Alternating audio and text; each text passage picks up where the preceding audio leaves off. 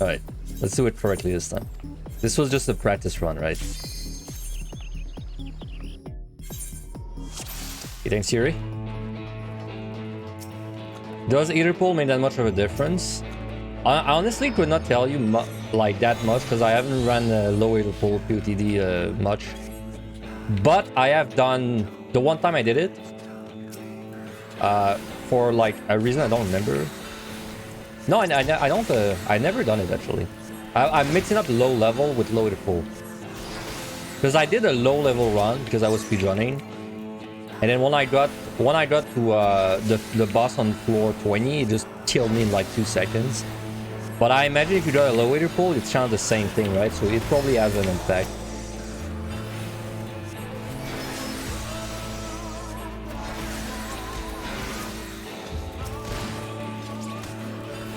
Like this time we will play good, and by play good I mean we'll play bad.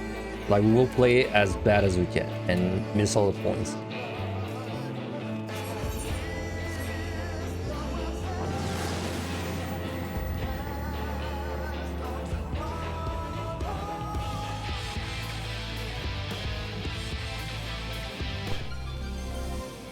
Man, it's crazy without reshade how great this game is, huh? It really feels bad to play without reshade. So sometimes the key will be in a spot where we don't have a choice to reveal it. It's not the case yet, but like for example, if this was a 3-room floor and the key was in the last room where we don't have a choice to get for reveal, that's not really our fault though.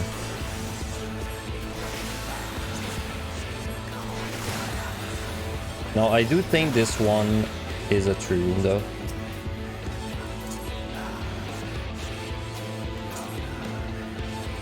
Hello, Roberto? Why did I have to tell it like 3 times to go there? Slacking on his job. Yeah, can go there.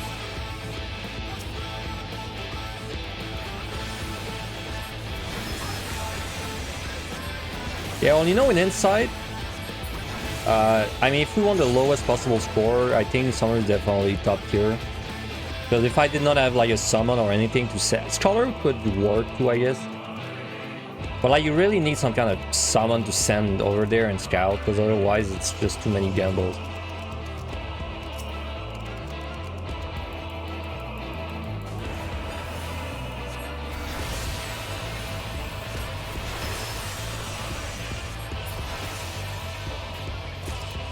This song goes way too hard for early PotD, huh?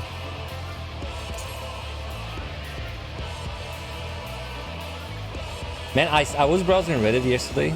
God have mercy on my soul.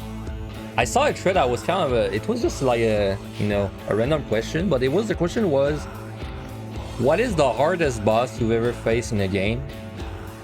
And that's a good question, honestly. Like if you put all the games that you play in your life, like, you know, in one bucket, and you have to choose like one boss in all the games, like through all your games, like the hardest boss you ever fought, who would that be for you guys? Because I thought about it, and it wasn't like, it's not easy to come up with an answer for me. Like for me, it's like, you know, I thought about it as I was going to sleep. Is the glucose button part of the lowest score strat? Yep. Basically, as long as I send my pet somewhere and I use glucose to, like, you know, click it, then it's not me that's actually there. So then it means I don't get the reveal on the map, and if I don't get the reveal, I get less points. So yeah, specifically for this kind of, technically you can also use, this is a strat you can use in a regular run, right? But like it's rarely, like it can be useful, but it's rare that it is.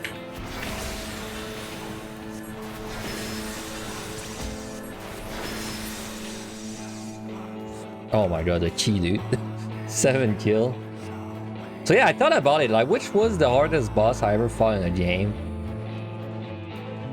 There's like a few contestants for me. There's and now that I'm talking about it, I don't remember them at all. There was Elytrion in Monster Hunter World. Soloing Elytrion was really difficult. Devourer of God in Terraria Calamity mod, also very difficult. And there was a third one as well. What was it, dude? It wasn't something in 14. It wasn't something in 14.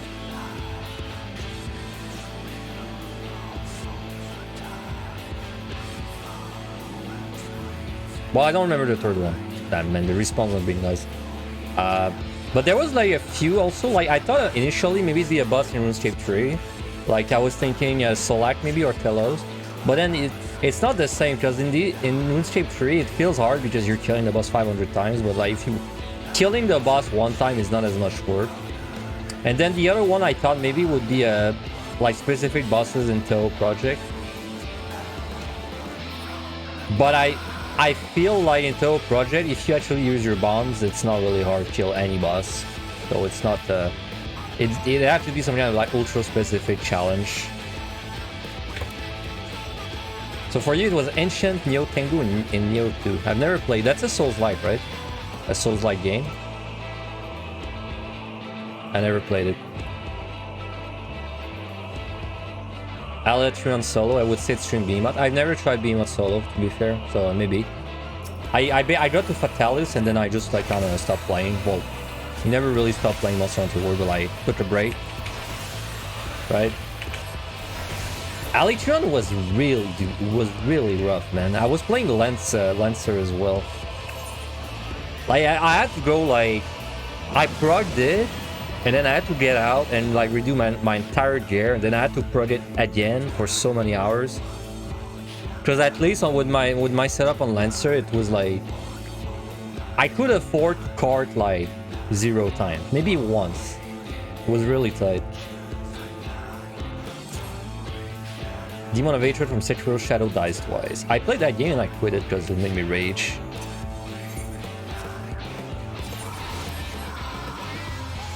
Let me just see what's over there.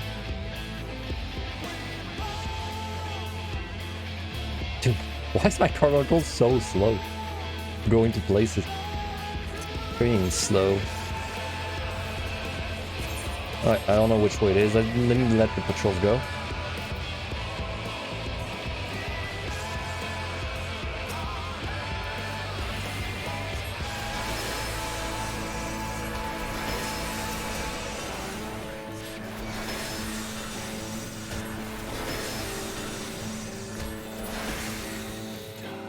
It's so as you can see, very slow and technical, right? To get through the floors.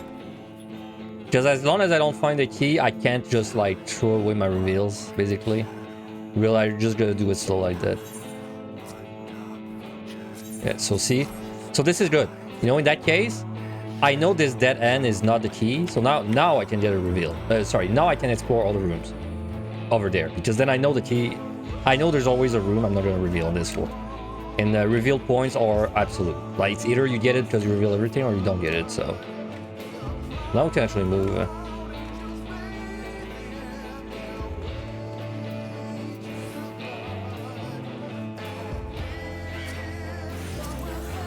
So for you, it was probably Sar, the final boss in the last WoW raid before the newest one that just came out. You probably fought him for like 18 hours. It was all attempts before finally beating him. That's fair. I also considered maybe a boss or a 14 boss. But then for me, I feel like because it's group content, it's too hard to say like what the difficulty is like. No, well, that's one overkill. We gotta make sure we don't overkill, of course, because that's bad for points. I mean, it's only 200, right? It's not like the other word, but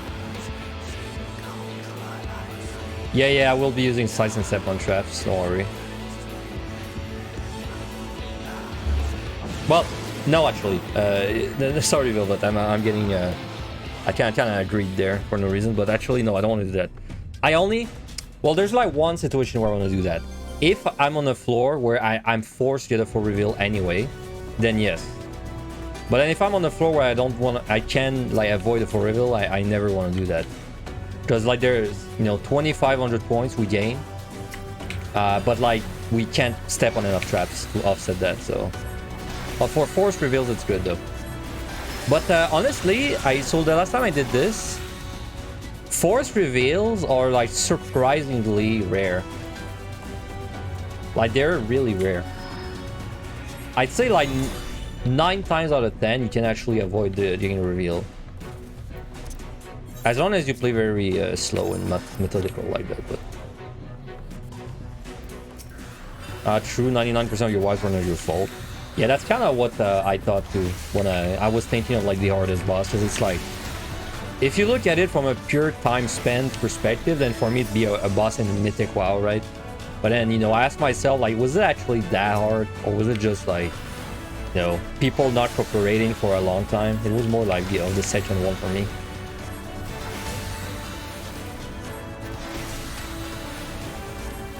Does taking long on a set of floor affect score? Yes, it's an absolute thing again. If you spend less than 30 minutes on a set, you get 15k points. And if you spend more than 30 minutes, you don't get 15k points. So all we care about is beating the sets in 30 minutes, 1 second or more. What do you hope the new plans for Deep Dungeon might be? I hope it's some kind of like... I really hope it's killing PotD and MLI to current level. That'd be probably my favorite kind of update. But I am afraid that if they do that, they fuck up the balance. So I feel like it's a little bit of a monkey paws wish. Now, outside of that, I wish they added more like, you know, fun modes. Like maybe you could apply modifiers to your run before you go in or something, and then, you know, you get more points. I think that'd be cool too. And after these two things, well, you know, new deep dungeons never hurt. But I would definitely prefer like updates to the current ones than a new one for next expansion, in my opinion. But I would still be excited for a new one though, don't get me wrong. Hey, what's up there, Ban? Hope you have bad luck today, Finn. Yeah, you get it. You get it. Dude, why does my Carmichael not move sometimes? Like, see? What the hell? He just like eats my inputs. I don't know, like, what is... Like, see? He did it again. The hell? Is it when I click too far or something?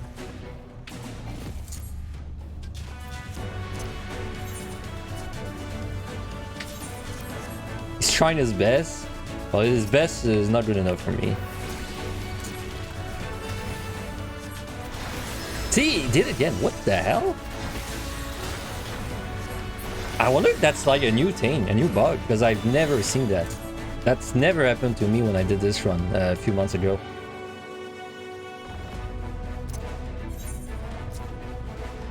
Wait, rare spawn? There's a rare spawn? Oh, you're right. There it is. I didn't even see it. Wait, I was kind of autopilot. There was no key there, right? Yeah, okay. Good.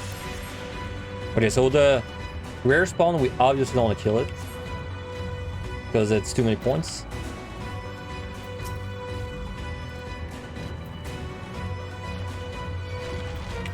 What the hell?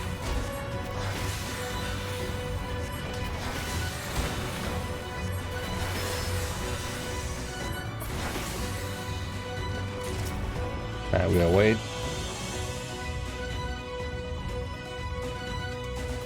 Bosses in group games are hard to gauge because the other people's skills can vary and make the boss feel harder or easier depending on how much the variance is. Yeah, I agree.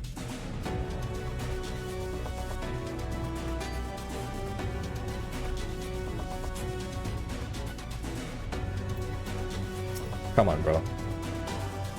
Okay. The last boss in TMS only because it actually took 2 hours to kill because the game system are garbage. What is TMS? TMS. The something? Tokyo Mirage Sessions? Oh, I would have never found that.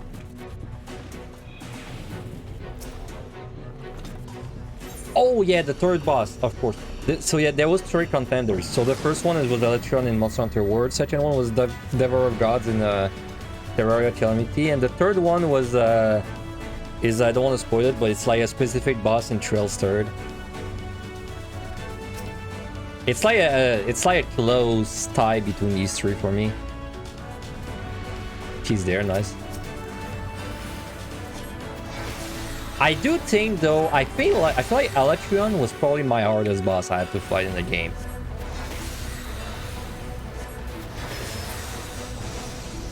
It was definitely harder than Terraria. Ow. You can imagine with Lance. Well, it's funny because Lance is usually easy mode, but I felt like Lance was kind of almost a drawback on Electrion.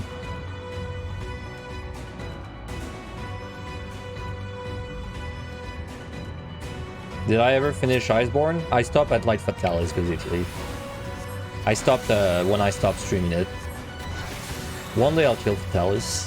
Probably. Because like Fatalis is technically the real last thing in the game, right?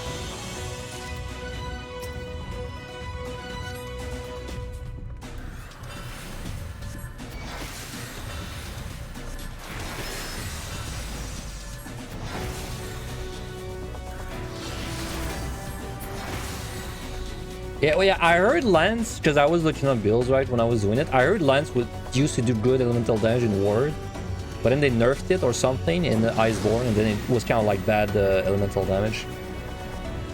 But you still need elemental Lance to do damage to Electrion, so...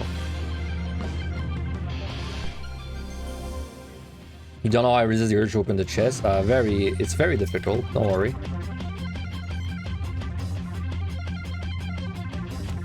Can I assure you it's very difficult? Oh yeah, also another drawback is my freaking summon just goes away all the time.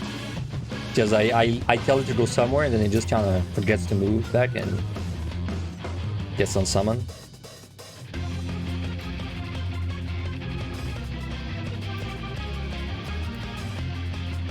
Not good.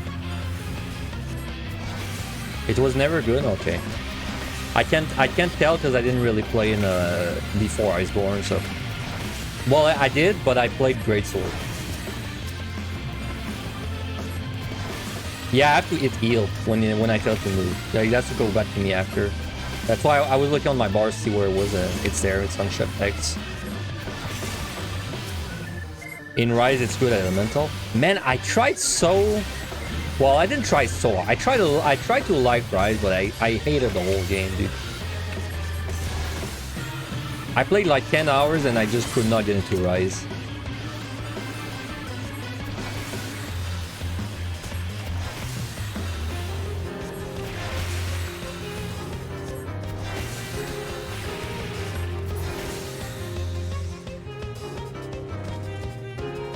Rise definitely had more of like a, you know, handheld game feel, which is fair because it came on Switch first.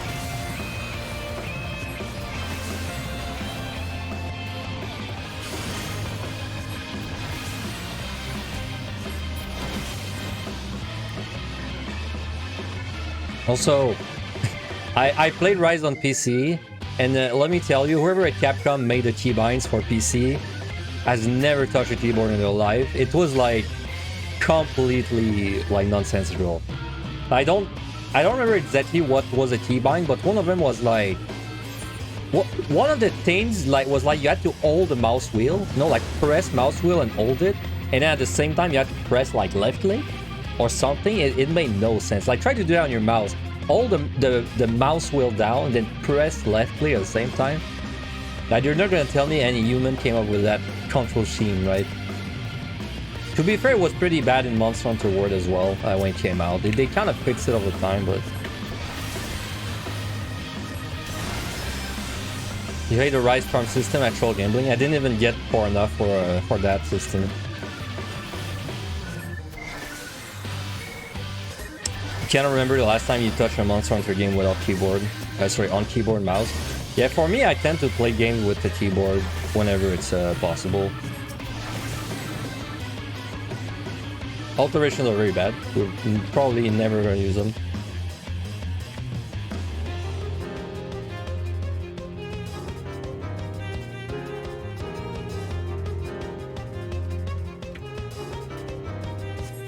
So we're doing great so far. We did not get a full reveal yet.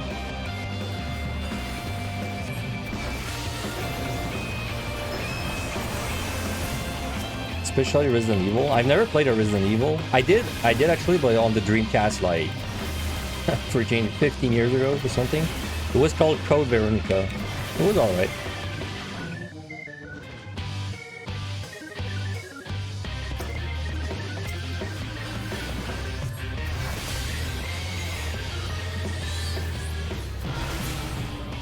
Alright, we're out. You have a higher chance to win the lottery than the best in slot charm. Yeah, I believe it. I believe it.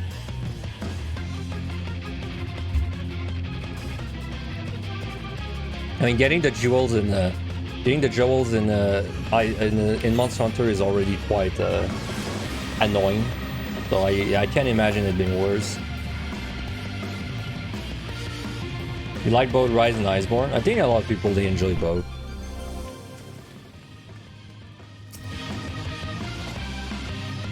I think it's easier to enjoy both too if you like are a Monster Hunter fan. In my case, I was just like a guy that played Monster Hunter World and enjoyed it, but I don't. I have never played the other Monster Hunter games.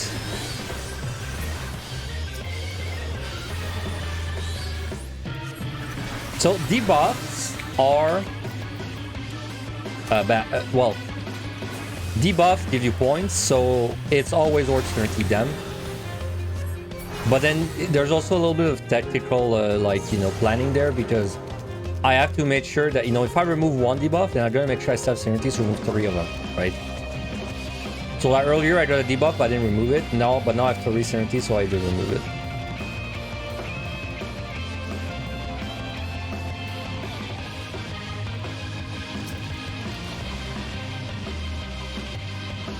Yeah, the jewels are static, but man, getting them is I mean, I played Monster Hunter for like, I don't know, how many hours?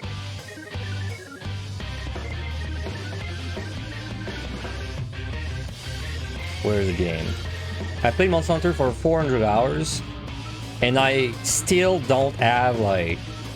I still don't have probably 50% of the jewels I need. In fact, that's a big reason why I kind of stopped at Fatalis, is because I was like, oh, I should upgrade my gear, and then I was looking up, you know, how do you get jewels? And then people said, oh, just farm, you gotta farm Telestra over and over. And then I did like 10 kills, got nothing, and then I quit, well, I took a break, an extended break, and that was it.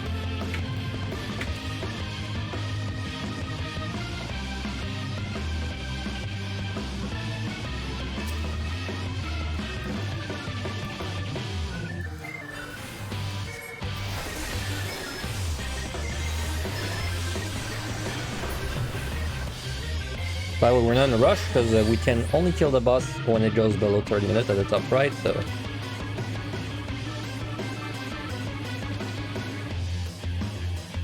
Ward is your first recommendation for a new Monster Hunter just because of how much simpler the gameplay is in Ward than the other Monster Hunters. That's fair.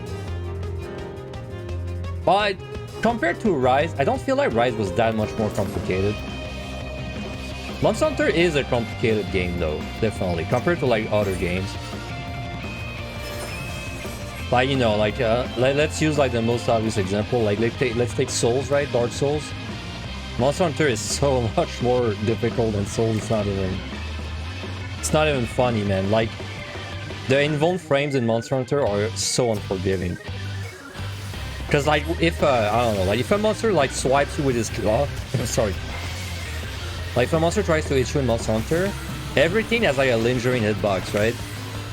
So like, even if you roll through the attack, if you're still in the attack after it's done, you get hit. But then in Dark Souls, it's much more like some attacks have a lingering hitbox, but most of them, if you like dodge the... Like if you dodge it, you dodge the whole thing, right?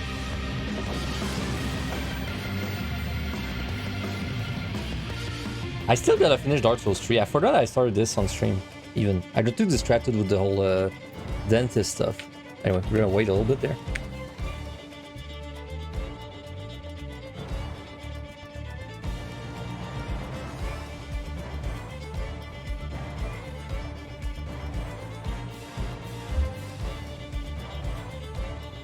I mean, I'm not a big Souls-like fan though. I played Dark Souls 1, 2, Elden Ring. That's it.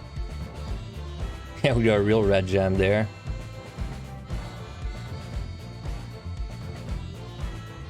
This sounds really good, dude. It's the second Alliance raid. It's like the honestly, second Alliance raid is like banger songs.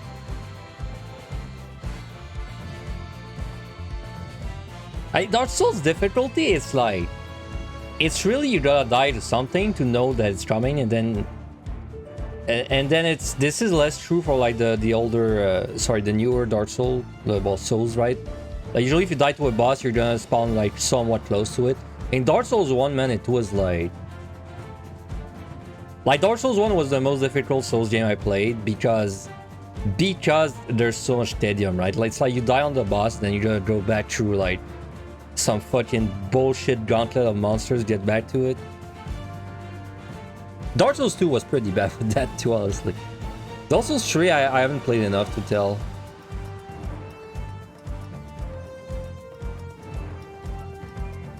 Dark Souls is pretty difficult and punishing compared to most games. I think it's true for like AAA, but I don't think it's true if you go into more like I don't even know what to call them, like specialized indie games. Like there's definitely no shot I would say Dark Souls is harder than any Toho games, for example, or like even Terraria on Master.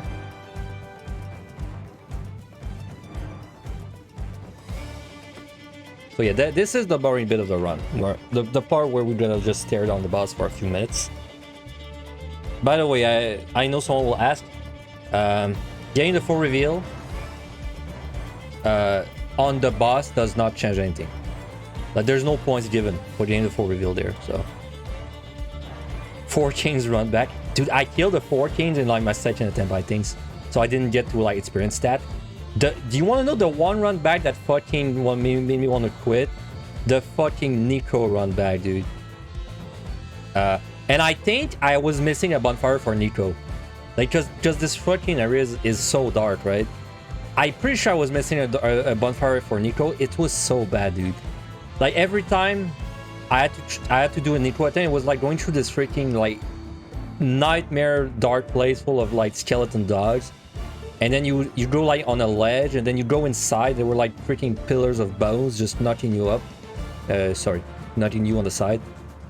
And then you get to a place with like casters just like mashing fireballs on you, and it wasn't that bad.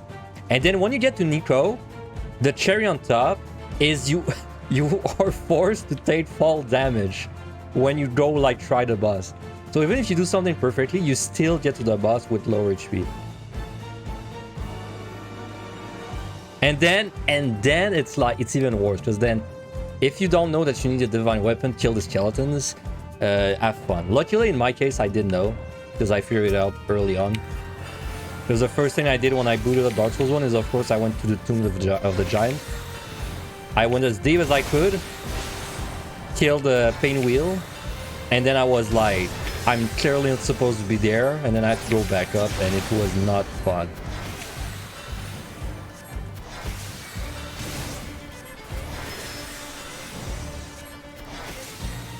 Why can I not choose a shortcut? Oh, it's because I'm not level 44 outside, I bet.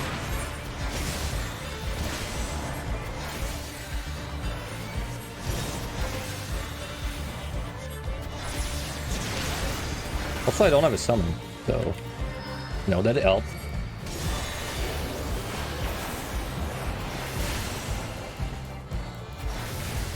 Okay, the one thing that kind of blows on summer is I don't have any sustain, so... At least for PotD. We're gonna have to use a potion there and there. It's definitely the lowest possible potential for a score, I think, though, so... We gotta do it.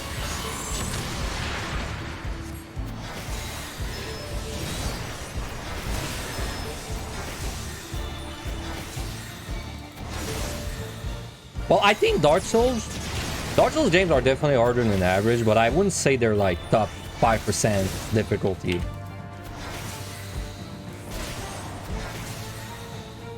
Like, let me put it that way. If I play a Dark Souls game, using everything that the game gives me at my disposal, I'm 100% sure I'll beat it, right? Like, and it won't take like ridiculous amount of time.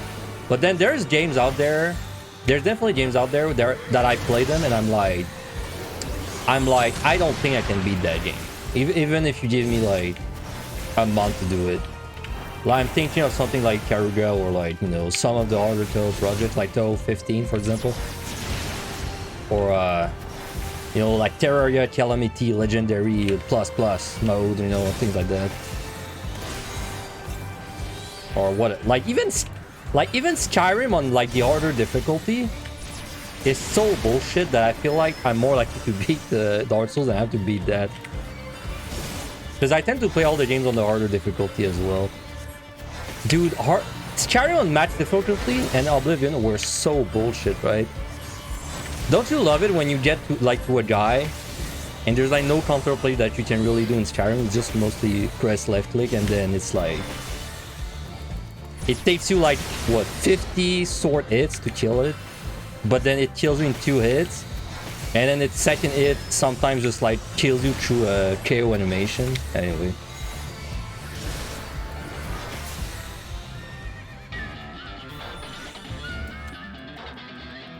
Do you want a Souls like or do you want a fun game? Ooh, shots fired.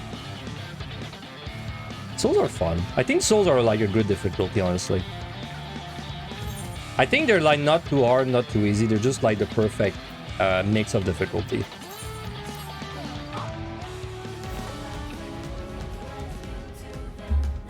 Now I do wish they had a difficulty slider, personally, but you know, that's me.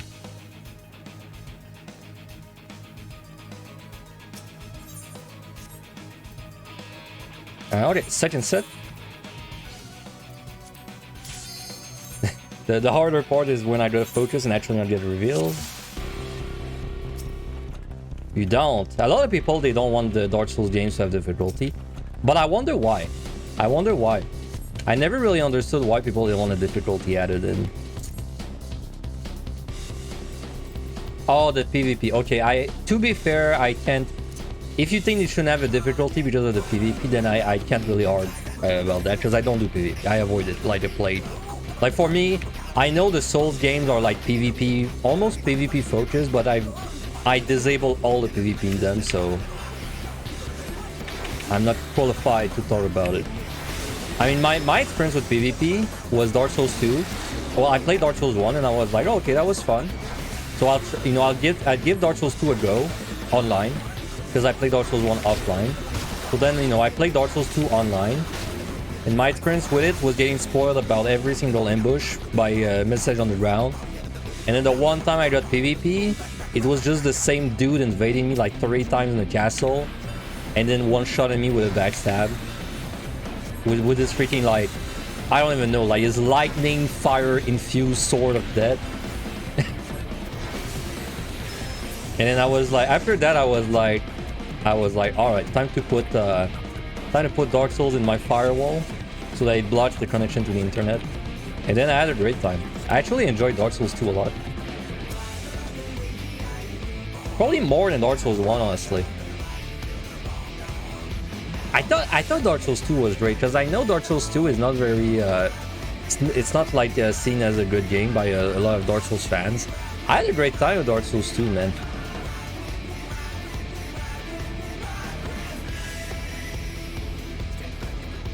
But like, it really enhanced my gameplay when I turned off the messages on the ground. Because when I played Dark Souls 2 initially, like I said, I was online. And like, you can say, oh, just don't look at the messages on the ground. But like, it's because the message on the ground is a spoiler by itself. Like, even if you don't read it. Because like, if you're in a hallway, and then there's a message like, you know, 3/4 of the way in the... Sorry, 3/4 of the way in the hallway, you know there's... Like, you know something's up, even if you don't read it. So, like, you know, it was a little gamey before I disabled the online functionalities, but once I did, I had a great time. I did not get stuck either. In Dark Souls 1, I got stuck so much. I didn't look up... did I look up anything in Dark Souls 1? I don't think I did. But I definitely got stuck a few times, and I was like, okay, that was bullshit. That didn't happen to me much in Dark Souls 2.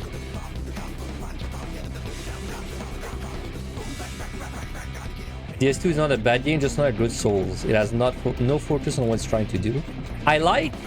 In Dark Souls 2, I like that it was kind of like open world, but it was also kind of clear where you had to go. Well, Not where you had to, it was kind of clear that, like, how would I put this?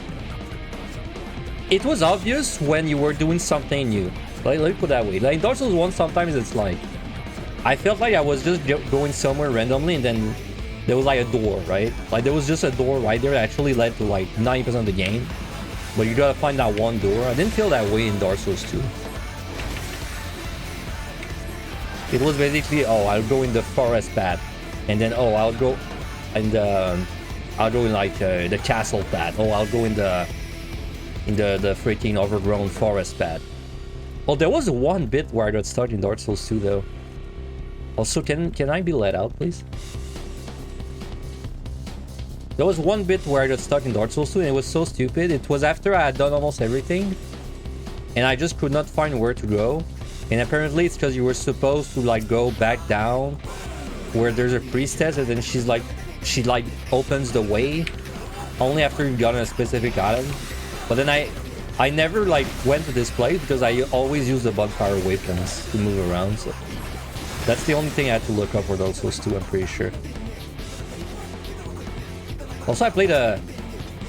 I think another reason why I enjoyed Dark Souls 2 more than Dark Souls 1 is I played a mage in Dark Souls 2. Played a mage boy, and I had more fun with it. Melee? I don't know. I'm not a big fan of melee in Dark Souls and Elden Ring either.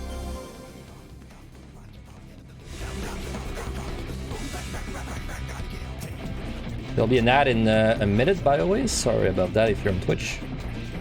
But don't worry, nothing is really happening that's crazy.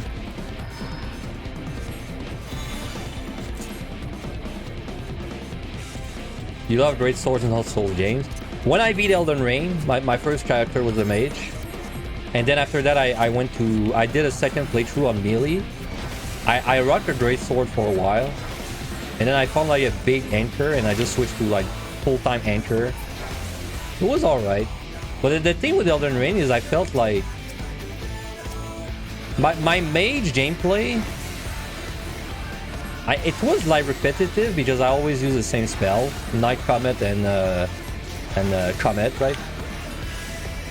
But it felt, I don't know, it felt like it kept things spicy because I had to dodge a lot or die instantly. But in my melee gameplay, 95% of it was jump heavy attack. It was so overpowered, dude. Like if something could be staggered, like if something what was it called, poise, right? Like something at low poise, jump heavy attack just destroyed it. It wasn't even fun. It was kind of crazy.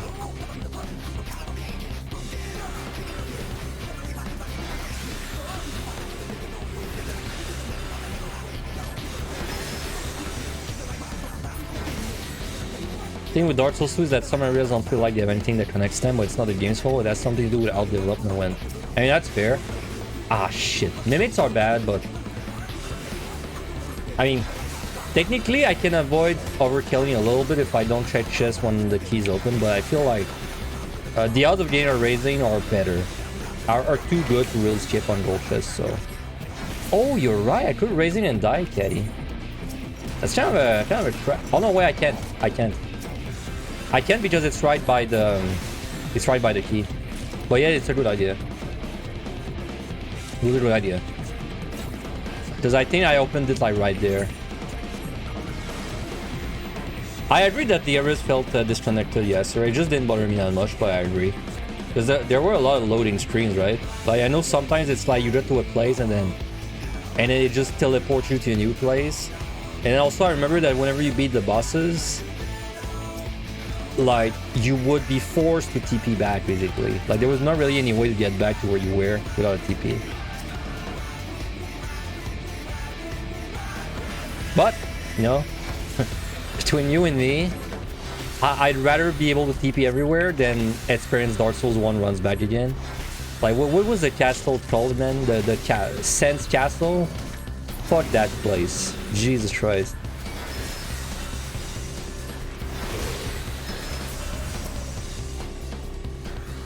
Sense Castle was like... I don't know. Was it the worst place in Dark Souls 1 for me? It might have been, honestly. Dude, the run back was so bad for Sense Castle. It was insane. And I know there's a... Oh, do we have a force key? I think we might. Okay, so that's the first floor where the key is forced. I mean, the reveal is forced. So we're gonna use that opportunity to maybe proc some traps. So we can recoup the points that we gained by losing them, if that makes sense.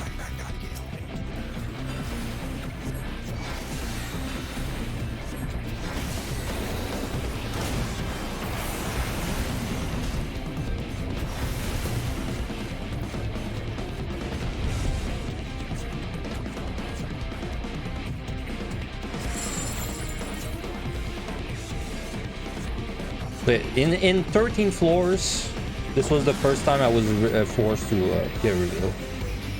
So you know, I said about 9 out of 10. That's maybe it's more like 9.5 out of 10 of the times we can actually not get it. But oh man, don't want them. We have 3 synergies though, so I guess we'll just remove it. Also, of course, we want to try avoid using palms unless we would die. And unless it's a raising too. F1, I think F1 is fine though. I think F1 is worth it. Because when you think about it, F1 is gonna give me 2 or 3 chests. So I'm basically, I'm paying, well, let's look at it as I'm paying, right? I'm paying 100 points to have a chance at getting, to have 2 or 3 chances at getting a 5,000 point loss, right? So like basically, if I use 50 F1s, it's like 125 chests or so I can check for a raising. So it's definitely worth, yeah, I think, using all my F1s. Fortune, I don't know if Fortune's worth. Fortune is a little more, Fortune is a little more tricky because I've never done a full kill floor for it, so.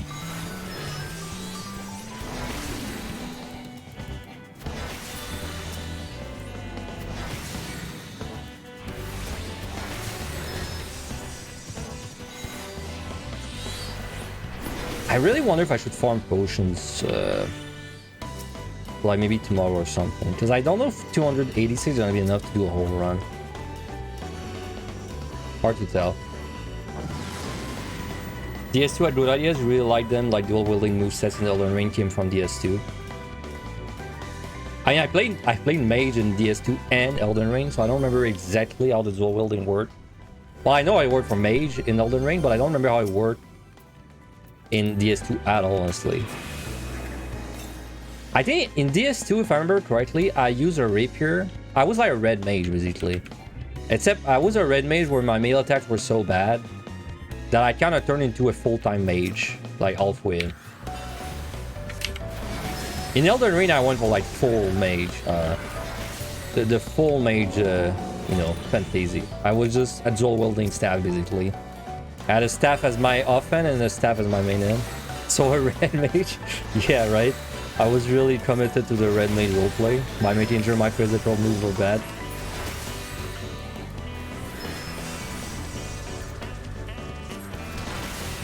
Man, Elden Ring was great.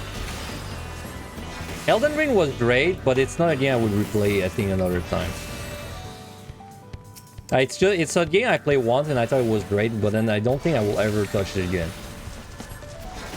Because it was really fun blind, but then once you know too much about it, it kind of loses its charm for me. If you hold 2 of the same weapon, you get a new moveset. That is how it works in DS2 and Elden Ring. Really? I didn't even know about that. Is that true for a dual wielding staff too? Because I don't remember having new moves.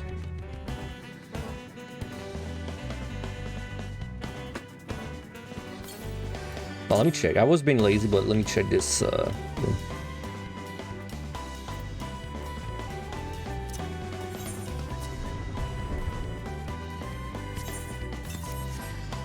I know in Elden Ring I had a super bad move on my staff. No, you know you could put like moves on your weapons, and I had a move on my staff. It was like a spinning staff move. It was so bad. I think I never used it. Ah, come on.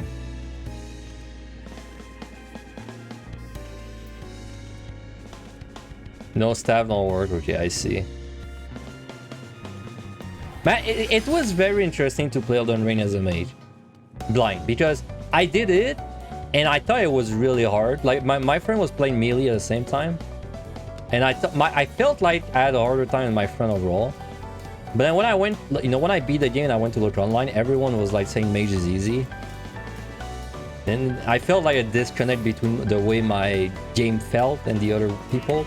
But then I realized it's just people, they say mage is OP, but they mean like, oh, it's OP if you know where to find, you know, all the spells and all the weapons, right? Like, for example, Moonlight Sword. Now, I never found that in my game. In my game, I rocked like the Pebble. It's called Pebble, right? Like the basic spell, until I found Night Comet. And then I found a staff that boosted my night spells, and that was it. I never found like anything else for mage. Ever. In fact, kind of embarrassing, but I mean, that's probably why I struggled more than I should have, but I never got into the mage city, man, on my first playthrough. I don't know why. There's like a paper in front of the gate of the mage city that tells you where to find the key, but for some reason I never found that paper in my game. Even though it's right in front of the gate, I think it's just the gate is glowing. It's glowing very bright, and because it was glowing so bright, I didn't really look around it, right? So I missed the paper that tells you how to get in the city, and so I did my entire mage playthrough without getting in the city and without being able to respect. Which was funny because I spent so many points getting the arcane to use a bubble spell, and the bubble spell was so bad I never used it again. But then I was stuck with like 20 something arcane for the whole playthrough because I never found a girl to respect.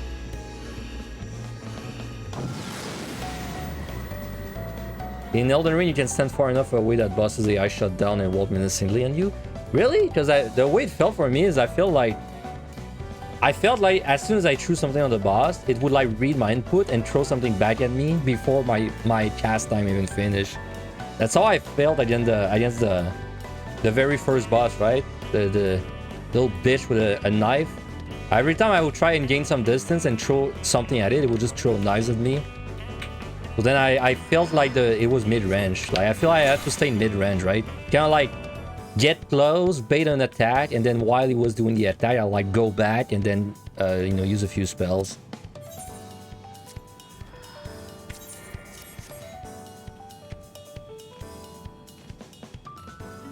Man, Elden Ring was great. I did not think I would enjoy Elden Ring as much as I did, honestly, when I bought it.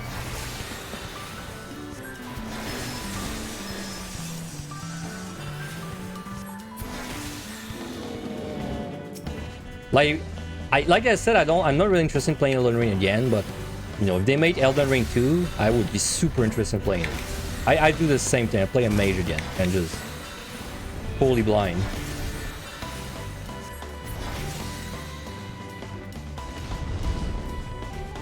Now, of course, I never fought Melania, because how the fuck do you even get to Melania if you're not looking up things online? At least I'm not able to do that. Well, I kind of wish I fought her, but well, that's too bad. She's way too hidden for me.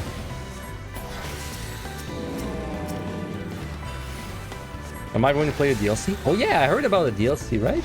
Maybe I will. I don't know. It's like, how is the DLC like? Like, is the DLC just a new zone? Or like, is it like Dark Souls 2 basically, where it's just like a very out of place portal that brings you to a new zone, or is it more involved in that?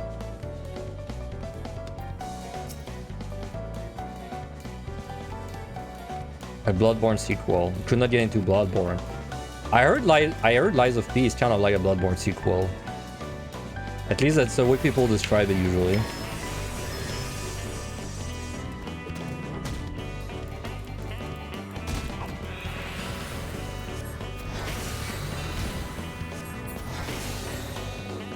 I'm not open. What the hell? Not out.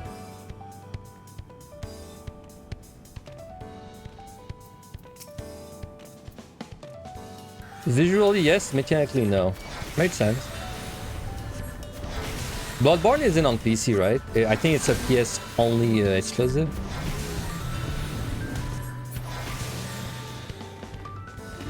You know, I should replay Sekiro one day. Because I did... Sekiro was technically my first Souls-like game, and I bought it. Played it a little bit, but I didn't really vibe with it that much. But then I feel like now I would approach it and with a little more of an open mind.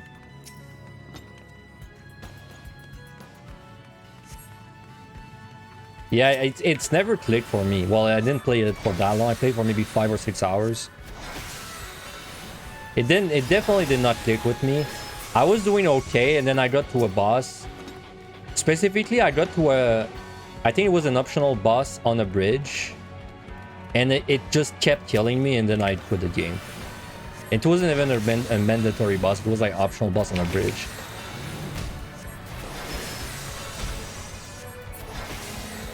It was like I know the bonfire right before was like a town.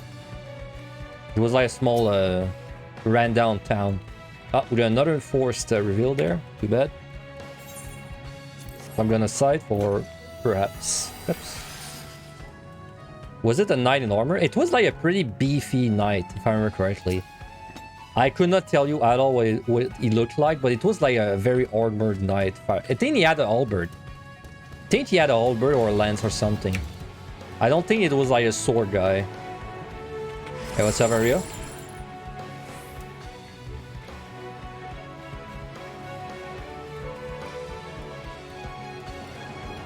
What made it click for you is that you parry attack till deflate, now you parry them. I mean, it's very... this kind of what it looks like when you look at people play. The reason I bought Sekiro initially is because it's... Honestly, I think it's the only Souls game that was fun to watch when you don't understand anything about Souls, because it's like very active, I guess. Very back and forth, right? It's like slash, slash, parry, parry. Meanwhile, Dark Souls, a lot of bosses feel like you're just rolling in their toes. Well, it doesn't just feel like that. A lot of them are like that.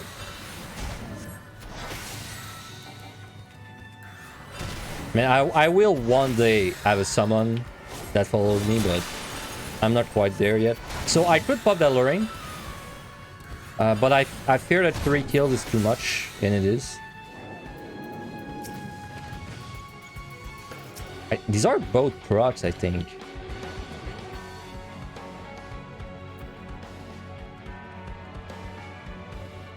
Right?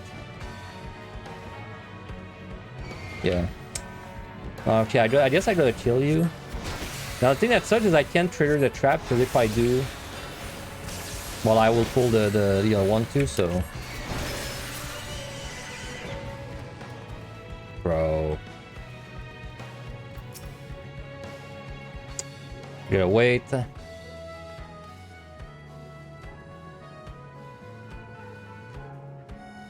Yeah, you can't beat him, you gotta push him off the map. Can you like actually not beat it? It didn't feel impossible, which is why I tried so long to beat it. You like how it moves as I finish? Yeah, get used to it. Get used to it. These are not monsters I'm used to avoiding, because usually I just kill them in like 95% of my runs. He's so close, dude. Ooh, dude, that is like 1 pixel from pulling. Not even kidding. That was like on the edge.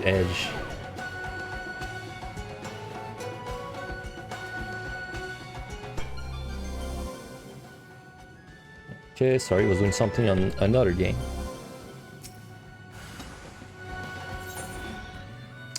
I don't want to beat bots again, dude.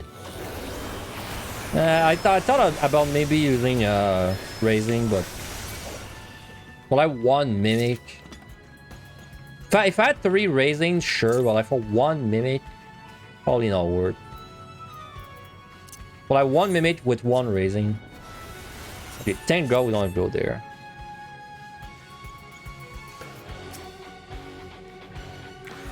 Honestly, it's not the same as Sekiro, but you really enjoy Sifu. Sifu was like the... It's like the game where you're a guy growing up and you're just punching people in the face, right? I saw like someone playing that game, but it's never been on my radar outside of that.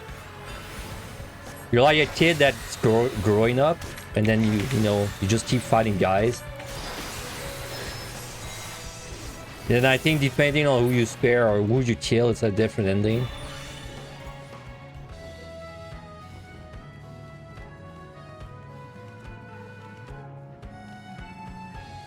Okay, what's up, Meiji? Lowest score. This is gonna be interesting. I mean, there's a lot of curse stacks. I'm gonna break all of my habits. That's the hardest part. Not opening like every chest in front of me. I did this run like a few months ago. I attempted it, but I unfortunately wiped on beam-up. So hopefully it's not a repeat of that.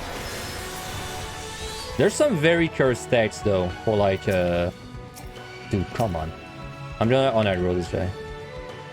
I assume he can be slept.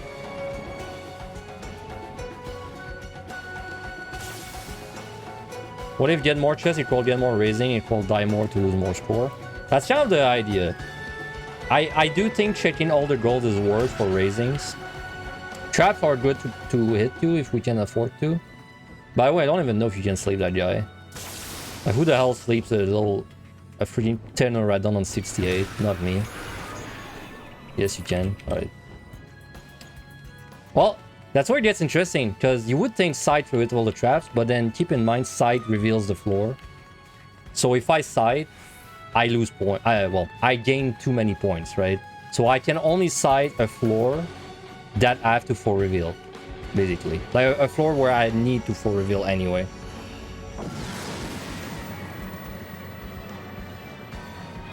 And there's also very... you're kind of person that enjoy curse stacks, right, Meiji? I think you enjoy like curse stack, and there's a very curse stack that we're doing. So like, let's say I don't see the turn of return there, because that makes it obvious I don't need to go there. But like, if I could not see anything there, something I have to do all the time is I gotta send my pet, go in G-pose, click on the pet, and then I can scout without actually revealing the room. So very cursed technology, but it is technology nonetheless. Do I play any fighting games? I play them with like my friends, but I don't play them like seriously, I'd say.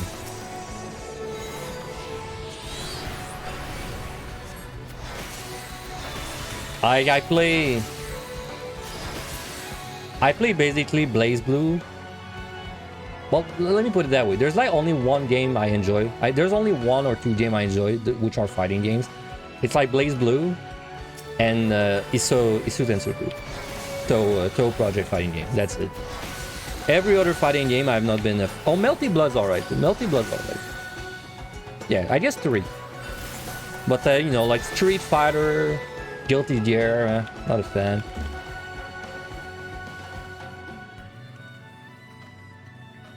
I'm bad at fighting games, though. I'm really bad at it. It's definitely my worst genre of games. Yeah, Blaze Blue is great. Blaze Blue is great. So yeah, people are gonna like feel the same. If you don't play a lot of fighting games, you're probably gonna feel the same as I do. But like, you know, when a fighting game nerd sees two characters punching, they're like, oh, this move is like a 2-frame, you know, and then it's like a 3-frame, and then that's like lower body invulnerability. But like when you're just a guy that plays fighting games, man, 2 guys punching is 2 guys punching, right? Like to me, it makes no difference to see like 2 different characters punching, because I'm just not on that level. But Blaze Blue, the reason I love Blaze Blue is that the characters, they feel very unique. They feel, right? I'm not saying they're not unique in other games, but they feel really unique in Blaze Blue.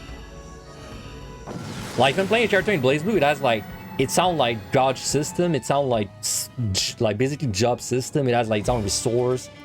It has like an entire button dedicated to like its crazy moves. You know, if I'm playing fighting like Street Fighter, I mean the characters are unique, but they don't feel unique when they don't know shit. If that makes sense. Yeah, we kill this now.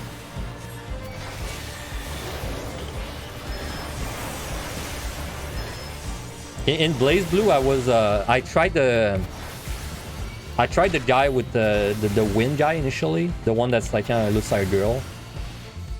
A Maggie? I think it's called a Maggie. He was alright, and then I tried the zoner. Like holy shit, new 13 and new 13, dude, she is like exactly my kind of character.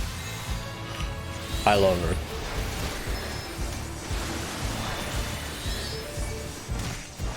She it's like, you know, zoners in fighting games usually they throw like, you know, a thing or two your way.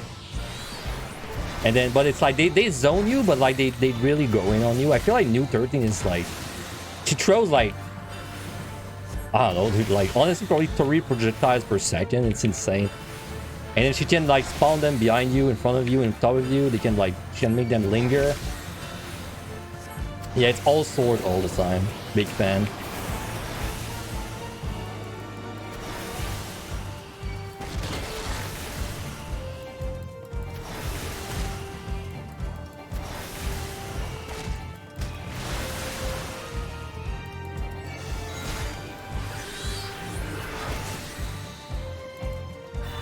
I played the Guild when I played, because I bought Guilty Gear Strive with my friends too, play a little bit with them.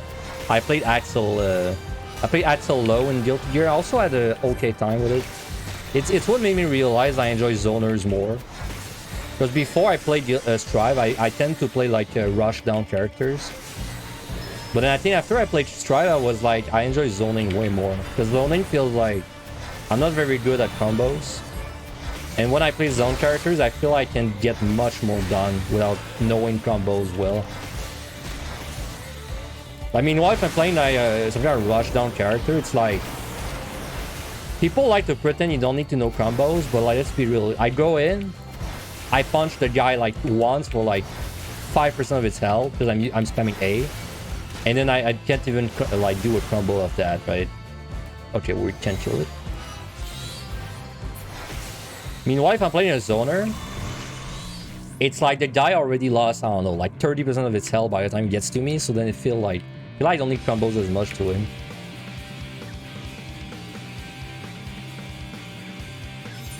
Alright, second set. Done.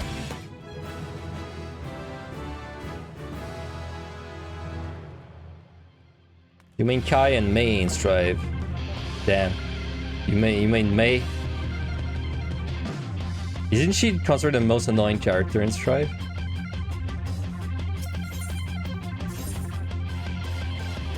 The most base fighting game player, because he mains Kai and Mei. I mean, this is running. It's honest work. Mashing people with that big anchor. I mean, Mei's pretty cute though. I would play Mei just because she's cute.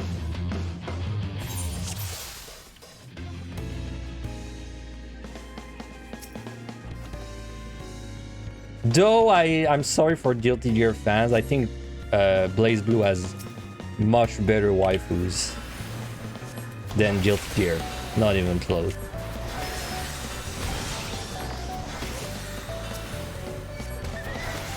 Axel combos are hard that require you to use techniques that a casual might find very hard to do.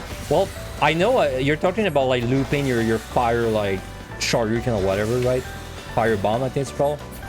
I agree, but then it's like I'm too casual to really pull off combos anyway.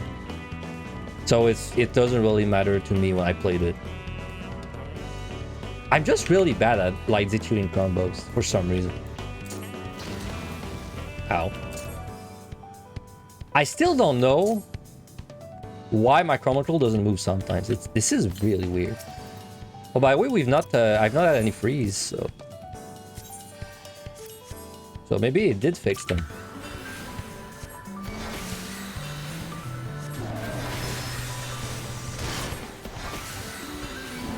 Like, see it that way, okay? The reason I can't do combos in fighting is because my brain's too busy just fighting, right? Like, it's like my... sorry, it's like 100% of my brain is already busy fighting, and I can't think of the combos. But it's so bad that I've played Cross Blue, sorry, I've played Blaze Blue. I don't know why I said Cross there. I played Blaze Blue for like probably 50 hours. I have never used my special bar at the bottom. because it's too much. I just don't, I can't handle it. It's too much, like, still. Too much, like, information overload, or, like, sensory overload or something. So I've never, like, never used my specials, never used, like, my ultimate moves or whatever. And it's kind of the same in the other fighting games, too. Because, like, my friend is very good at fighting games. He tells me, like, oh, why aren't you using your supers? I'm like, I just can't do. Like, it's too much for me.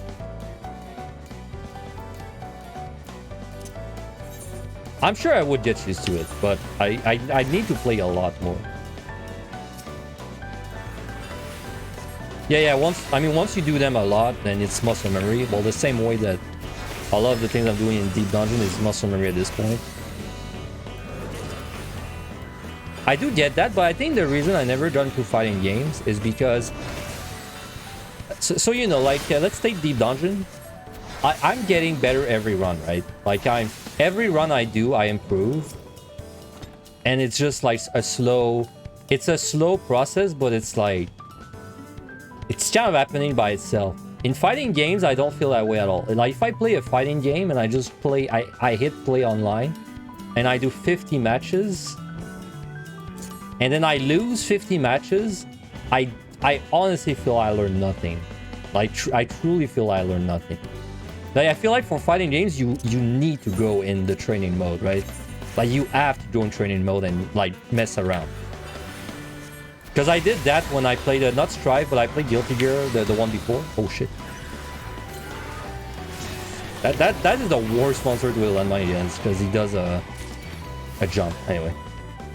So what was the Guilty Gear before Strive called? It was a Guilty Gear 3rd or something like that.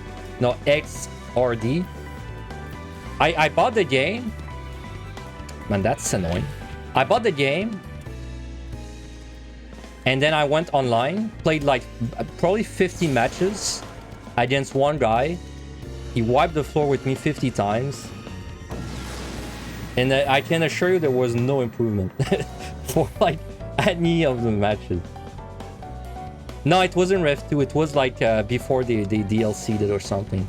It was 8RD, but not Rev 2. Because I skipped Rev 2. Yeah, but anyway, so fighting game, I feel like most games, you get better just playing it, but fighting games, I feel like... I feel like you get better as you play it, but only once you get to a point, right?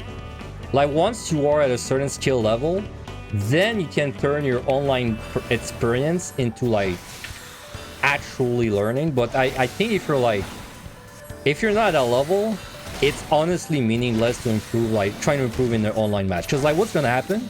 You're gonna queue online, some dude's gonna bring you to the corner with moves you've never seen. And even if you've seen them, you don't know, like, if they're safe or unsafe. In fact, you probably don't even know what safe means or unsafe means. Like, from your perspective, it's just gonna look like his punches come out faster than yours. You're gonna be brought to a corner, and you're gonna be made into that guy's little bitch, right? He's just gonna bring you to the corner, and then from this point, it's over. Like, you're dead. Like, and you can't even, like, you're not gonna learn anything. It's like you're gonna be mashing your buttons trying to get out. He's gonna, like, counter you every move. I know, because it's been like that at least a few times I did online play.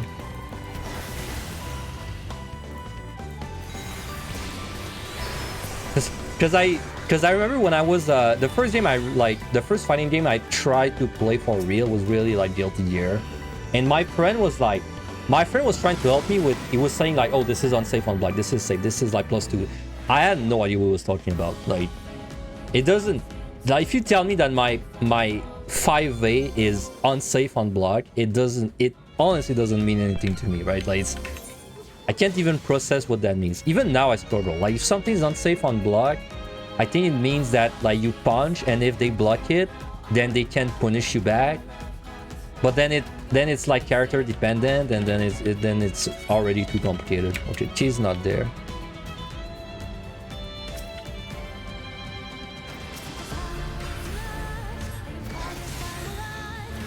Which I feel like it's why I kind of vibe with zoners, because it's like yes, zoners, they have to care about all this stuff too, But they don't have to care as much when you're like 10 feet away from the opponent and just mashing like your projectiles, right? Like I guess you don't really care what the frames are when you're just so far that you're not getting punished anyway. And then, you know, the guy goes in, you die, but at least we did some damage before.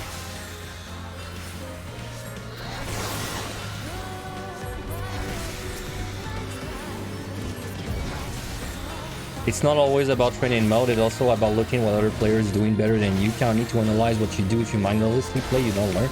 I agree with you, yes, sir. But I think that's something you can only do once you're like, you know, at a certain level. Which I don't even... I think I'm close. Like, I think if I play a fighting game seriously, I think I'm kind of close to that level now. Where I can look at a game and like kind of learn, right? But definitely not before I played... I'd say until I played Blaze Blue a lot with my friends, definitely not before.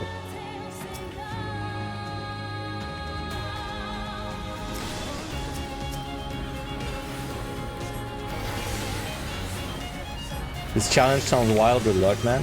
It's a pretty fun challenge. It's a little boring in the beginning, but it's a pretty fun challenge. And yes, it's a pretty unique challenge too. I definitely have not seen anyone do this. At least with my knowledge. No, not that I care about being the first one to do it, but it's definitely a unique thing.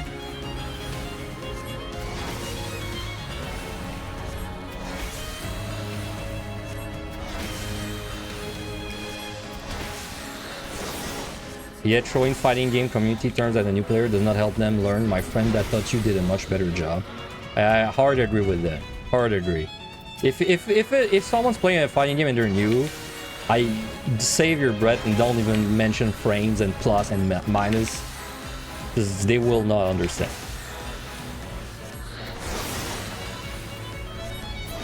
Like, you should really just say like, this move is slow, this move is fast, this move does a lot of damage.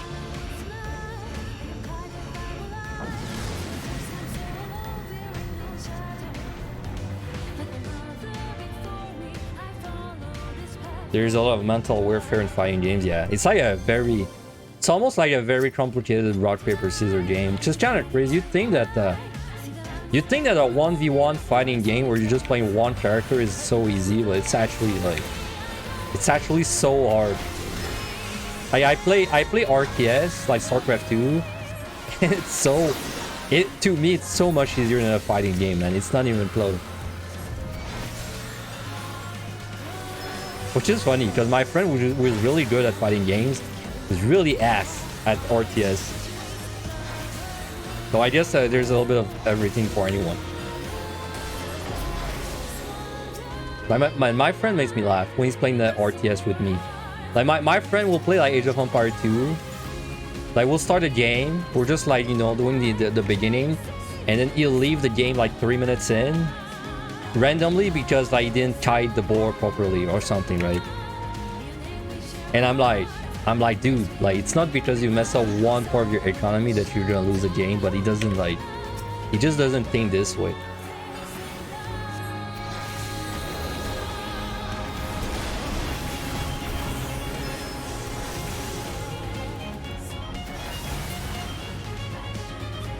Not going there, so they don't want to reveal.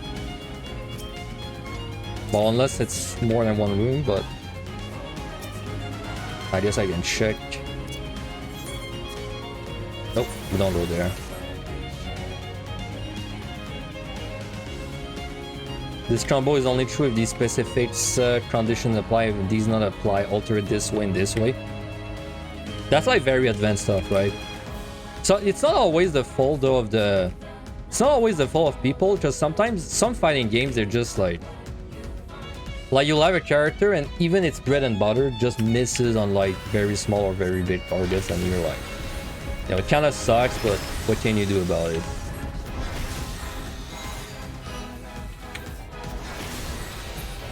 You're decent at fighting games, but you also suck at RTS. You love card games and management games.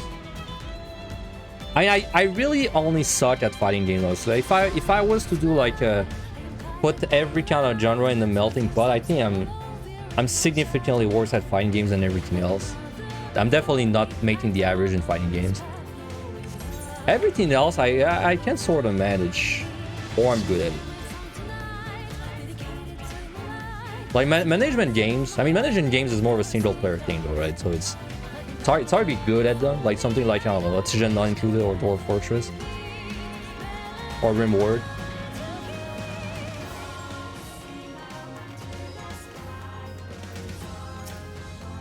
Oh no, it's a monkey.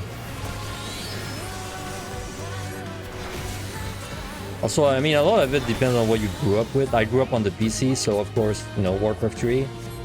Played Warcraft 3 way too much.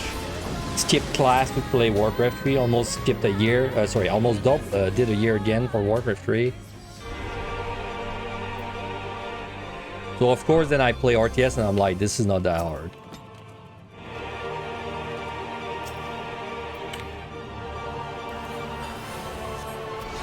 Since I am streaming on 2 platforms now, does it bother you if you put my message in Alt-N and then you go on YouTube and you type it over on YouTube and you write the other Alt there, almost like 1/3 of the way there?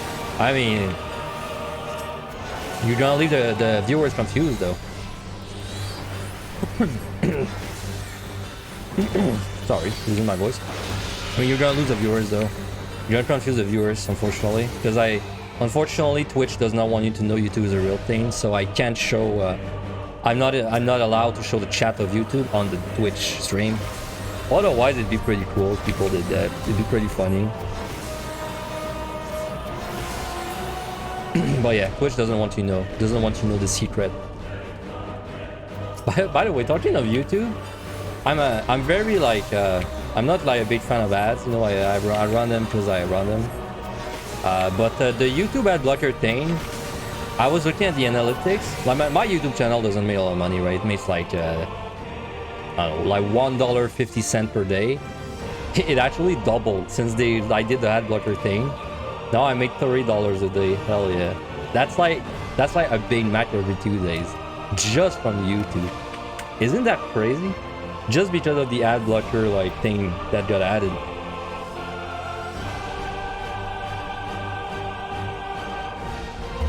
Warriors Millionaire? I do, I know. I'm really milking my audience for the Big Macs.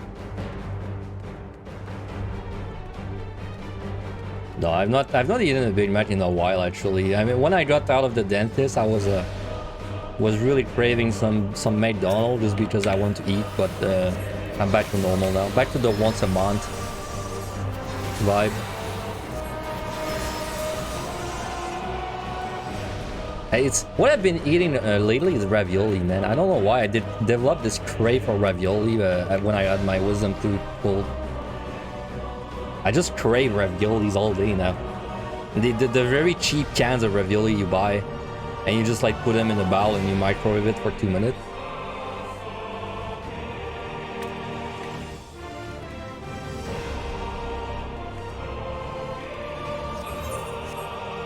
I mean, technically, it's I should probably run around in rooms randomly when I have nothing to do anyway, because trap is good, but then luring's bad. So I don't know if it's really worth doing that, because if I hit 1 luring, I need to hit 2 traps to make up for it. Unless I kill myself. And that's only if I don't overkill either. So like for example, right now I have 6 kills. I should probably not try for a trap, because then if I hit a luring, I overkill 3. They put ravioli in cans? Yeah, they do. Hell yeah.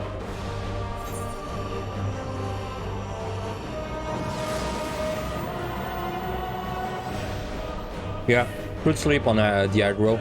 It's kind of hard though, because like you said, because I'm avoiding reveals, it's hard for me to have like a straight line to get to do that. At least right now, it's much easier when I get later on the later floors. Yeah, when they get bigger, it's more realistic to do that. If you crave something, there is your body telling you need something. Maybe you need a vitamin or something, and ravioli has a lot of it. But what vitamin is in ravioli? Raviolum? Raviolum B11, maybe?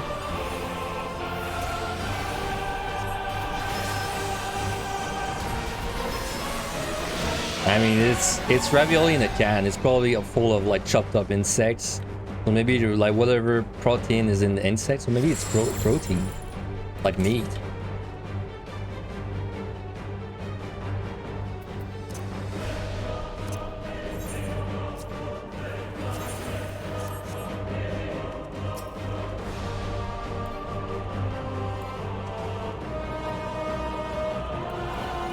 You'd like to watch hard right away in MLI, so you think that's basically the lowest possible? Yeah, I mean, before they nerfed EVLI in Endwalker with the stat squish, it was actually pretty common by other shorts. So you're not the first, because it used to one-shot you with a crit on DPS when it did the jaw move. Or like maybe not one-shot, but like 80% of your health easily.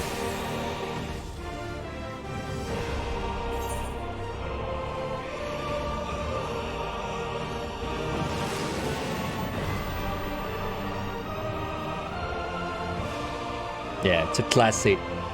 It has become a classic. It doesn't happen much anymore. There's an ad in 1 minute by on Twitch, but considering that we have to wait to kill the boss, you're not gonna miss much. Or you're gonna get to the boss and just chill.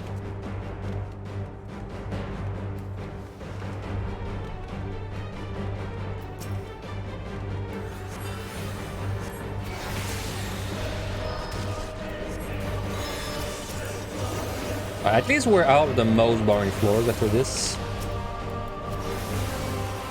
I mean, the next ones are not like that much more interesting when you don't score, but it's definitely better than these.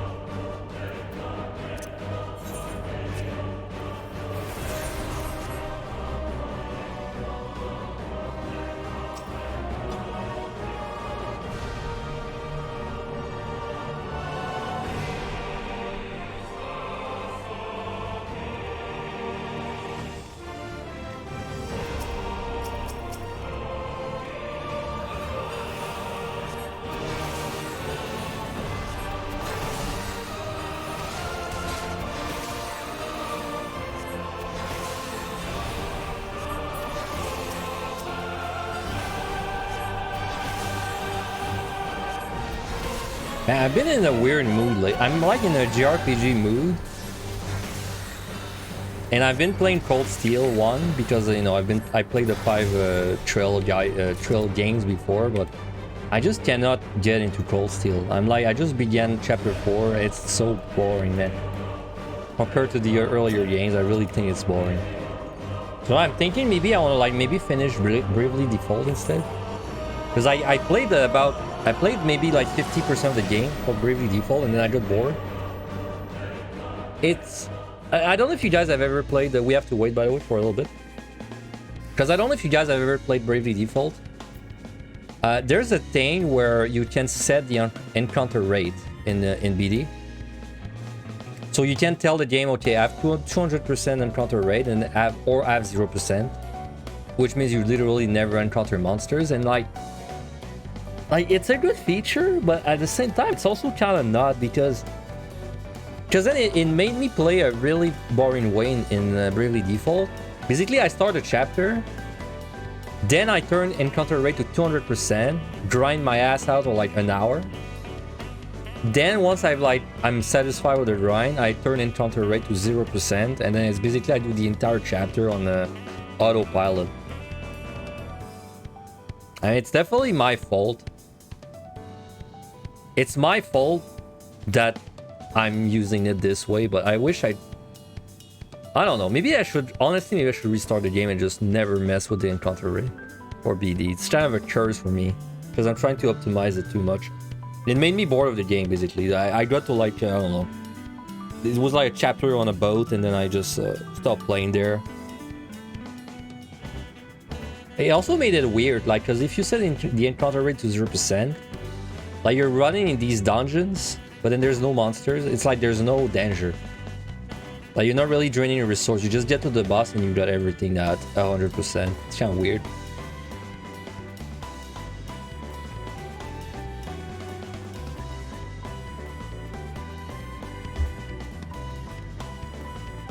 And we just stared down that guy for a while.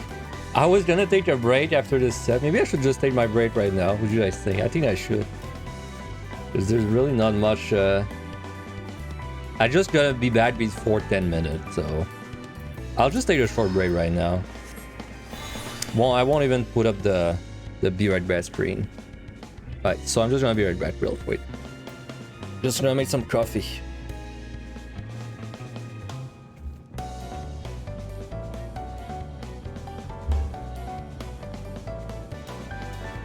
We there yet? No. Still missing 2 minutes.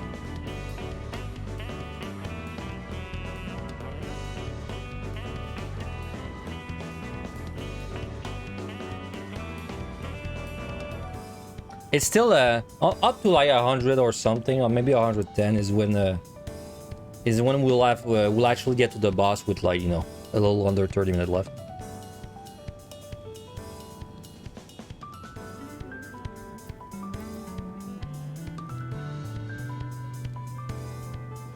I don't know if I want to do this one in 2 or 3 streams.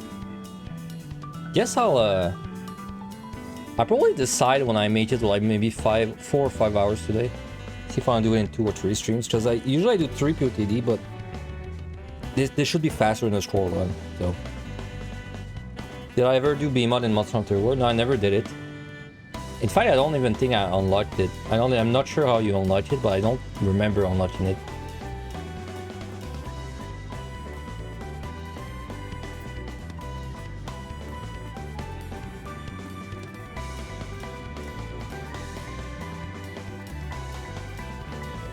No, let's pull it and just kind of chill when we're close killing.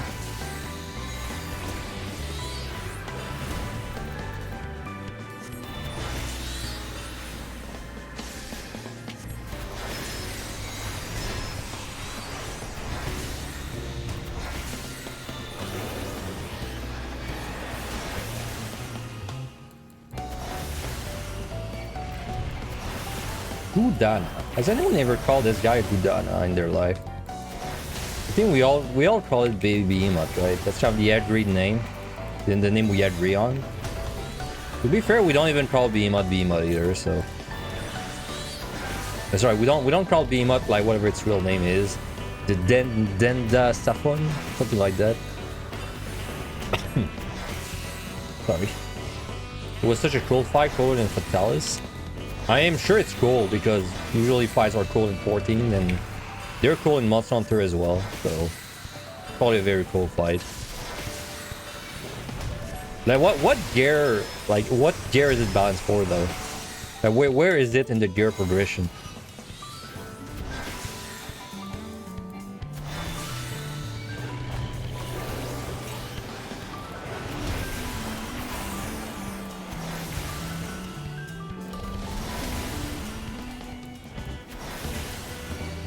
Wait, the tornadoes are literally called Gudana in the chat. Nice.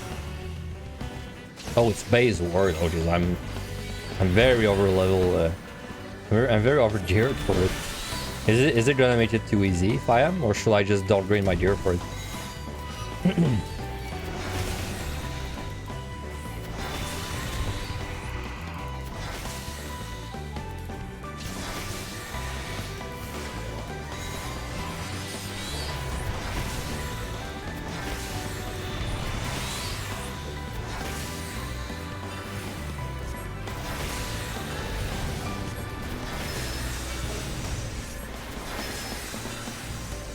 Okay, don't kill it too fast.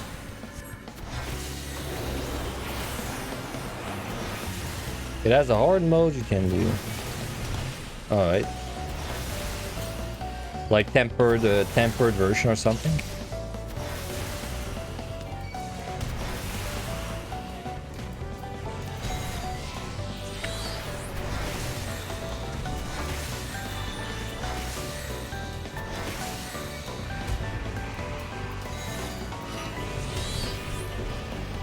Now I get to waste potions because I pulled too early.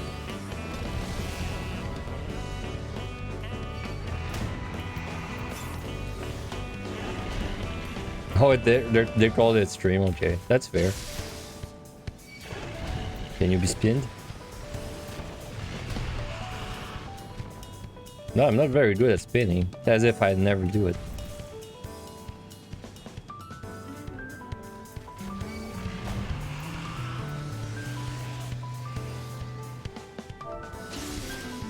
Oh, I don't have played it. Really wish emotes were shared. Man, that's a dilemma, man. If they ever make a... Wow, I'm losing my voice. One sec. What the hell is happening? Anyway, if they ever make an East Coast server, I would honestly consider moving over. But if I don't and I made like a node or something, I would be much more tempted to make a node if my emotes were like shared between my characters and her styles too.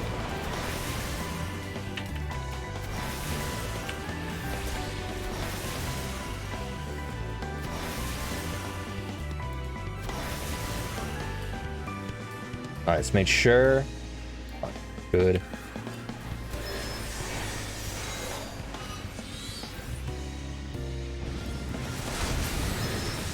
Cool finish.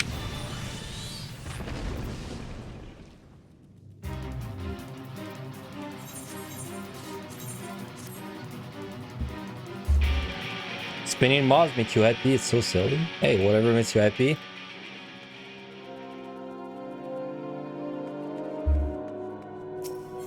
I feel pretty indifferent. Like, I don't like spinning, but like if I actually like, you know, if I spin, it doesn't make me feel that different. It feels pretty dirty on mimics though. Like if you do it on a mimic, do not get pots. Because it's such an advantage. Do not get pots on something like a melee or healer. Oh, what's up, Lure?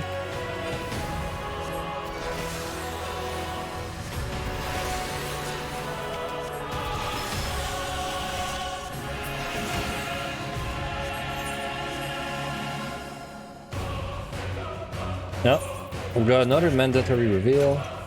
Sucks, but oh well. What can you do about it?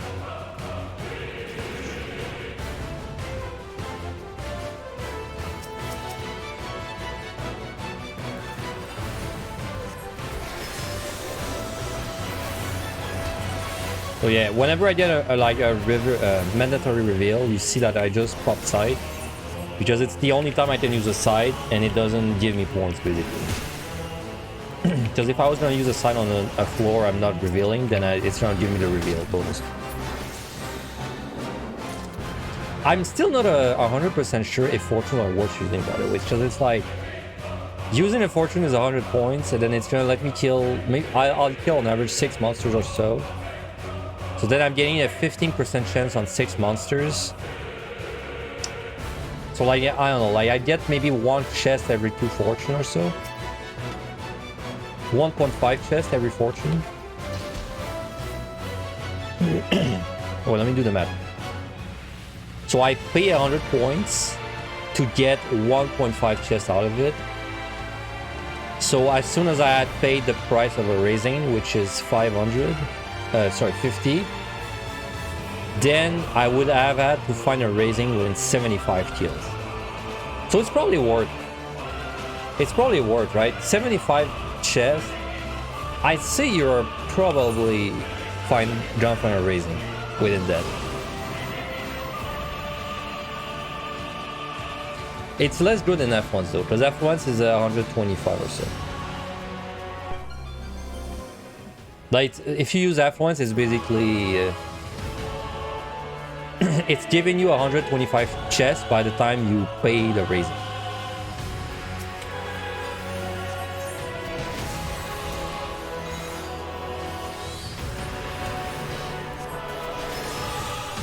First time catching the stream, hey, that's fine. Welcome. On the YouTube side, I've been seeing a lot of streamers on YouTube, like Twitch streamers that they started restreaming on YouTube. I have ZFG in mind, for example, so it's definitely becoming more and more popular. It's great because I don't know for you personally, but me, I tend to be on YouTube way more than Twitch. So if I see someone live on YouTube, I'm much more likely to like organically stick around. Meanwhile, Twitch, it's more of a like I don't really browse Twitch, right? Like I just go on Twitch to watch specific people. So I'm never gonna like randomly stumble on a stream on YouTube, sorry, on Twitch. On YouTube, though, it happens sometimes.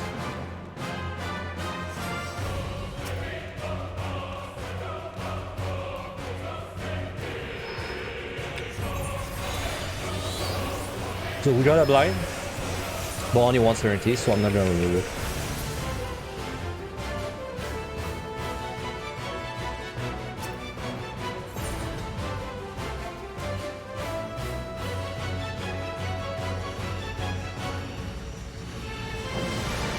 Man, I'm freaking tired though. Maybe I should do it in Touristry.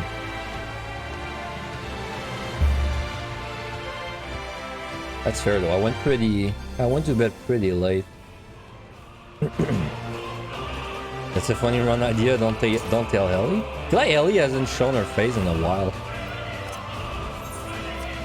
Maybe she doesn't do deep dungeon anymore. Maybe the healers are safe. Finally. Okay. Because I did see her on I saw her on Lethal Company with Sig.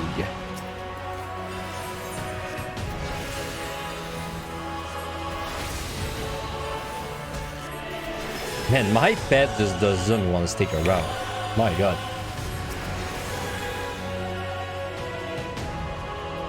Wait, why can I not? Oh, because I need to be in combat. It's B much, you don't have to be in combat, but Red Worm you have to.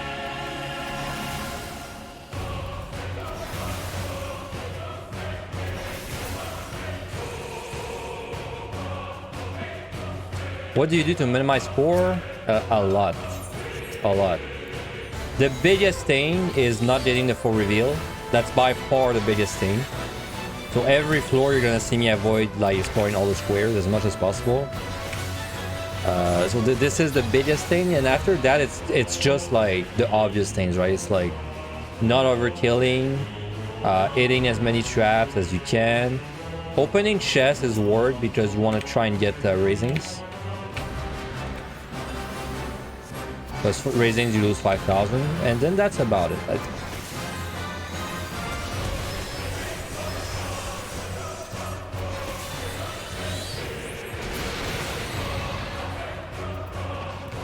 Talking of full reveal, is that also something I do to see if I can avoid full reveal? Is I send my Corby and I look with it like that, because then it tells me like if this is the last room and if the key's there. So.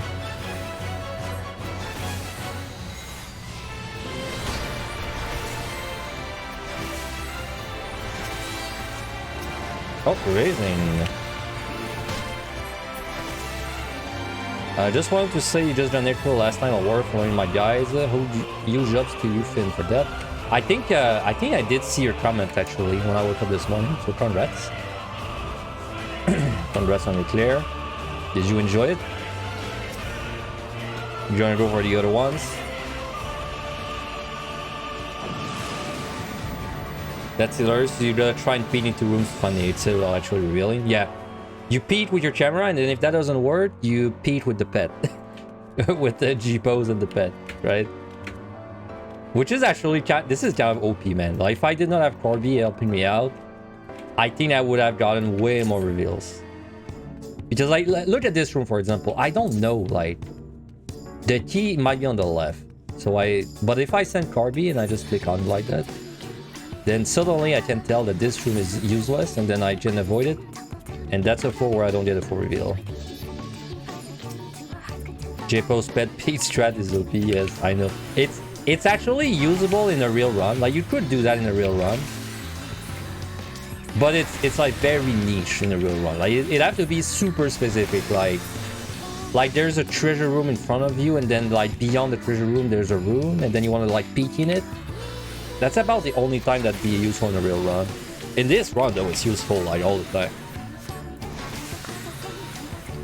Might have been the first time you see G-pose have a tactical use. I saw someone else, like I came up with that myself, but I did see someone else using G-pose for a run. I don't remember who though. It might have been a Japanese runner. In fact, I think it was a tweet about it, and it was like a Japanese runner in the tweet. Got your warrior part at 170 now. First time you're trying beam up tonight, gonna be something, that's for sure. Yep. Your first behemoth attempt is definitely something. It's definitely possible to one attempt behemoth. It is stressful though. It is stressful.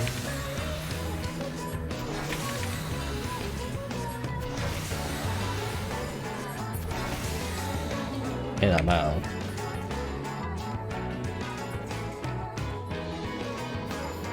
It was super fun. 191, 200 was buttery smooth. That's always nice. When you get like a victory, well, you know, quote-unquote victory lap last set. That happens a lot in MMO High. It happens more rarely in PotD, but it still happens sometimes. Man, I just keep, I don't know what's going on with my throat.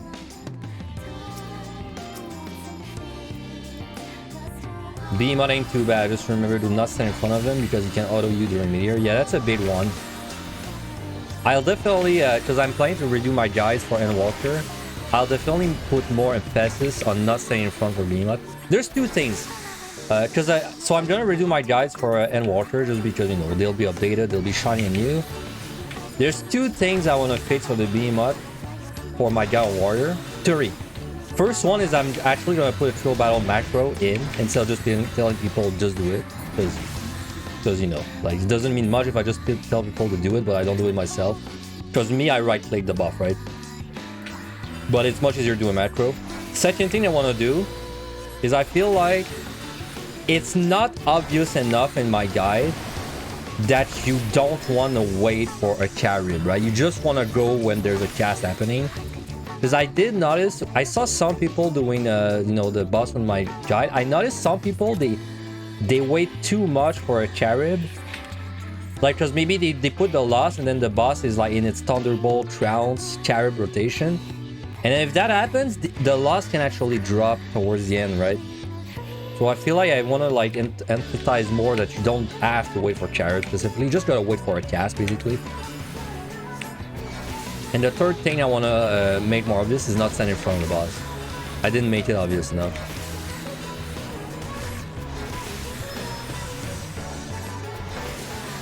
I do wonder if I could find things to make it even simpler on Warrior. It's hard. Like, I was maybe... Like, if you really put your mind to it, maybe there's a way to make a very brainless macro. For like... But I don't know if that would work, but like maybe there is a way to make a macro where like you just get to Behemoth and you press that macro non-stop and it does everything for you. Because it's a pretty lenient push on water, but I don't know if that's possible. But maybe it'd be possible to make a macro that does like some abilities and it makes it really easy. I don't know, food for thought, food for thought. Isn't the window for burst bigger when he starts running towards the other side though? So that's the thing with even my guide, it's not, the burst is not optimal. The meteors are not optimal, but my guide it's more like done in a way where it's the simplest I could think of, right? So like for example, if you're pushing the boss, well, if you want the most time possible, you're gonna wait for the double carib, or you're gonna wait for the boss to do the walking away for Trounce, right?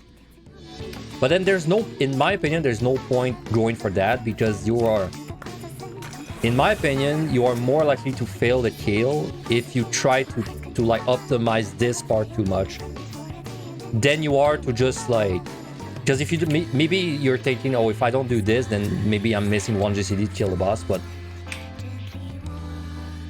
I don't know, like, I feel like you're more likely to mess up the setup than mess up your rotation during the burst, basically. Because your rotation is just 1, 2, 3, 1, 2, 3, felt leave, right? Well, you know, it's felt leave times 4 and then 1, 2, 3. You die on your second attempt on Warrior at 180 because you got hit by the Thunderbolt right as you push into Meteor Burst. Yeah, that also catches people off guard often. Like you're standing like at mid-range, right? And then you just get caught, clipped by a Thunderbolt, because if you're standing at mid-range, you don't have a lot of time to get out. Also, that is a mandatory reveal again. Too bad. Maybe you can get trapped.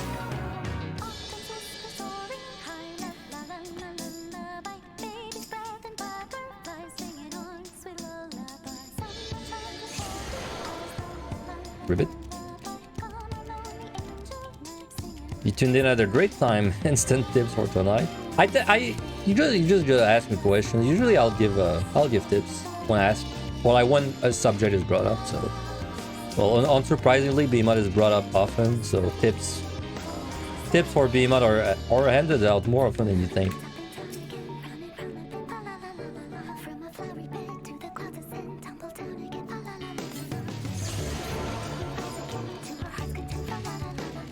Well, you know, everyone be asking how's Behemoth. No one be asking Finn what's your favorite color. Feels bad. It's purple, by the way. I love purple. Talking of color, the artist I commissioned to redo my starting soon screen sent me a sketch. It's gonna be fucking great. I can't wait. Maybe next week, but I think in 2 weeks it's gonna be ready. It's so good already, and it's not even finished. First time you got Behemoth on War, you did not even take your buff away and made it somehow. Yeah, it's so my healing rotation that I use in the video, right? It's made that way intentionally. Every step has more healing than you need, because my reasoning was if you're not 100%. So well, let me put it that way. The rotation I did for the push, you could actually remove healing in some of them, and then you could survive an entire new meteor. But instead of doing that, I choose to put a little more healing in every step, right? And this way you survive one less meteor, but you're less likely to die to a lack of healing during the push, right? Now, I'm sure there's people out there that they failed and they would have done it with one more meteor. But I feel like the amount of people that failed, that would fail because they lack healing, because they forgot a take of region or something, would be higher. So that's kind of why I built it that way, right? So, but yeah, if you're wondering, the healing rotation I gave in my video is not optimal. You could survive one more meteor if you really squeeze everything out of it. Maybe well, I know the third step where you run tuition again is not necessary. You could also probably remove your food buff during one of them instead of doing a skill, and then you could combine that to survive one more. But it's not, in my opinion, it's if you've ever done programming, there's a saying that's KISS, keep it simple, stupid. That's kind of what it's going for there. There's no reason to do things complicated when the simple way works.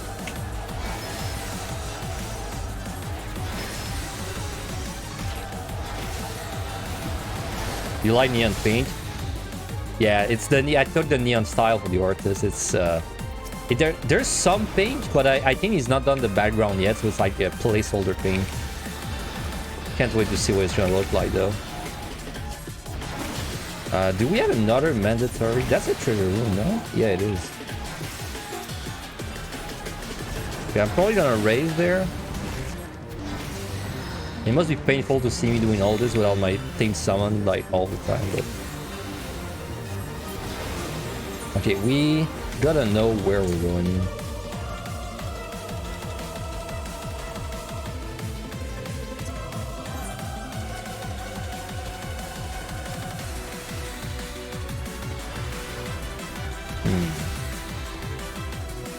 I can't tell what...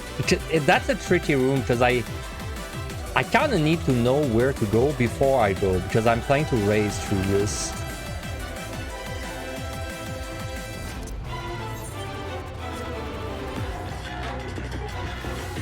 Is it in that room? No, it's not.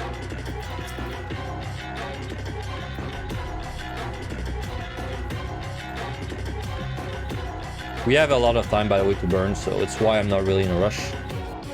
During your tier for Behemoth, you were GCD away from getting hit by the last meteor because you hesitated on some of your attack. Was kind of spooky. I mean, did you record your run? If you did, then it's very... If you did record your run and then you look back at it, it's well, you cleared now, so you don't need to. But if you hadn't failed, then it would have been a great... there's... What I've noticed from Behemoth pushes, for most people, is there is almost always a mistake that happened, but they don't realize it during and I think the most common is the lost dropping. a lot of times people are gonna be like, they're gonna be like, wow, this was very close, or like, oh, I could not do enough damage, but then it's because the loss dropped towards like the last bit. Oh, she's over there. Okay. Okay, so I'm gonna raise.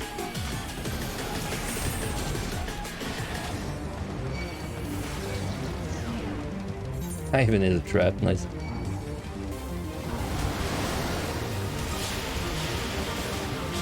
Raise good because we lose 5,000, which is amazing.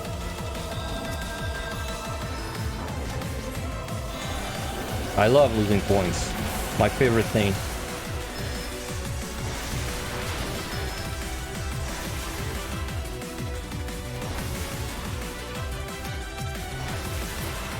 The concept of this one is so funny. It makes the lower floors very weird.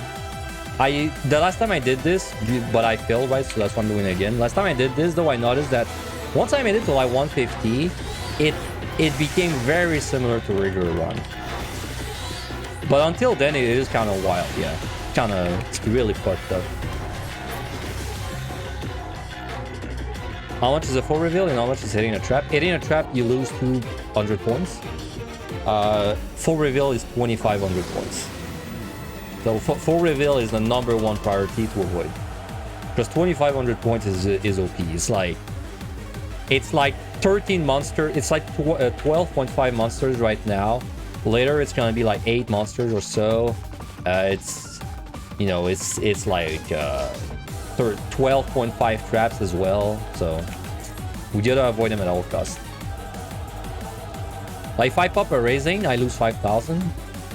That's 2 full reveals. that's how much point they give.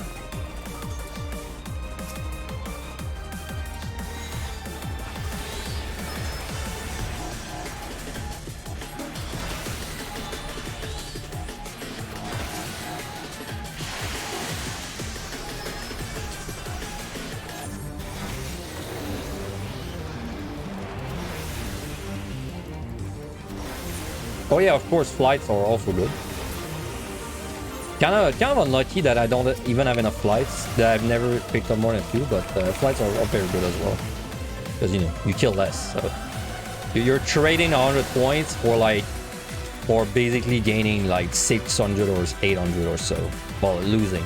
But you know what I mean, right? It's kind of confusing to talk about.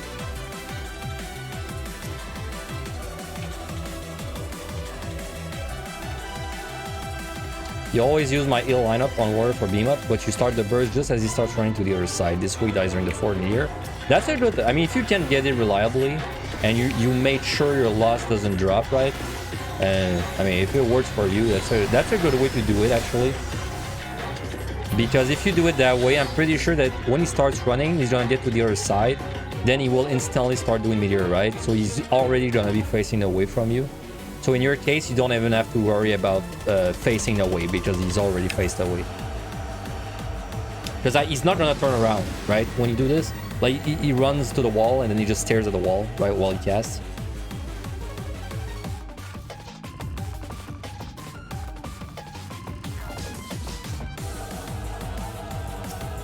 Okay, we have to kill a little bit of time, not too much though, but a little bit.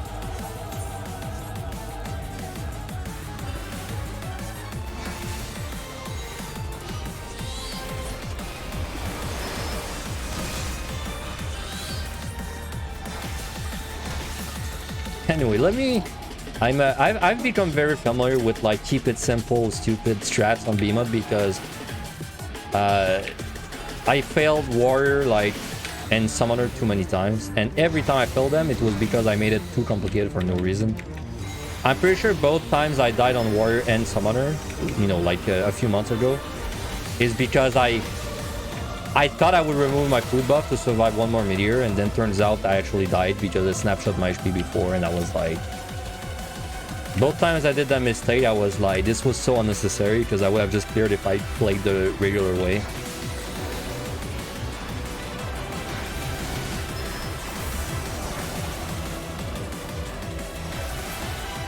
I'm out. Right, we have to be a little bit chilling.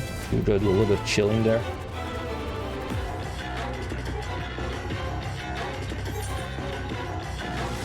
Would you be against limited job doing deep down before a different solo title? No, of course not. Of course not. But I mean, why? I can't even think of why anyone would be against that. I love it. In fact, I would not even care if you could get the title on the limited jobs as well, even if they were kind of OP. It doesn't affect me because I'm already running every job, so it's like it's a little bit of a selfish state, but I don't really care if the title is easier to get. Now I would like if they put different titles for different jobs, but we're not quite there yet. I don't know what, I don't know why, but we're not quite there yet.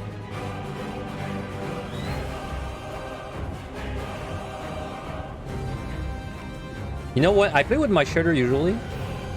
This. I've just not been using it today because it feels too bright for some reason. But when this is on, she looks really blue. Which is the point of this character. She's supposed to look blue, like a fish. But when I use no shader, she's kind of more on the gray side, huh? It's like blue-ish, kind of gray. Thank you, Logan, for the 33 months. Jesus Christ. It's a lot of months. Wow, you're gonna get 2 years for January. Well, I mean, if you sub again, maybe you're never gonna sub again. Just blue ball me, but anyway, thank you.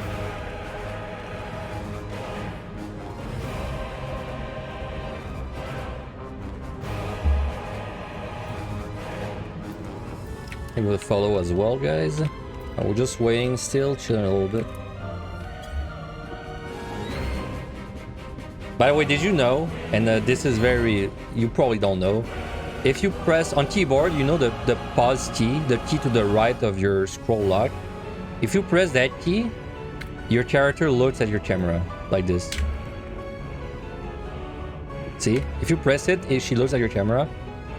But this is actually just your client. Like, this is only client side.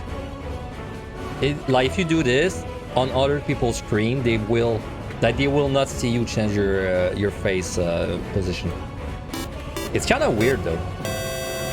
It's kind of weird that there's an actual button just for that.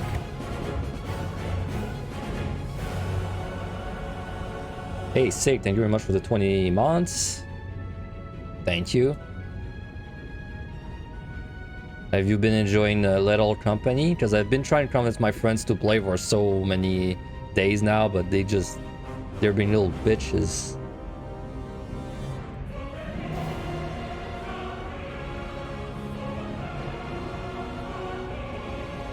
You had trouble trying to figure out a limit bond for once and future title. Did you find one in the end?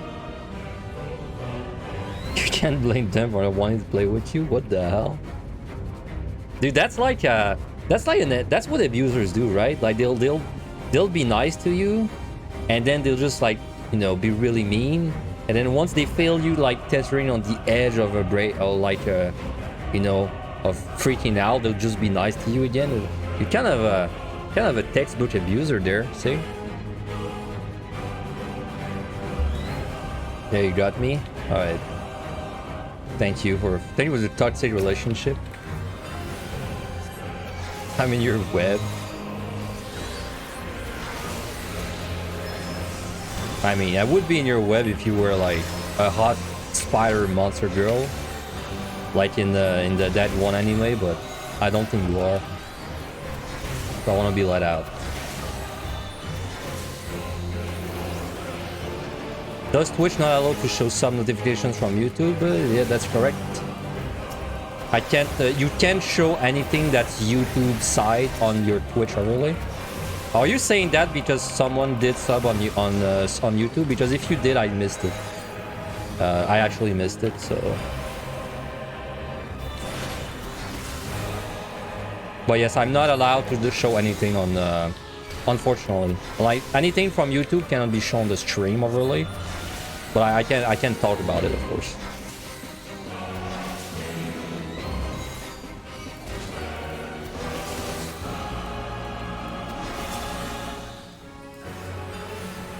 But yet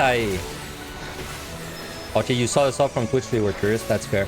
I mean, no one feel pressure to subscribe, of course. But I'm kind of waiting for the first subscription on YouTube, Just so I can see what it looks like on my overlays, because I have not found a way to like test it yet, but it'll come for time. It'll come with time.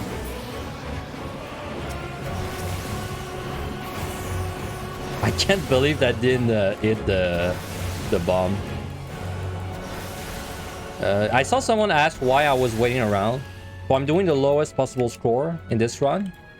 That means I need to do every set in more than 30 minutes. And so that's the reason I was waiting. Because I can't kill the boss before 30 minutes elapsed. Because if I do, I get a massive point bonus, and we don't like points around there, so...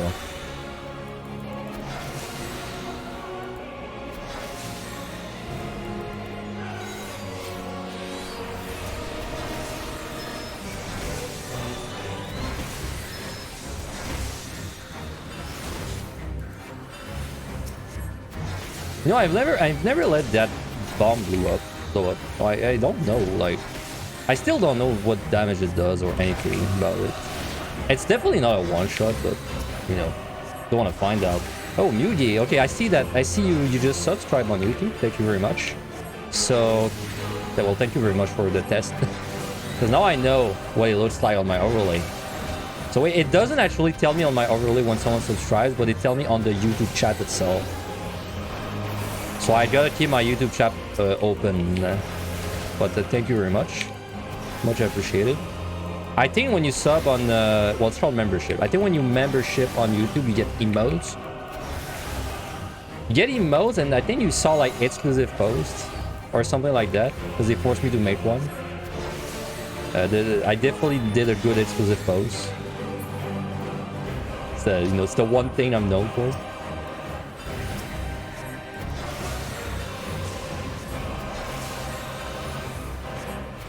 Anyway, so we can kill this now anytime. It's what sucks with this run. It's always the same dilemma, right? What sucks with this run is the fact that I can't pick up potions, so we're just gonna be like, you know, bleeding potions the whole run. I really would do these kind of runs more often if it was not for the fact that my potions get destroyed, right? That's really the bad part about it. If I did not have to care about potions, I would be doing speedruns so much more. Like, you have no idea. I'd be spamming speedruns, man. Do I know the split for YouTube on memberships? No idea. I have no idea. I put it for like so you know that when you set your membership on YouTube, you can actually choose how much money you want people to give you, which is nice. So I just put the same price as Twitch because I didn't want to like give an advantage to one or the other. But I don't actually know what's the cut on YouTube. I don't think it's 50-50. It's probably less because that's kind of an insane cut for you for Twitch already. But I don't know what's the cut. I'll know, I guess, after stream when I check like the analytics or whatever.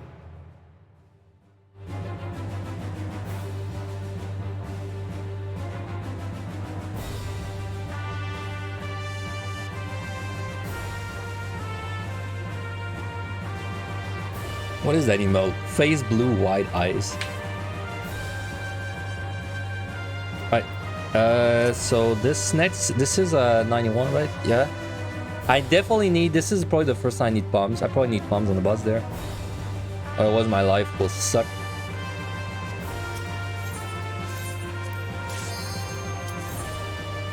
It is kind of crazy that you have emotes on YouTube though, because I honestly did not think you had emotes on, I know you had like the, you know, like the normie emotes, like the regular ones. I did not think you could have your own emotes, but you can, so. Elbow cough. No way they added this. Wait, what's the... Does that have any significance? Hey, thanks, Chloe. Thank you. Congrats on your net pro again. Hope to see you in the future.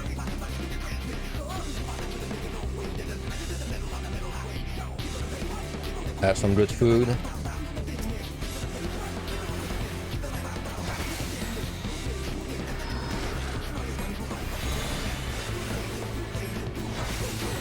It's no man. You know you score too much when this is actually way harder than scoring, right? Like I have to spend so much effort doing everything right compared to scoring where I would be on like full autopilot.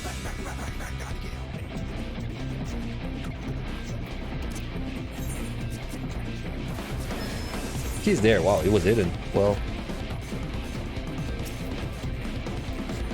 Oh, you did the chug? The first emote on YouTube?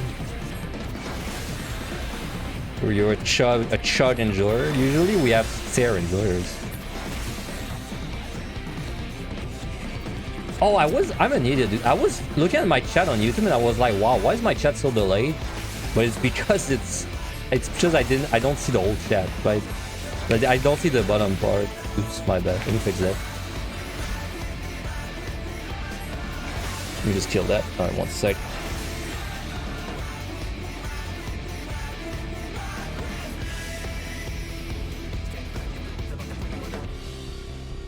I swear I've streamed in my life before. Oh yeah, it's just there's a bar there. Alright, there we go. Now I see it. Yeah, there's something cool on YouTube though. It's that you can well, I don't actually know if you can do that on Twitch. Maybe you can do that on Twitch and I'm just an idiot, but you can add like like people have a little picture by their name when they sub, right? But you can make the picture different depending on how many months people have been subbed. So what I did on YouTube is I put like 10. I put all the keys in the different colors. But if you're sub for 1 month, you get the blue key. And then if you're sub for like more months, you get different colored keys. Are you serious? Wait, so you're gonna tell me you can do that on Twitch and I just never found out, right? That's what you're gonna do? Come on, look me in the eyes and say it. Do it. Well, I should probably do it on Twitch then. If you can do it on Twitch. Man, listen, bro. Listen, I'm a Twitch partner technically. But like, realistically, I'm not a Twitch consumer that much.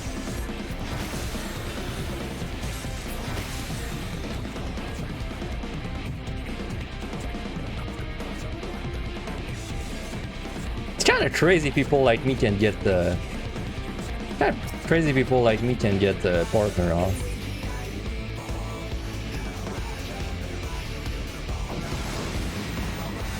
I'm like your top viewer. Can you actually see how much people view you? You can't do that, right? I'm pretty sure you can't do that. Now you're just making this up. With Stream Elements you can. Oh, but that's cheating. That's third-party plugins. Like the Twitch version of Ushipi is gonna get your ass there. That's cheating.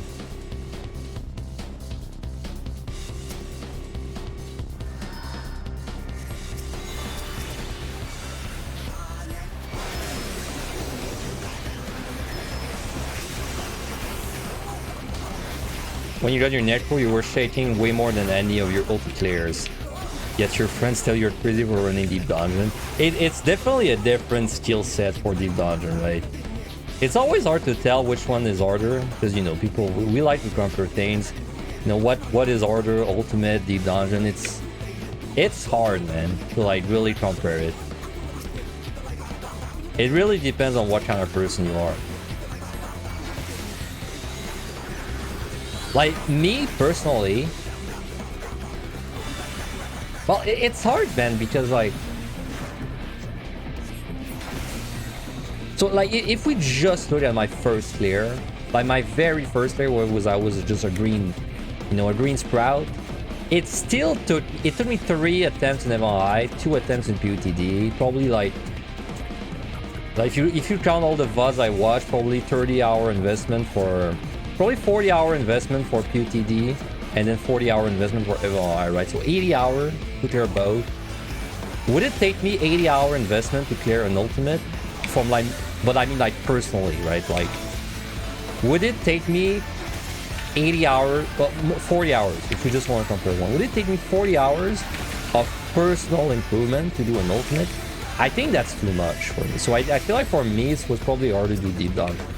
No, I think it would take me more than 40 hours to clear, but it's because it's group content. Like, not every pull is you improving in group content. A lot of pulls is just you doing everything you gotta do, but then dying because Bobby really want to get Midari off, right? It would make sure that it would take me more than 40 hours. Yeah, so you're proving my point. You're the guy. You're Bobby. try and get his mid area off when he should turn around and not look at the snakes. Damn you, Bobby. Floor 198, wipe there, back to 1. Oh, rip. Hey, 198 though, you're pretty much progged at this point. Pretty much seen everything the game can throw your way, so at least you got that. Ultimate is not soul, so you could be good, but if the rest is lightning, it's why it's so hard, man. It's like, I think if you look at like if you look at it in the sense that which one would take me longer to prog, deep dungeon, like let's say a PotD first time clear or first TA, but they pick up Alexander tier. Alexander would take me more, but then it's because there's so many of these hours that are not necessarily me progging. More like the group progging, like if you want to look at it this way. So.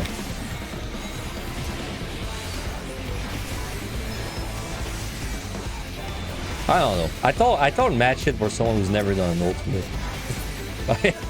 Maybe I should really just do like an ultimate one day just so to say that I did it, right? Because I feel like I'm kind of talking, but I'm not really qualified to talk. You know what I mean?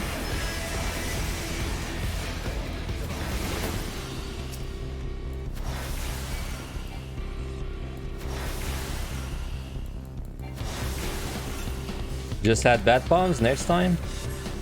Yeah, of course. I mean, but don't forget you also improve, right? So if you do an entire new run and you get everything that you had gotten, you might even clear.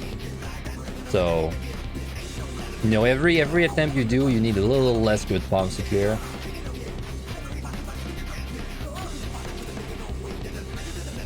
What got you on 198? Was it a bad rezo maybe? Usually that's what people, that's what get people on the higher floors. Talking about things you are unqualified to talk about a Twitch streamer's job. Yeah, I am, right? I really am. Yeah, you're really going for the throat today.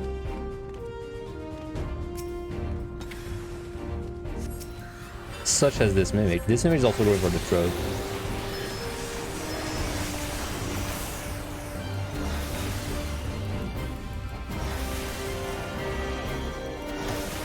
I mean, Twitch streamers have like, I feel like the way you grow your stream is, I mean, there's multiple ways, but I almost feel like there's two main ways, right? You're like either an entertaining person or you're really good at the game, and people are aware of that, right? So me, I was able to grow my stream because I was really good at this. But it's such a different, like if you grow your stream because you're like entertaining, it's a much different you know, path to success. You know what I mean? Because like both of them can be Twitch partners, but it's such a different thing. It's such a different stream.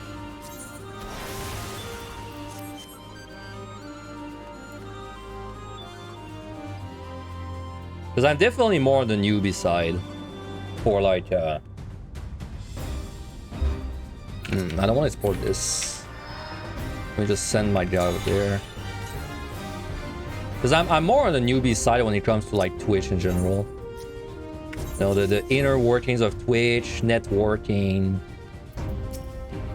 I'm very much a newbie for that. I'm like affiliate levels, you know.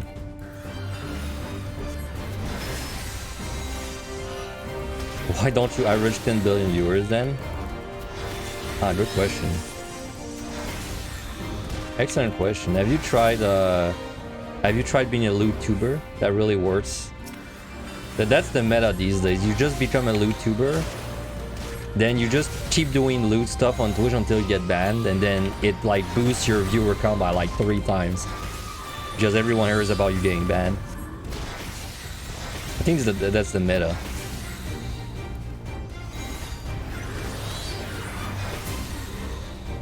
You just timed out, did not keep a Serenity or Rage, and just panic use other stuff earlier. Also got a lot of high kill floors, not much luck. Alright, it's actually rare that I heard people timing out in the last FPT. Usually they die to something, so congrats to you for not just dying to like a resource or something like that. Because I think fixing up your time management, if you're not stressed about using your resos, it's kind of easier to do.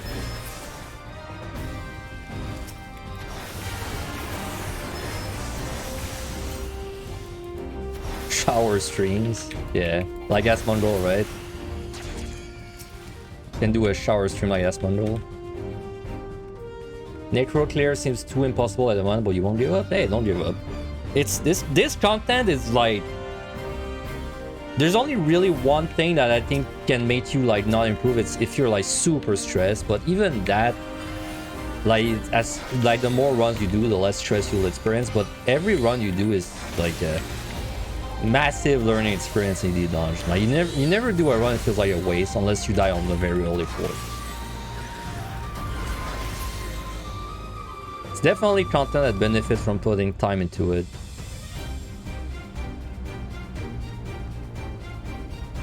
In your head, the current content is homogenized in a way that you feel like you're experiencing more or less the same fight from job to job. Class identity is stronger when it comes to deep dungeon. What do you think? Of course, I agree. I agree, but then again, I don't do much raiding, so you know my opinion must be taken with a grain of salt. But I do agree though from the little raiding I did, because I did in the little raiding I did as Black Mage, which is already pretty unique, but I was already kind of wanting to play another job after like so many attempts, right?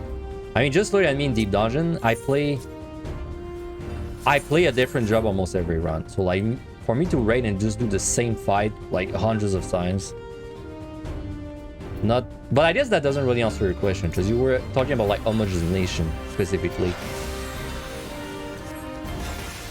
I can't really comment on homogenizations in the raids, because I've only raided on like Summoner and Black, on casters basically, right? I've raided on all three casters, and I feel like the casters, they are in a much better spot than the other jobs for like uniqueness, right? Like Red Mage doesn't really play like Black Mage or Summoner, and then you know vice versa. Like they're very unique, so I probably can't. I do agree with what you're saying just because everyone says it, but I personally have not experienced it too much outside of Deep Dungeon. Now, I would say in Deep Dungeon, I have experienced homogenization. By the way, fuck that word. It's so hard to say. But let's just say homo, right? I've experienced homo. No, let's not say that. Anyway, in Deep Dungeon, I've experienced it in Eureka Orthos. That's where it really hit me. Because in Eureka Orthos, if you're just trying to clear, and even I would argue some scoring, some jobs is like, it doesn't feel much different if you do like a job compared to like another job.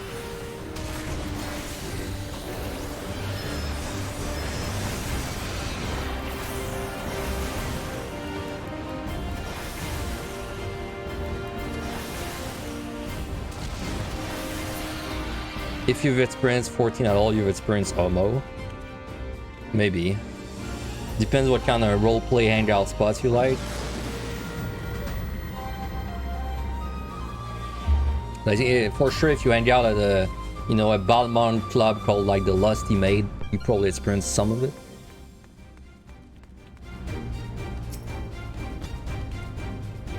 No regen. Not like here, because I fucks. Ah shit, this was a mistake. This was a mistake.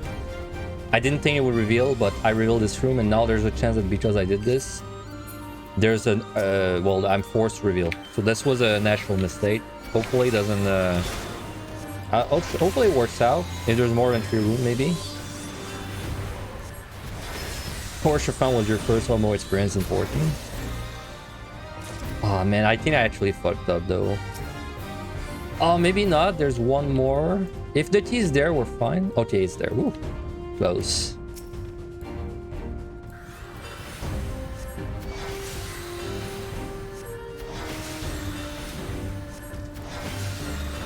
I don't think I've had a homo experience in 14. Well, it depends. Like do you mean from the point of view of my character? Then like probably in that case, because there's some cute NPCs, female NPCs. But if you mean from my point of view as like the gamer, probably not. I don't think there's any male I saw in the game where I was like, you know, oh, I'd love to rail this guy. You know.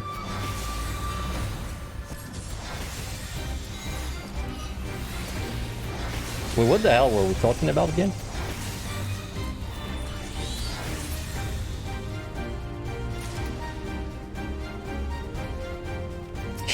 He like natural because you breed it.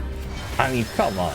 I mean, there's handsome males, but if you don't swing that way, there's not really anything that's like. I guess Yen is the closest, but it's more like a bro thing, right? Like Yen's a Lord Yen's a bro.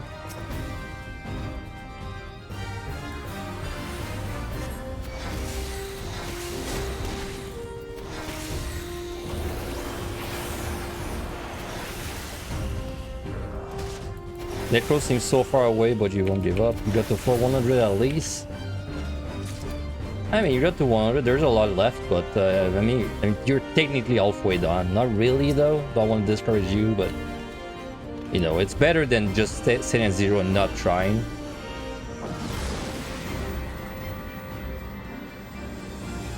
You're pretty sure Orchfon wanted to rail you? I mean, I didn't get that feeling. I missed that quest. I missed that. It must have been a side quest. What do guides mean when they say full leash on a monster pool on a higher floor? Is that saying that you have all your cooldowns and pre-pop sprint? Full leash. So a guide says like you want to make sure to full leash the monster. I don't really know what that means, honestly.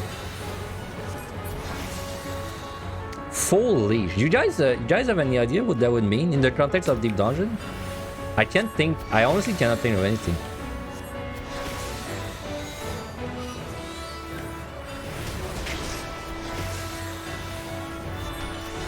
Yeah, I don't know what that means. Just kite? Is it kite? Full leash, full kite? Maybe it's kite. If it was a machinist run, maybe they mean kite. It's kind of a weird way to say kite, though.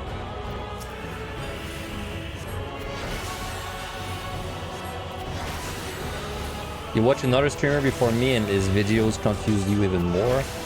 I mean, it's rough content if you never step in there. It's definitely confusing.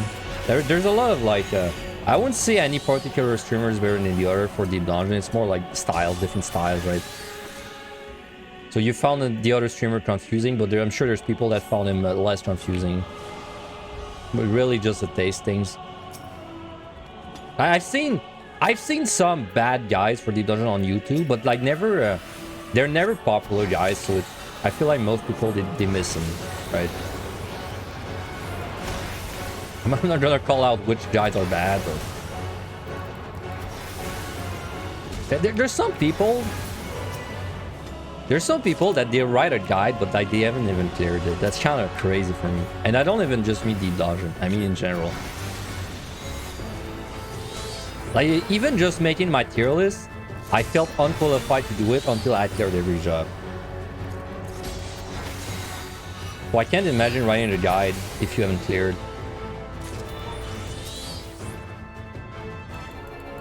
You got me pondering, why do you guys play as a girl character in 14 so much? Man, that's a like 2-decade-old question. This has been a question since the dawn of MMOs. I mean, I don't know. Why do you guys play a girl character if you're a guy? Why do I play a girl character? Because they're cuter than males. It doesn't really go much further than that for me.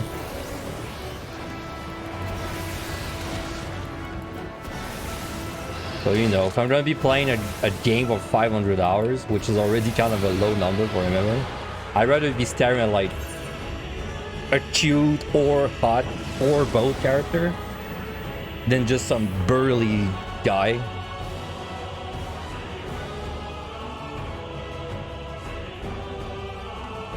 Hey, you watch enough clears on Twitch? You're definitely qualified to write a guide. Man, my brother is like that, unironically. My brother will like watch a guide, and then he'll watch a bunch of guides, and then he'll act as if he was an expert because he just watched a lot of information about it. A guide tier list? Guide tier list? I mean, I can't tell you which guide I'd put at the top. It'd be Sig's guide. Unfortunately. I know I like to bully Sig. Well, he's more like he likes to bully me, but Sage guide for PotD is like the best guide in my opinion.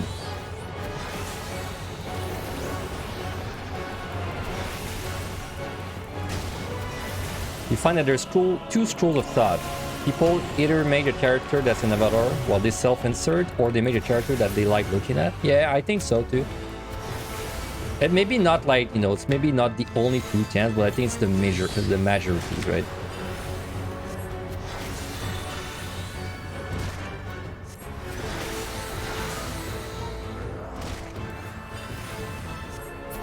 You have never felt like making a male character? I'd say for me it's the same. I just don't really gravitate to it. I made male characters sometimes, but if it's in games where like I don't like. It's in games where it either doesn't really make sense to make a girl, or it's like a very immersive game. But it's like, it's not self-insert, it's just like... Cause like, but I'm saying that it's not even true, because like, for example, when I played Baldur's Gate 3, it's like... Technically, it's a very immersive game. Technically, I should play, you know, a guy. Especially because you can bang all your party members, but then I still played a girl, right? So I guess I don't really care about immersion as much. But then there's times where I just play a male character because the girl, like, no, I'm not sexist, but like the girl doesn't fit in that particular, like, you know, thing. Like, for example, when I play Mountain Blade, I play a guy because it doesn't really make sense when all the lords are guys, but then you're like one girl, right? It feels a little bit too unique.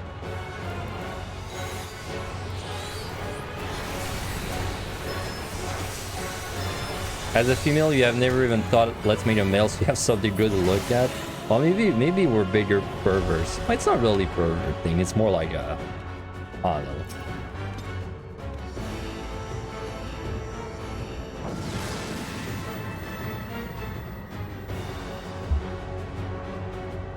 I guess honestly, I guess it's the same as you. I never thought about making a guy. I never thought about making a guy so I could get more immersed. Like, it's never even crossed my mind.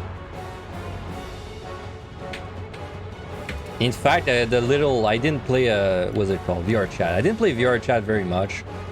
But like the little bit I played, I just rolled with a girl avatar because I was like, she's cute, so I will be the girl, you know? Like, my avatar will be the girl. With a very masculine voice. Well, I'm not gonna pretend I'm master testosterone, but you know, with a guy voice.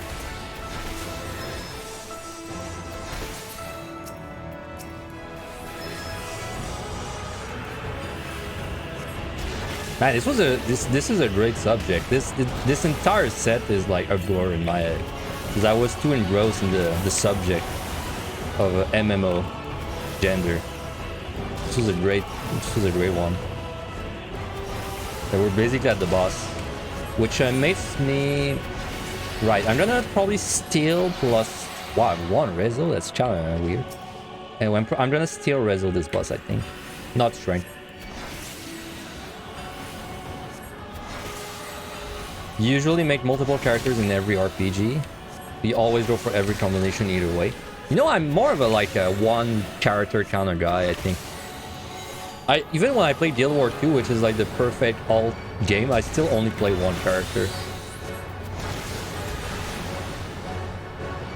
In fact, I would even say, if a game has you create multiple characters, I'm probably hitting random on the character creator. I'm hitting random 5 times. Find something that's like not too bad, maybe change a few things and then just go, because then at this point it's like too much work. Like, I don't mind spending 2 hours making like one really good character, but then if I'm making more than one, it's time to press that dice, you know. Well, a little bit like Baldur's Gate, I guess. Like in Baldur's Gate, I took my time, made a cute, what's it called, Allflame girl. But then as soon as I did that, I noticed that I had to create another one after, like the Guardian or whatever. And for this guy, I just pressed random, like, you know, a few times. and then switch up a few things, and it was done in like 2 minutes. Alright, how's time like? Okay, we gotta wait a little bit, not too much. For you, it depends on the game. Like when you used to play D2, you used to play female because the character looked better as a female. D2, you mean Destiny, right? Probably don't mean Diablo, because Diablo is gender locked either way.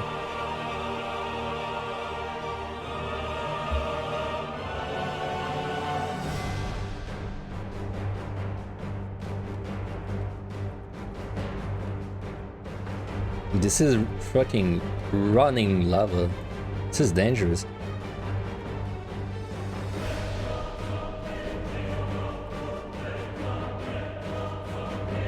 You know, it's kind of weird. I've never really paid attention to this place. It's kind of weird that this has never been used in like anything, right? Like this entire place. Like there's not even a zone that looks like this with the lava and the stones. This is like inside of volcanoes. Oh, there is one place that looks similar. That one dungeon in Starblood. The one dungeon in Stormblood where you drop into like a lava thing. I think it's pretty close to that. But that's the only thing. Anyway. Should be good now. Yeah, Hell's Vid. That's correct. Alright, it's gonna be pretty slow with steel and no loss, but we want to use the bare minimum, so... I mean, technically I could do it without steel, but that's gonna cost too many potions, so...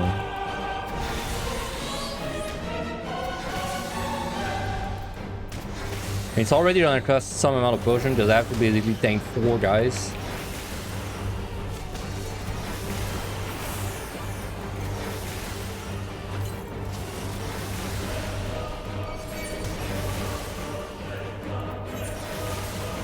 I really have to fight, by the way. I should have probably fight on this set, to be fair. Because I don't want to overcap them. In fact, I might have even overcapped them already. But I wasn't paying attention. I hope not.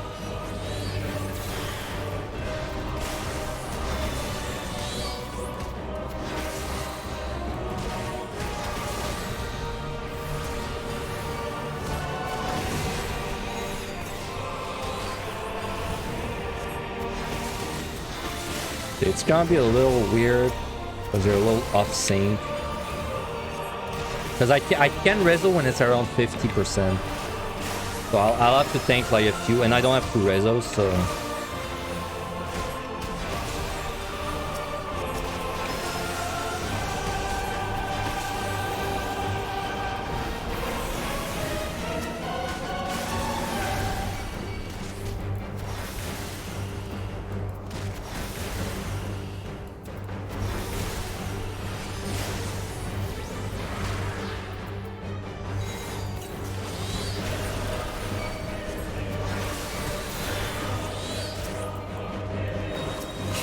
This part's gonna be unpleasant. We did it to like a little below 50 and then we can do reso.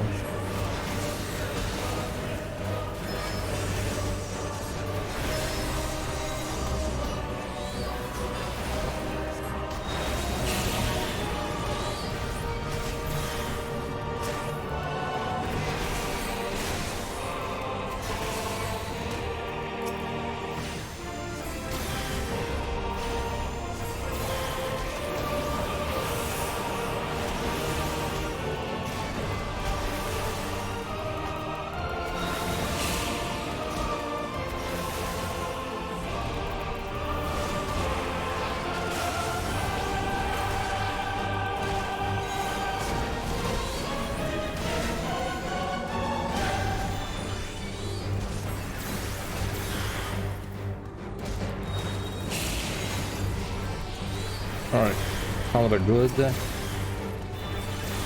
Refresh this.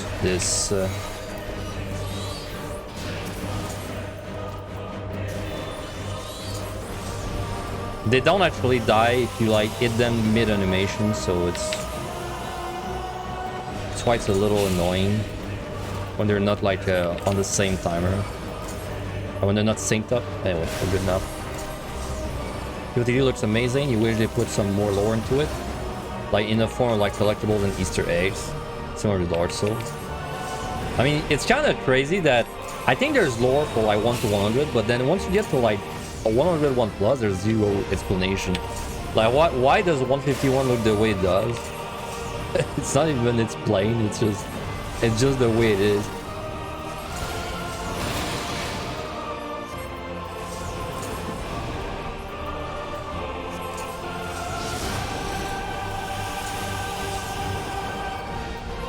Meanwhile, in EO, there's like a freaking biography of every single floor set and boss. It's kind of crazy, which I've read none of, so maybe I should one day. I honestly don't even know what we're doing in EO, like in the lore. I don't know why we're killing Excalibur, why the sword is a guy. I don't know why there's a giant Corridon on 410.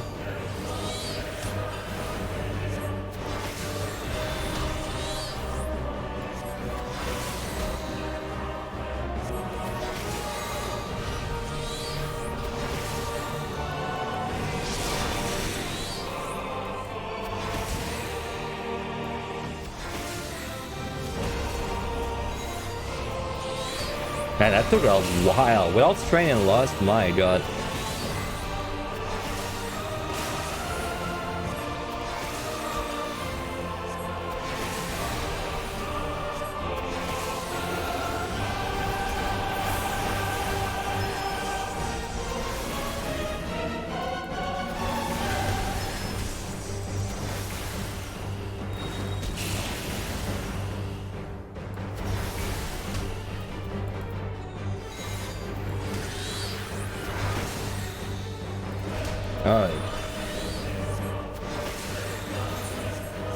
I mean, keep in mind, I always do this boss with 1 strength, 2 lust, so it was a big difference without.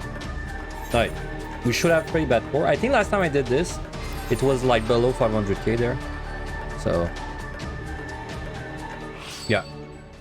So it's like MLI, dude. We got like the kind of score you get after 30 floors and 130 MLI juice stuff.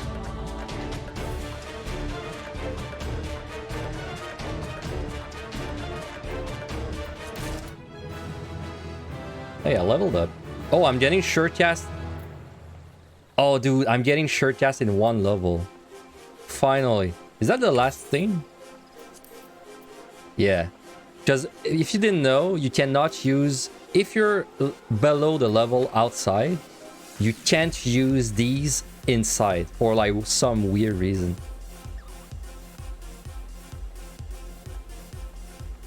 You have to say that you like PotD MLI, but you fell asleep in EO while trying to farm the lower floors. I mean, that's fair.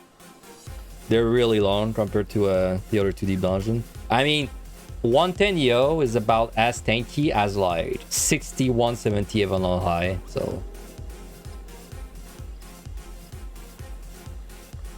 The Excalibur story is actually kind of cool. Isn't Excalibur linked to Eureka and the other weapons from BA? Oh, really? BA story was cool.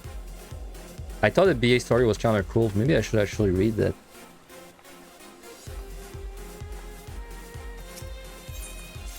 Okay. Let's just keep going.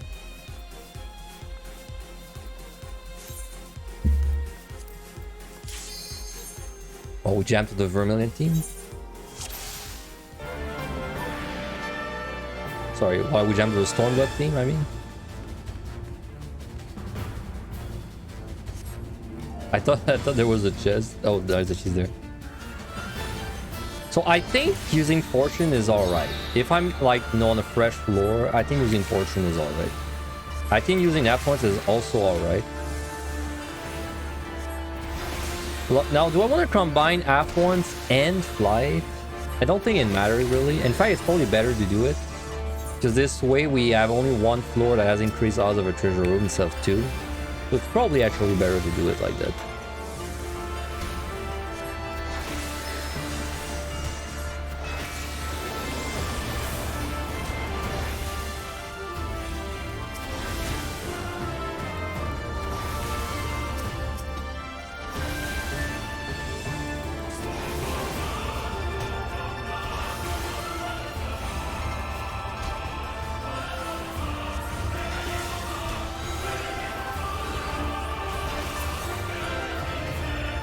Also, this is where the floor started being much bigger.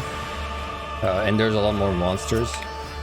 So like, actually getting a floor where I'm forced to reveal is gonna be much more rare. I think so far we have 2 or 3 of them.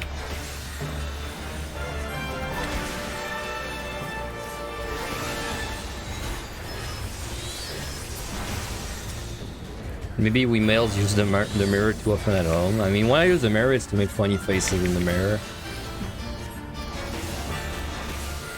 Or brush my teeth. But usually I'll make funny faces even when I brush my teeth. So I guess it's ultimately the end goal.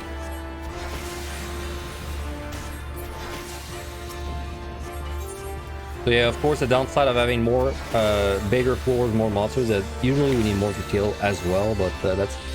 I mean, that part is out of my control.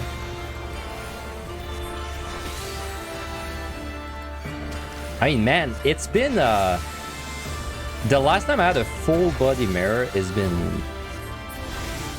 I don't know, 15 years. I have, you know, I have like the bathroom mirror that everyone has, but like an actual mirror that shows your whole body, I've not had that in like 15 years plus, easily. I don't even know if I have legs anymore. I haven't checked in a while.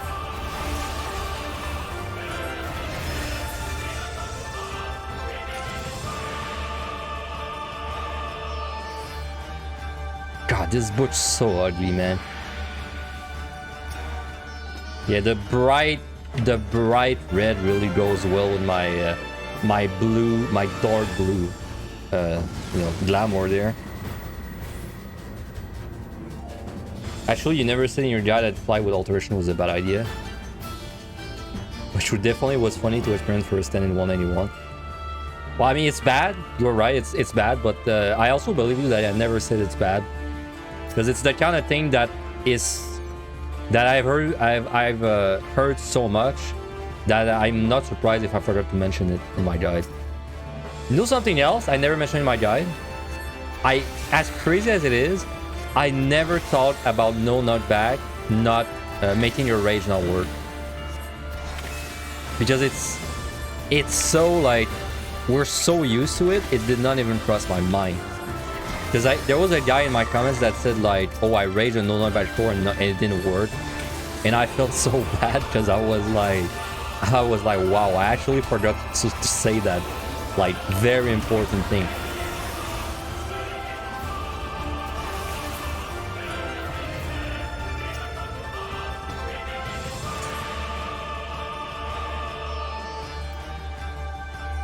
Because I wanted to say it's obvious. It's not obvious, but it's obvious to us because we've done it so many times, right? But it's not obvious. Like there's no way. Like actually, Meiji is a good example because Meiji, she has guides too, and I know she got blamed one time because one of her guides, it's like she didn't say that a monster did a telegraph, and then the monster, you know, like the individual died to the telegraph, and then he was like, fuck you, Meiji, I died to it, why didn't you tell me it was a thing?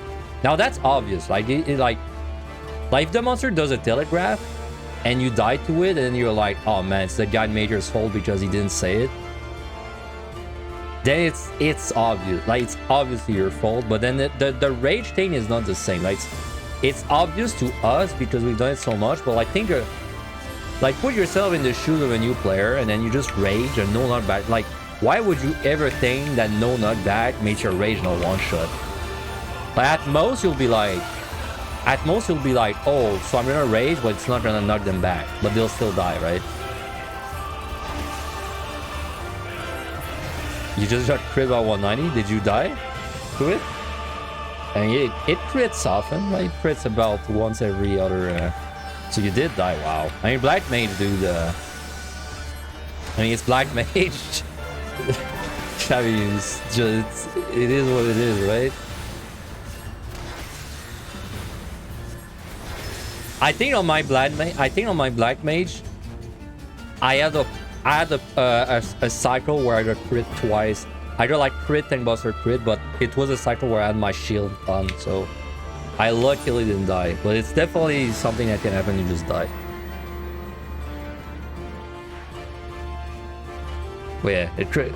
I mean, it's It's Black Mage 190, man. It's such a bad fight, you know?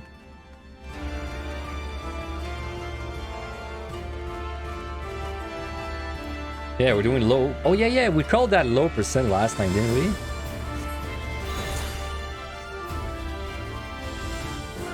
You fizzle, so it's back to Potsherd Farm. My favorite. I love farming Potsherds. It really makes me, really gets me to the content from Potsherds. Hell yeah.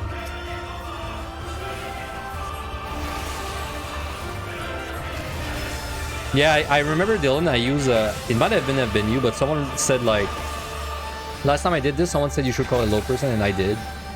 But then the issue was that so many people asked what low percent was. It was kind of crazy. It was a good one, though. You're 23 potions below your threshold? What is your threshold? For me, it's like... it's like 300 for me. I think if I have 300 potions, I just go in. 500? I mean, you can totally do a run with 500. Like 400 even. If you really want to. But I guess you just want to be safe, right? You just want to have a nice start.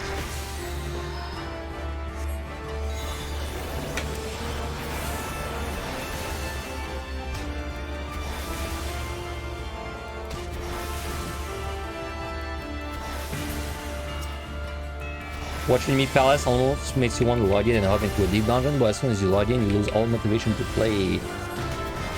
That happens often in MMOs. I mean, that's the whole raid logging thing, right? Luckily for you, deep dungeons are not going anywhere. So, even if you do them in like 2 years, it's probably gonna be exactly the same, except, you know, job changes a little bit. We don't get a lot of updates in there.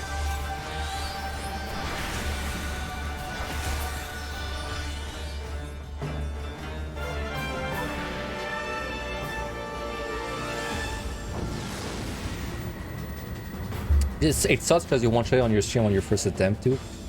I'm better than me. My first attempt on Black Mage for 190. To be fair, it was like in Shadowbringer. It was like 3 years ago almost. When my first attempt on Black Mage kind of went like that. I pulled a boss, and then I died within like 10 seconds. Trying to do the first blue bond. So, better than me. It was a while ago though. It was like back in Shadowbringer, before they buffed Black Mage. What job would I do a new PotD guide on? So do you mean like if I was gonna do a new job no matter what? Or do you mean if I was gonna do a new guide, which job would I do it on? Even if it was the same one?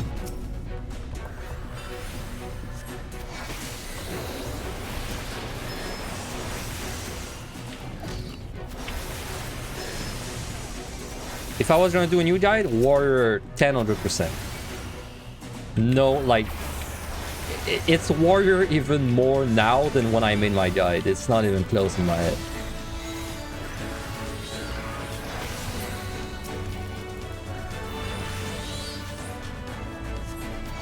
Can you get to 400 if you start 450? Yes. But you will not get the title. The only thing that you won't get if you start 50 is the title. Everything else is the same.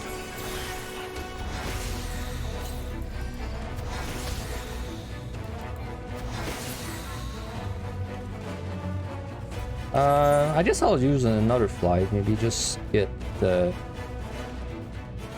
Just to get it down and also use my F1s as well. Yeah, sounds like a good idea. The thing that turns you off from PotD is just that Warrior feels so bad 370, in my opinion. I mean, that's fair. You know, without inner relays, it's definitely a lot more annoying to try your Berserk and all that. I kind of agree with you, honestly. It's...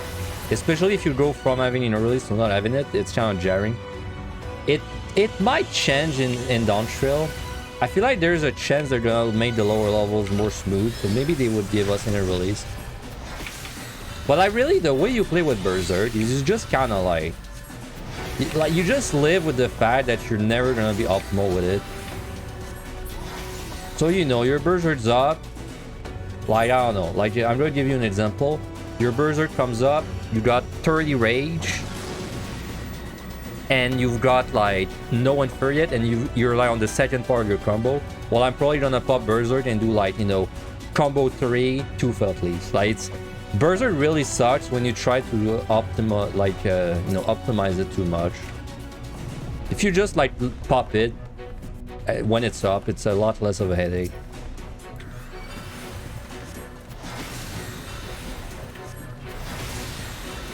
They could. I mean, they could. Even if it's tied to the story, because didn't they do that with Machinist too? Like, they changed Odd Shot for the Machinist. And it broke the story, in fact. Like, you could not even complete the story anymore. I vaguely remember that. Maybe they would. I definitely think they're gonna change Stains, though. Well, I don't know. I mean, I think they will. I'm not like 100% sure, though. I wouldn't bet money on it, but I feel like they're gonna change jobs on the lower level, because like 100 levels is a lot, you know?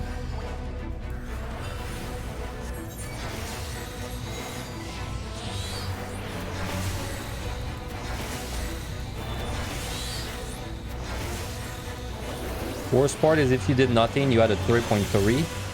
3.3 doing nothing. Do you mean like you had a 3.3 if you teleported and touched the shrines and killed like 0 monsters? Or do you mean you were gonna get a 3.3 like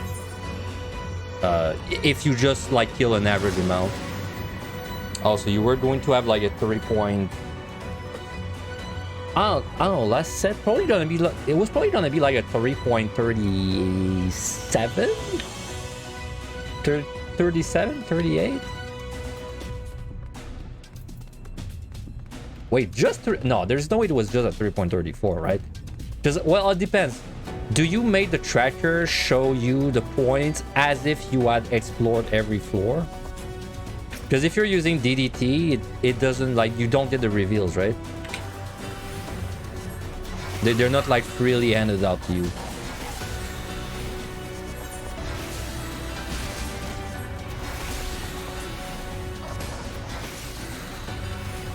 Oh, you use your skill spreadsheet. Alright.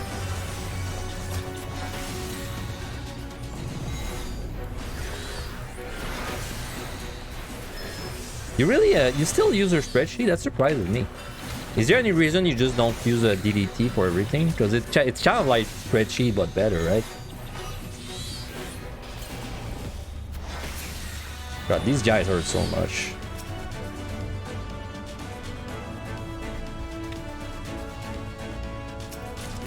You do, but it's content? I mean, that's fair. Spreadsheet time.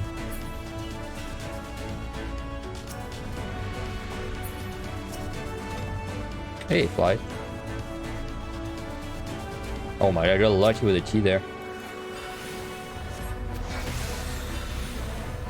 Thing that's gonna feel bad is how the production alert for abilities is going to be with 100 levels. Since you did it quite pretty fast, 350, and then you get just a few every few levels. Yeah, it's why I think they should. I think they are gonna change, like, my theory is that I think they're gonna like just spread it out better, and maybe make some things like lower level as well. At least I think that's what makes the most sense. But then Square Enix doesn't always do things that make sense, so like, I don't know.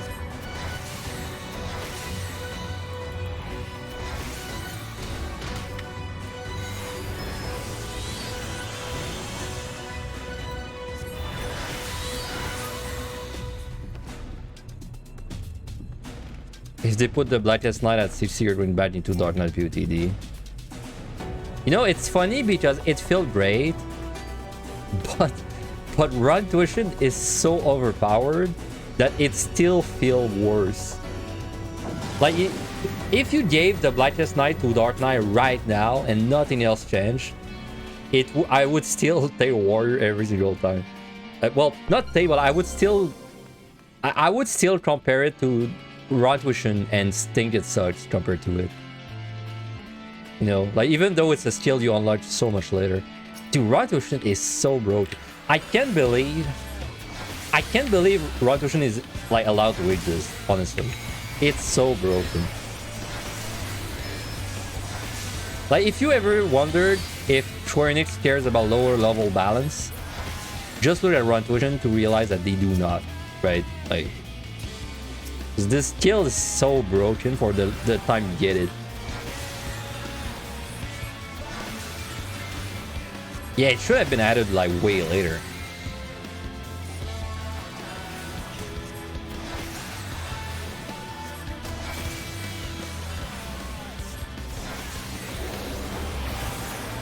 I mean, I don't dislike that we have an OP skill, honestly, though. Like, I don't hate it, but I still think it's funny that it's like only Warrior that has the skill like that. It's not like, I guess Summoner at 70 is the closest with like Bahamut. But outside of these two, there's not really any glaring unbalance on the lower levels, right? Like Reaper, sure, Reaper hurts, but like it's nowhere near the level of broken that Raw Intuition is.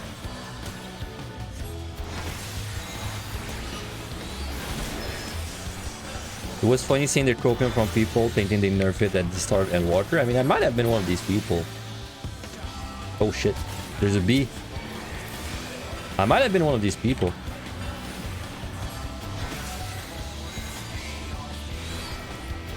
But like, you know why it's not fixed, right? It's because it's not broken in Wraiths, which is the only thing they balance for, so.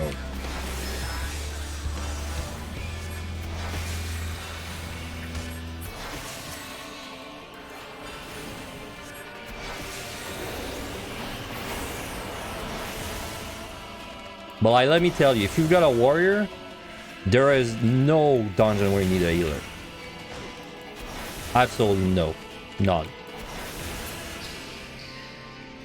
In fact, when I was doing my expert roulettes, I would do them with my friend, and we just run one Warrior 3 DPS every time. So like, why even bring a healer?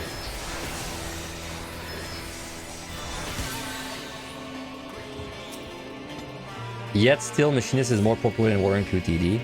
It's kind of like the Machinist effect, right? It's like, sorry, Red Mage effect. It's like the community is always like behind a little bit on the meta. Now, to be fair though, Machinist is very different than Warrior. So there's people out there for who like Warrior is much harder than Machinist.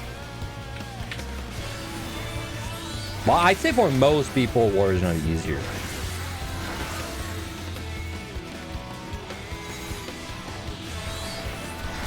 Also, gotta keep in mind though, it's like it also depends on like who's advocating for what, right?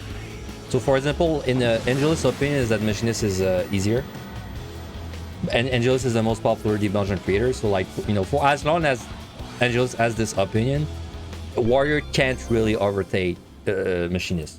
It just can't, because people like Fearless and people like you know, the experts' opinions.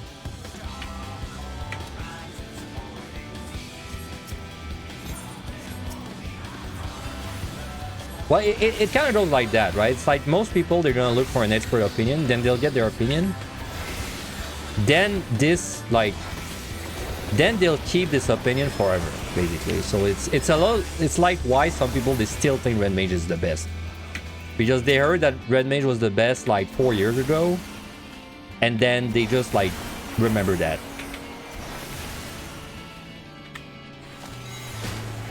Would you say Paladin is any easier to clear P2D with after the Growing Blade change? No, it's harder now. It's harder now because you do less damage than you did before, unfortunately.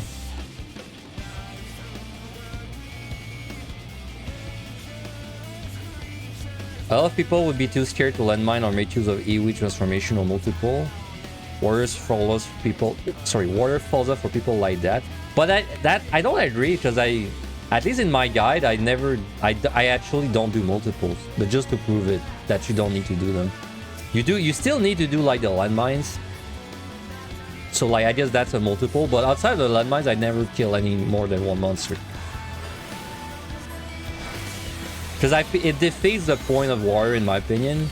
At least for clearing, it defeats the point of Warrior if you just start doing like big pulls every pull, because like, can you do it? Yes. But like, you know, if you're just gonna play Warrior and do big pulls the whole time, then you're like, you know, like you're good enough to clear like on anything. So it kind of defeats the point, at least to my eyes. Behemoth push on Warrior, I think it's harder than Machinist, yeah. I don't think it's much harder, but I think it's harder.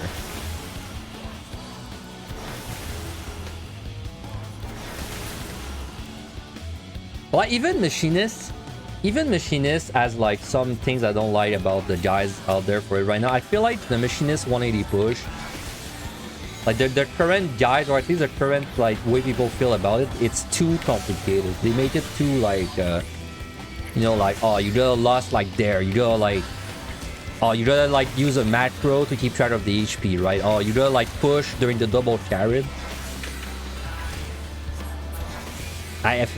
I feel like it's a waste to do that nowadays. You really, it's just like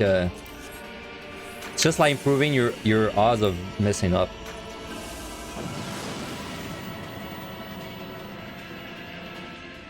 You think Warrior has the biggest margin of error, hands down. Hence in your herd it is best for first clears. And Sadie thinks that you definitely need to use your brain more to clear on Warrior. Do you need to use your brain more to clear on Warrior? Wow, we're actually ahead. Do you need to use your brain more to clear on Warrior? It's hard to, like... Alright, let me put it this way. I think, like, let's take, like, you know, Bobby and Steve, right? Bobby has never touched Deep Dungeon, and he's gonna play Warrior.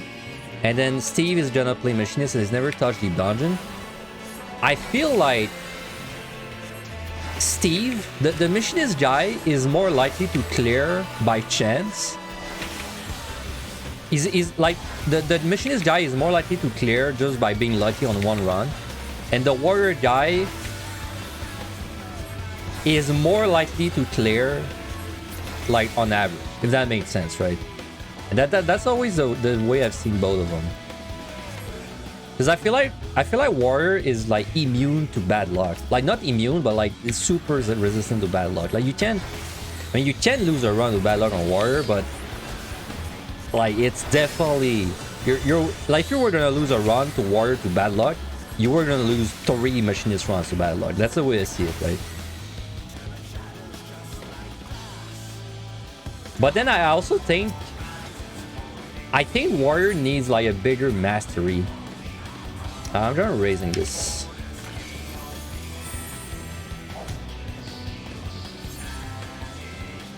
Like, I feel like Warrior,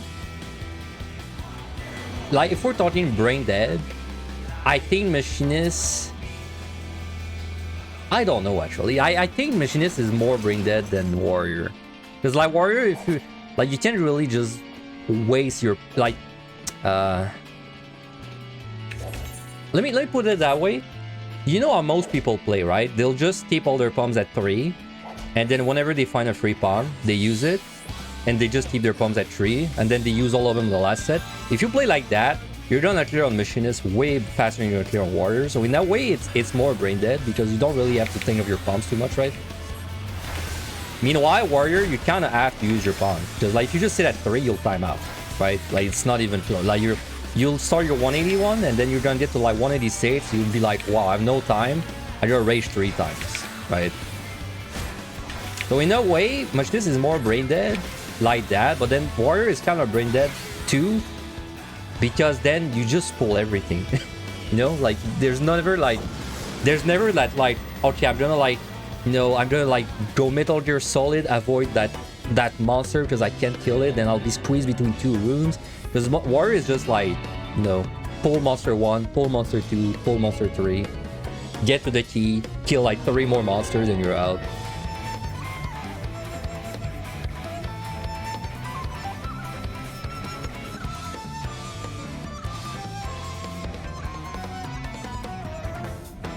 Machinist is literally, we're gonna wait a little bit, by the way, so I can I'll kill it after 30 minutes.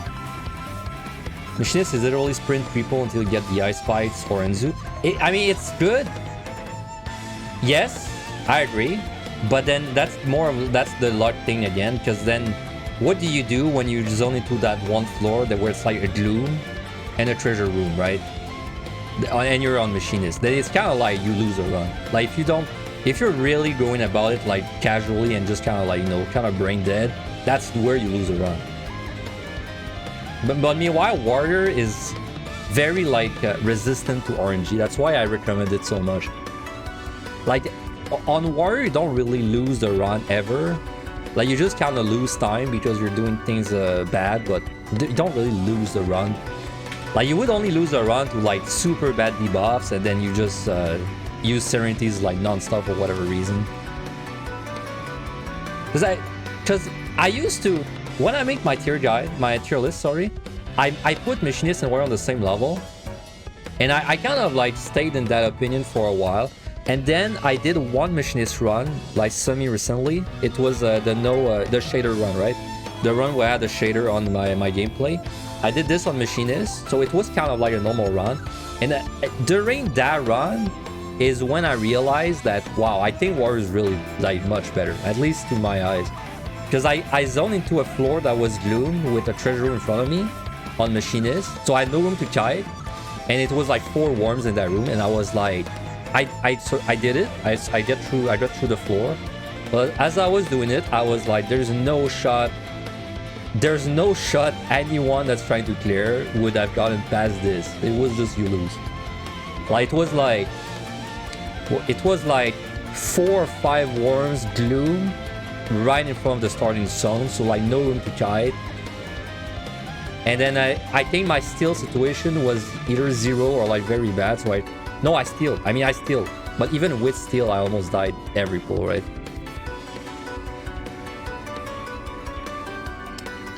The more important thing is that Sage is still superior to Machinist. You give me Sage. I think if you give me Sage, I clear more often than I clear on Machinist.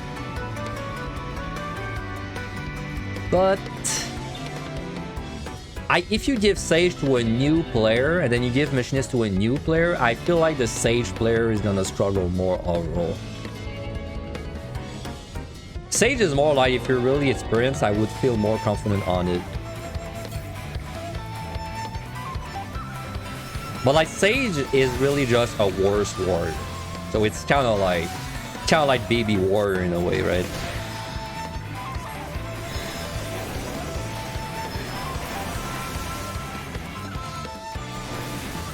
Having a side with Warrior is like a little rage if met with landmine sight. The Sage Machinist argument is insanity to you.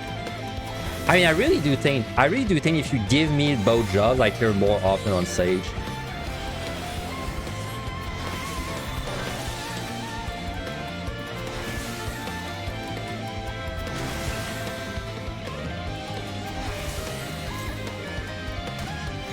Well, I'm not a healer main. But the reason I feel like I'd be more consistent on Sage is because I'm good at managing my time, right? So I'm not worried about managing my time. So then if I take Machinist and Sage, and let's say on neither of them I have a problem managing my time, then like Sage is just easier, right? Because Sage has an easier 180, easier 190, easier fights. You don't count pin, you can't play any role. Yeah, well, that's why I'm saying my opinion though. Why it's why I wouldn't really put Sage on the same level as like Machinist or Warrior. But like I wouldn't put it above Machinist, even though I think personally I would probably clear more often on it, because it's like a very specific like gameplay. It's like, and it's not really role for me. It's more like I'm just really good at managing my time, and because I'm really good at managing my time, I think I'd have an easy time clearing Sage over and over.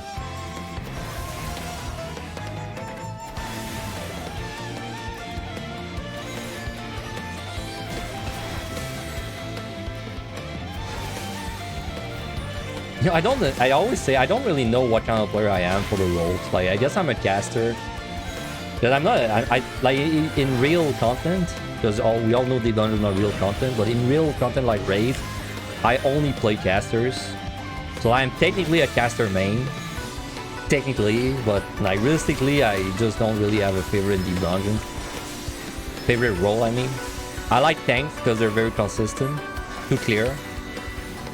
But like what I like is not necessarily what is good. Like it's more of a, you know, like if you ask me which job I would I want to play because it's fun, it's probably gonna be like samurai. It's probably gonna be like samurai or white mage. When if you ask me, like, put a gun to my head and you tell me you gotta clear or you die, then I'm like going warrior.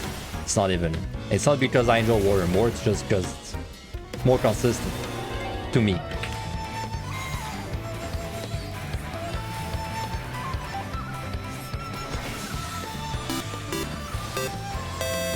Hey, Shadow Wraith, thank you very much for the sub. Much appreciated. Thank you.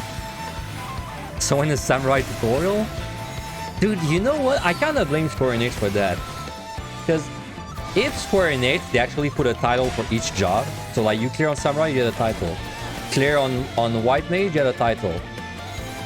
There would be so much, like, it would be great for content creators, because then we would put out a guide for every job, and they would be used, right? Like, that's the great thing.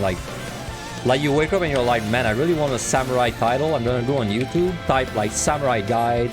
There's like 3 guides from like 3 different people. Perfect. But like because Deep Dungeon works the way it works, like probably 98% of people, they just want to play on the best job, right? So like, if I made a job for every, if I made a guide for every job, it'd probably be something like 95% of the views would be on Warrior and Machinist, and then nothing, like everything else would be like 100 views, right? So.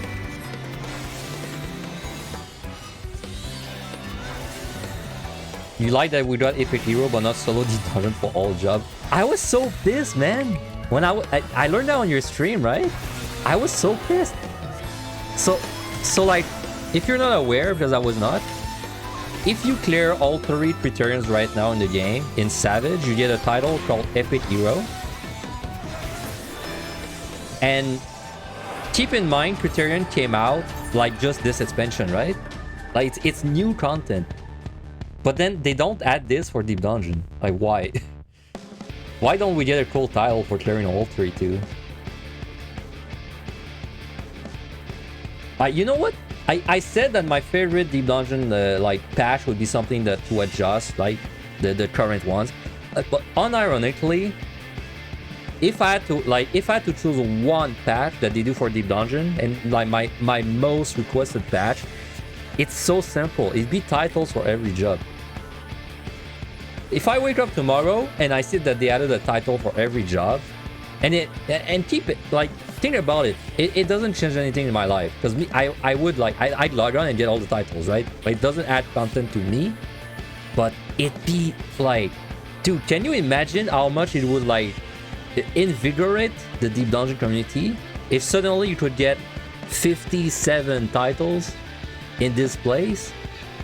Like, it's driving me crazy, man. It drives me crazy that they've not done that. Because it's, think about it from the perspective of the business, right? I'm Square Enix, I'm a business. How can I make the content more appealing to the players without paying like millions of dollars? I just add titles. It seems like such a simple solution. No, am I crazy? Like, it probably bring in more players to add titles than release a new Deep Dungeon. At least I feel like it would. Just imagine how nuts the community went for fucking Fall Guys. I know, dude. It drives me crazy. Go to FanFest and ask you, Sheepy, man. You guys gotta do that. One of you gotta do that. It's, I'm not gonna pretend I know, like, I'm not gonna pretend I should be allowed to develop games for Square Enix, and I have no idea how it works up there. But like, it's, to at least as a player, it seems like such a simple fix. And I would even go further than that and say that I don't even know why it's not like that for Ultimate Wraith. Like, why is there not a title for clearing on, like, or even an achievement, right? I'm saying titles, it could be achievement. Like, why is there not achievement for clearing the Ultimate Wraith on each job? Why not? Oh, because it's gonna alienate the people that only play one job? Yeah, who cares? They just have to not get the title then, Like, like, anyway, I'm getting fired up about this. I don't get fired up often, but like, this is the one thing that fires me up, man. When I realize the potential they could have by just adding titles, but they don't do it.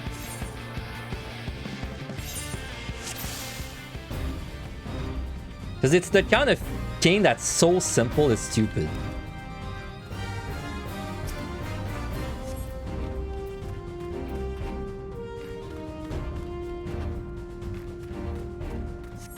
Like even for raids, man. Like I said, imagine you get a different achievement for clearing the raids on like all the jobs. Like, oh, you clear on black mage, you get like the ultimate black mage, or I don't know, something like that. And it's like, and I'm gonna be real, okay? I'm gonna be real nasty there.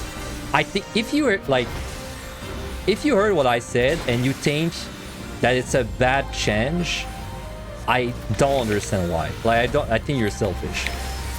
Because if your first reaction to me saying add achievements is like, he's like, oh man, that sucked, because then I have to get them. I'm like, you know, I'm like, maybe it's time to let go of the FOMO, you know?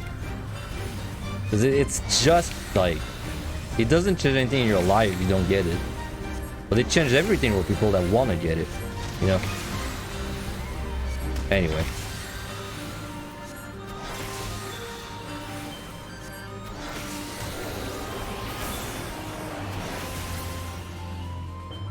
I mean, why is it that we get a 20k achievement for bad, but we don't get, like, cool achievements, you know?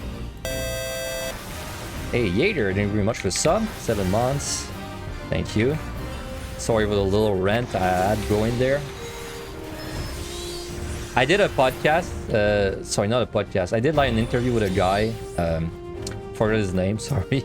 But I did an interview with a guy, and I was pretty chill the whole time, but as soon as the question of achievements was brought up, man, it was... guns out for me, guns blazing.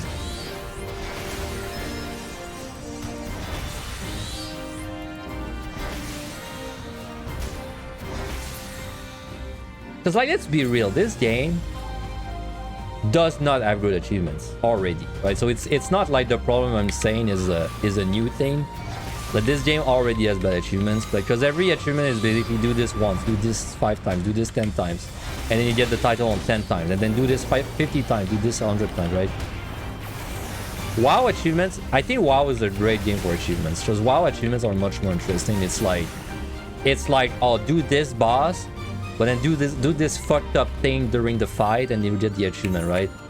Like, oh, do this boss, but don't kill the left arm, or something. 14 never really explored like these kind of fun achievements. Don't care about titles, but it would be nice for people that want those things. Yeah, that's exactly what I mean, right?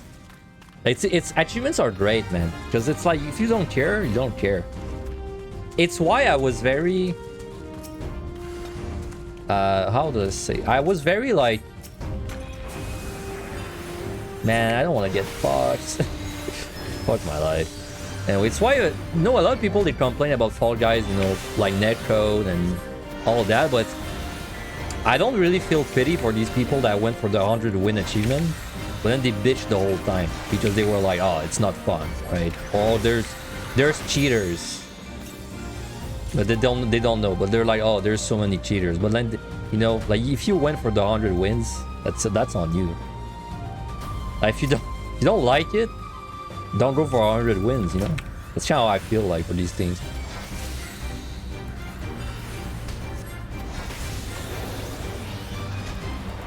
The same reason, like, if they ever had actually achievement for each job, and then someone was like, you know, bitch non-stop about Astro, but then they still like were trying to do it, I'd be like, well, bro, just don't do it, you know? It's an achievement. It's not like it gives you power for like raids or something.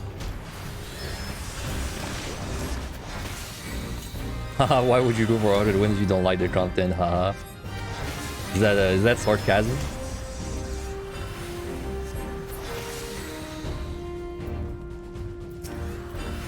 I mean, I do understand these kind of people a little bit though. Well, I don't understand, but I know of these kind of people in other games.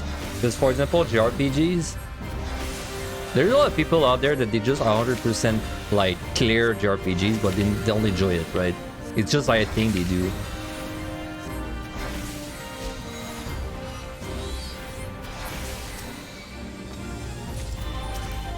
And you know what? I've been watching too much Northern Lion clips and VODs. That's why I'm kind of getting riled up easily there.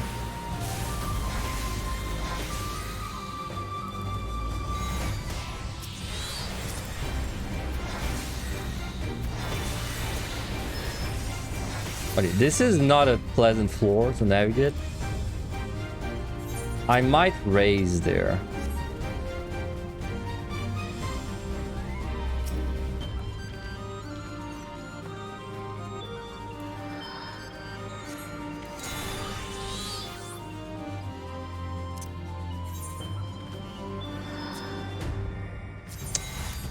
Damn, it's kind of hard to tell. Could you go a little deeper?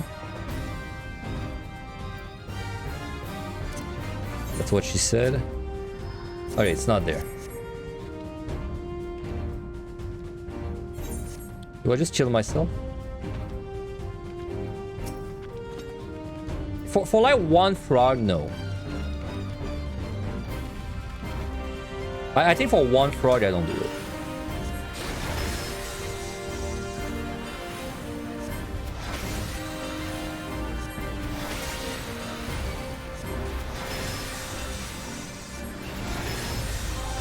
Wait, what? Oh no, dude. Wait, what? I can't believe it revealed that room on the left. Oh man. That feels bad. I can't believe it revealed that room, man. That's fucked up. It's you know what's funny? I edged myself like a little close to it, and then I was like, I felt like I was very close, but then I didn't see it proc on my map, so I just left. It probably proc during, like, I probably moved. Then during the J pose, it kind of like oh, was it trying to dodge the frog? Yes, you're right. I think it was when I tried to dodge the frog, because it came back, right? Oh well. That's the first time. That's the first floor where I accidentally did the full reveal, I think. Like, and you know, it actually like mattered. So, rip. As Finn does the lower score on Summoner before. You remember seeing me doing it on another job? It's been a minute since you tried to stream. I did this a few months ago. I attempted this a few months ago on Summoner as well. But I threw on Behemoth. I threw the run on Behemoth, so that's probably from what you remember it. This time I would... well, I plan not to throw on Behemoth, so...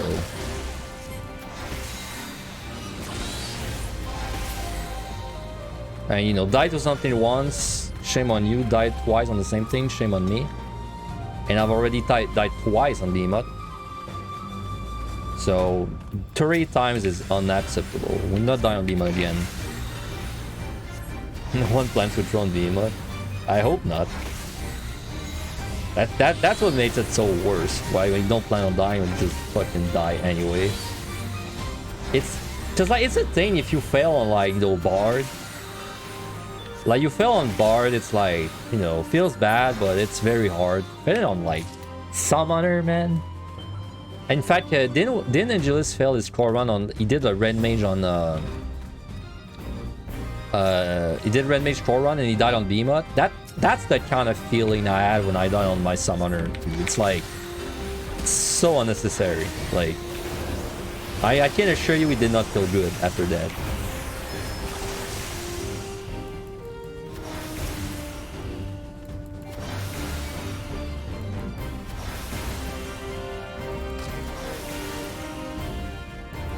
You're glad you got consistent at 180 for Black Mage? Yeah. That boss was a bitch, man, when I did it. But I procced it in Shadowbringer, so the rotation was a little weird. A little different. You know what killed me multiple times back when I tried to do it on the Black Mage? It was the ley line placement. What happened like a few attempts is I would put the ley line, but like before the second Charib, and then it just like be chilling the Charib, and I'd be like, well, time to die.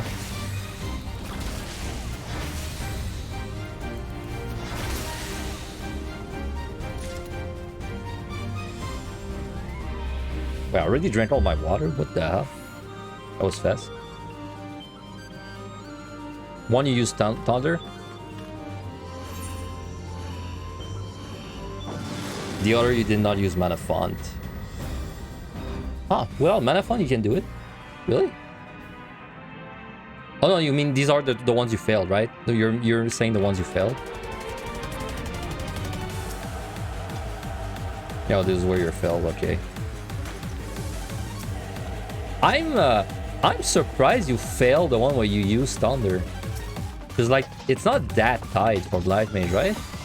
Is it because it maybe it drained your mana and then you could not get like the last Fire 4 in? Is that what happened?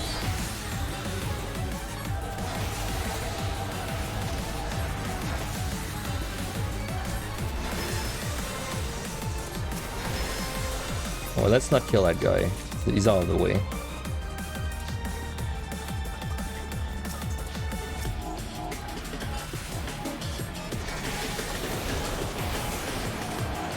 Continue tunnel vision and kept spamming B4 when you should have started with F3. Okay, yeah, maybe. Maybe it like stressed you out that you thundered and you were afraid of missing mana.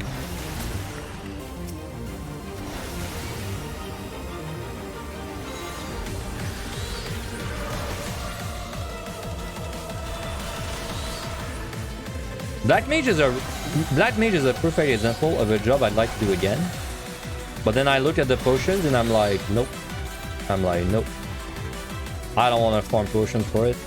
Well, not farm, but I don't want to like burn potions for it. Okay, nice respawn.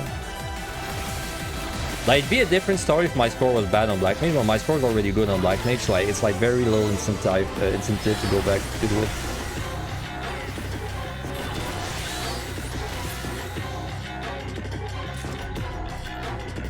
Can these floors be 4 rune? I don't think they can, right? I think it's 5 minimum.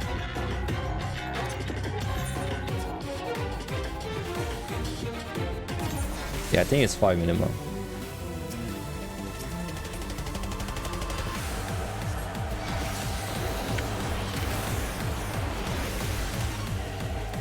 But you know what job I want to do again, and that's actually pretty hard though? Bard. I want to do Bard again.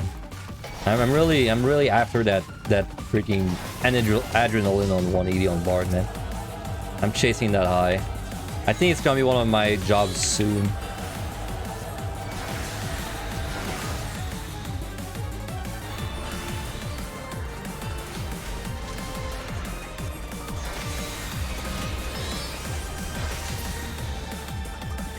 Wait, have you done Bard, Zeren? Have you ever done Bard? Well, it's probably not that bad for you. Because for you did the Dark Knight push the old way. Dark Knight push the old way was about as bad as Bard, so...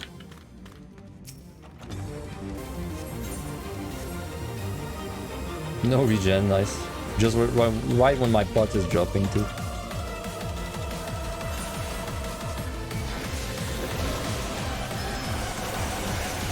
Bard is a late job for you, I see. I mean, honestly, since you did Dark Knight the old way, it's not gonna be as bad for you as it was for me. For me, Bard was rough. Dude, it took me, I think, 6 or 7 BMOTs attempts until I did it correctly once.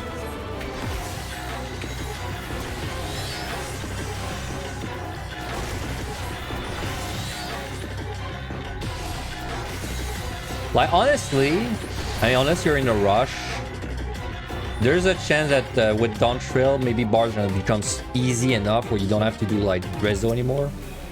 It would honestly not be a bad idea to wait for that, like, perhaps.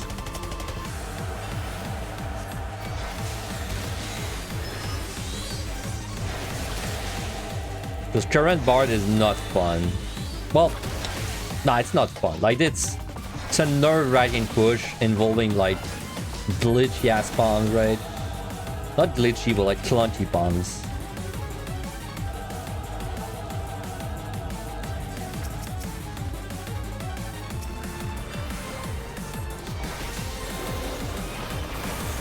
Your order is Black Mage Ninja Monk. I mean, you can clear like these, and you know, it's like it's really just 2 days for one job if you don't wipe.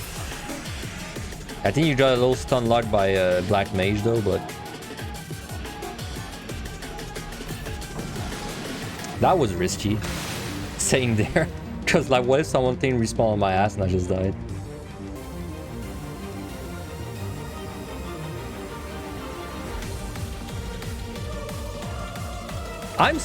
You know, in fact, it's surprising it took you it's taking you so many attempts to clear a Black Mage. Like, you're definitely good enough where you should have been able to clear it, like, in a few attempts. But it might be because you're squeezing the score too much, right? Like, you're going for insane score.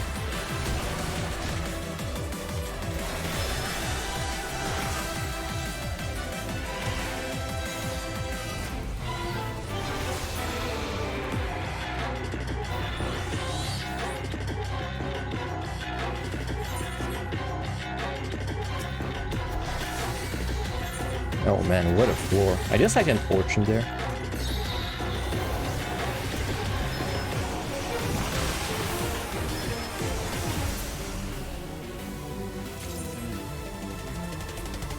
I don't think it's there. Enjoyed getting a low score this time? God, I wish. Hey, we're doing pretty good right now, and by pretty good I mean we're doing pretty bad. Which by this I mean we're doing pretty good. No, if you catch my drift.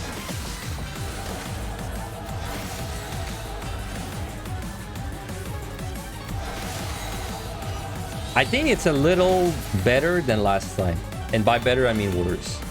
So in a good way. Because I think last time I had like almost no raisings used at this point, but I already used 3 or 2. So.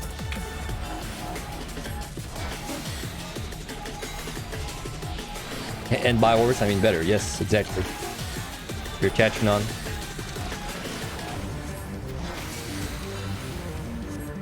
Man, that sneaky little ground telegraph. Good thing I was looking for that. This hurts like a lot, by the way. So. Not one shot, but like not far from it.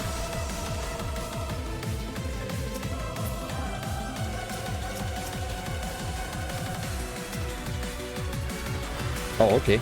Your sound, I guess?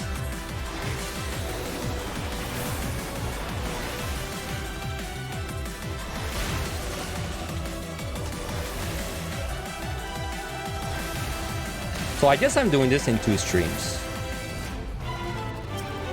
Like, because I think probably today I'm gonna stop at like 130, 140, and then tomorrow we'll do the rest.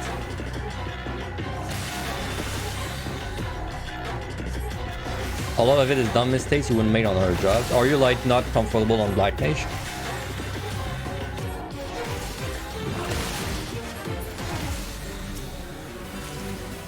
Not at all. Yeah, that's fair. I think I'm a little biased because personally, like I know I don't raid much, but when I do, I play on Black Mage, so it was easy for me to switch like in the Black Mage playstyle.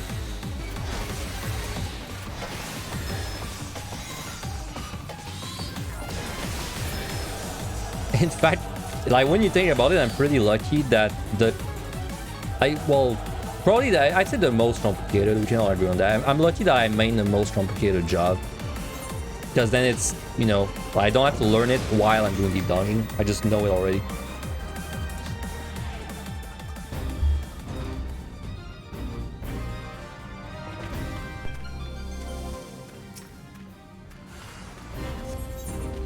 Do I raise? Do I raise? No, I don't.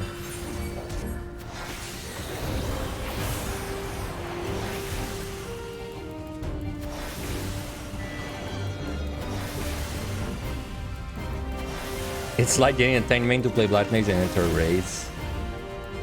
Dude, I wish raids did not require gear. Because if they did not, I would probably actually raid on, like, try all the different jobs. But it's like, I can't bother because... Right now I can't bother because I don't want to, like, gear up everything. It's too much work.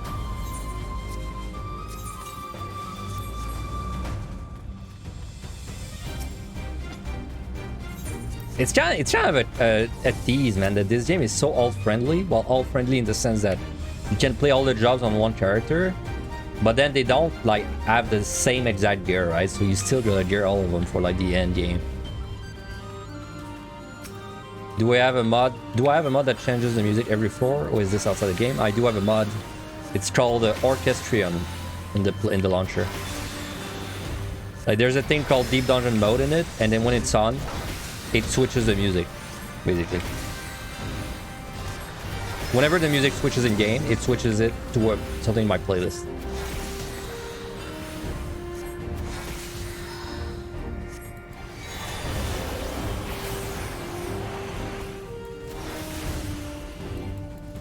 Well, I do buying on the market board is fine. I do it. The unupgraded tomes though, I'm not a fan because it's a lot of tomes, right? But I'm not interested in grinding 50 roulettes just to upgrade, like, you know, a few jobs.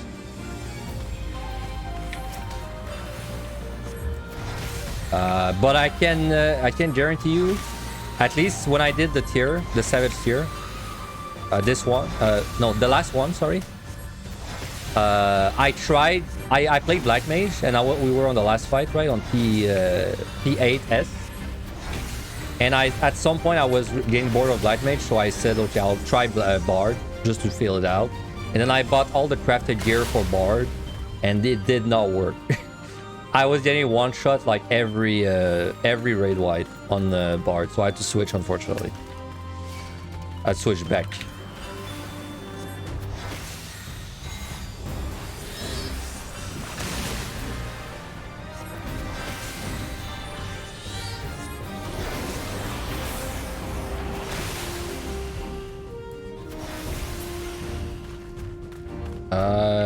Key is open. You can clear on the minimum item level, but it feels bad to clear on the null for fun when you have 660. Yeah, also it's also your group, right? Like if you're a static or not, but like because your group has, it kind of has to adjust to like your HP levels.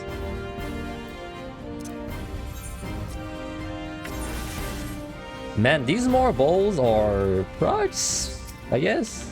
I mean, this guy will always be in the way, so I just want to find out. You're probably procs, right? Yeah.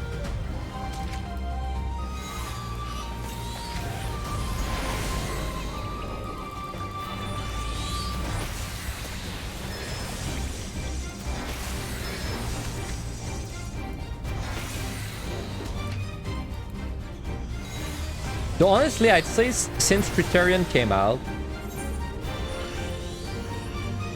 if I were in the mood to raid, I would probably do Criterion, and not raid, because I don't really care about raids. Like Criterion seems more interesting to me. That's a good certainty.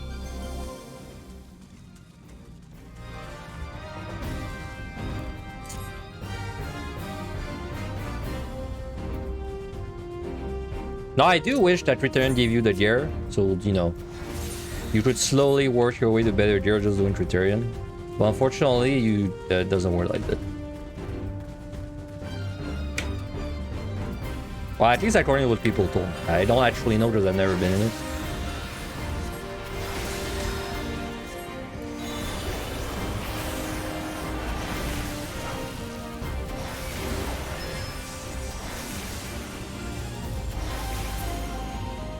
You have got to raid Savage. That sucks, man. It doesn't even make sense considering Savage is 8 people and Criterion is 4. So like, what's the idea there? Like, you're gonna split your raid group in 2 and do like 2 Criterion groups? I guess. I mean, I guess you could, right?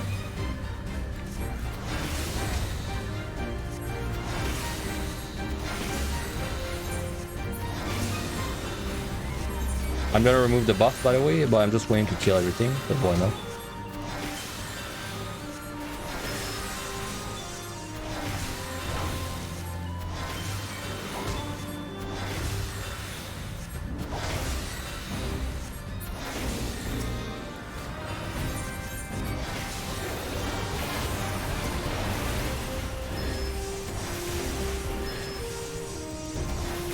Am I using JPOD on my carbon call to look into runes while revealing them? Yes. That's exactly what I'm doing. And don't worry, you've never seen that because, well, it's your first time seeing a low scroll run. It's not exactly a popular way of playing. It's a little exotic.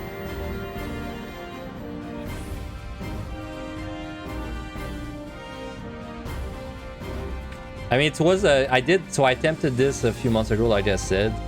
And during the first attempt is when I realized the power of JPOs. It's less useful when we get to like the last sets, but it's very useful in these cramped layouts like that. So this room is no.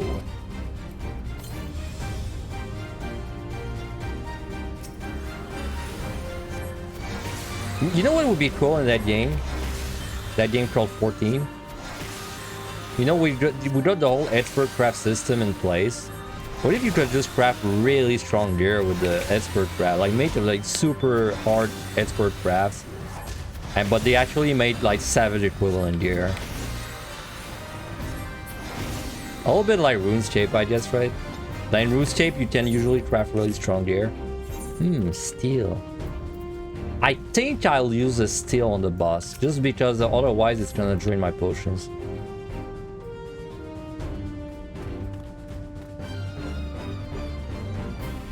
They did that on the recent raid tier on WoW and nobody raided the tier. What the hell? I mean, it's funny. It's funny in a way, but that it's... I mean, I have no idea what the raid was like, but isn't that kind of a proof that the raid sucked ass? If, like, no one did the raid just because they could not get rewards from it?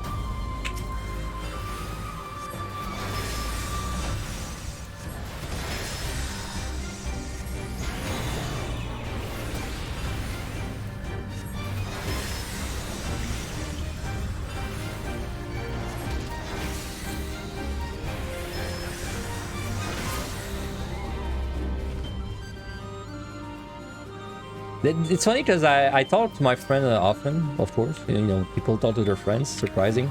But my friend is very gear oriented.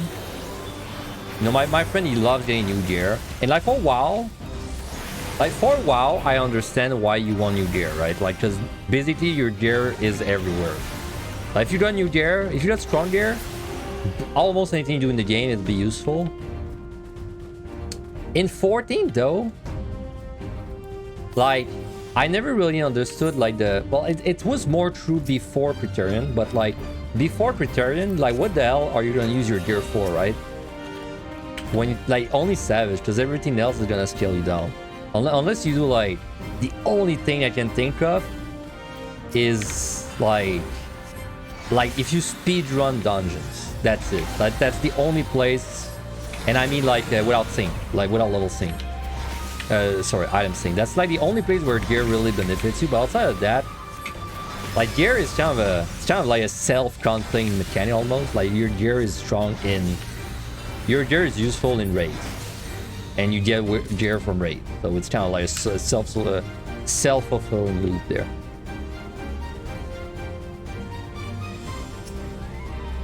It's less true with Praetorian, to be fair. Am I doing this no strength? I kind of want a strength because this is such a potion drain. This boss and the next one. Yeah, I'll strength. It's only 100 points. I feel like it's worth. We don't need to, but I think it's worth.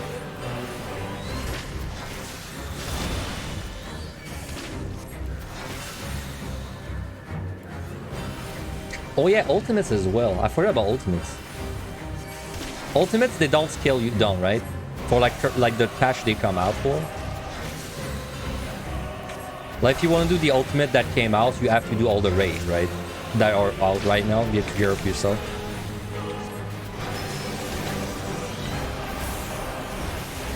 Yeah, right, okay. I totally forgot about ultimates somehow.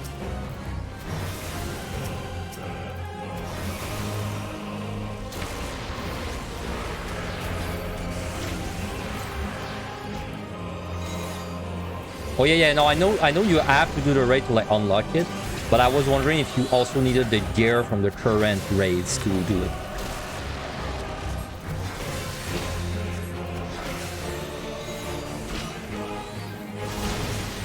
Ultimates though, like Ultimates is 8-man content as well, so it makes more sense, I think. Because like, at least in my head, I feel like if you're gonna do the Savage tier with the static, and then an ultimate comes out, then you're probably gonna do the ultimate with the same static, right?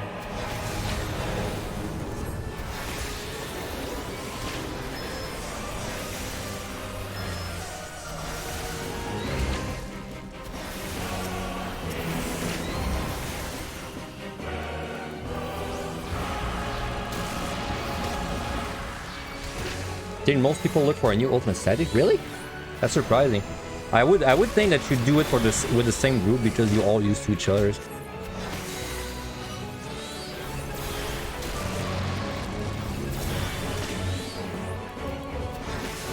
You would not do ultimate with your savage friend. Interesting. Why is that? Just because they're not good enough, in your opinion?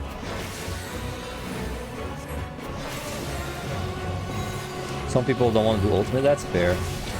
I guess I'm trying to like min-max it too much in my head.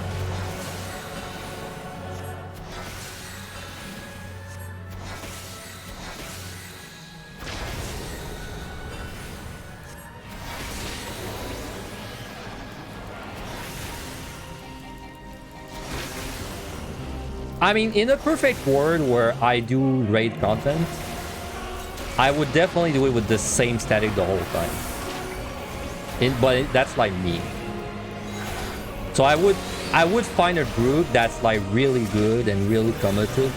In fact, you know, like if I was in a raid on release, like if I did a raid on release, I'd probably find a group that does it like 6 days a week. Because I want to like just... I'm more the kind of guy that likes to do it all like at once. Rather than make it like some kind of like daily chore, right?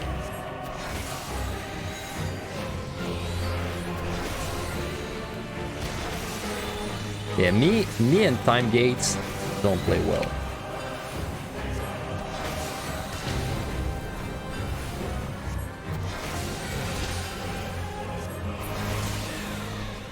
Because I did oh, nice song, what we're missing. When I raided with my static, this one, no, sorry, not this tier, but the one before. I think we did 3 days a week, 3 hours a day, 3 days a week, and that was like the worst. It was like not enough, but like it was already too much. It was like too much, but not enough at the same time. The detonator is triggered, the trigger is no more, and then you get TP at the same time. Nice. Optimal. I'm glad you tested that, Zeren, because I actually wanted to test that specific scenario a few times. Like dying from a silver on the teleport, but I was never able to like replicate it. So that's a... If you get a clip of that, that'd be nice actually. Finally, you stream something good, yeah. Yeah. Is that your kind of run, Aurora? I could see you do that. That seems like your kind of challenge.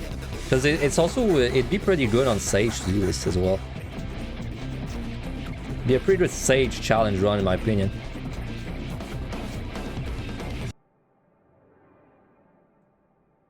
Still weird, man. After all these months, I still have the bug on my PC where my file explorer just randomly opens every like at specific times each day. It's 9:43 in the morning, then it's like 12:57 for noon, and then it happens another time during the evening, but I don't know when it is exactly.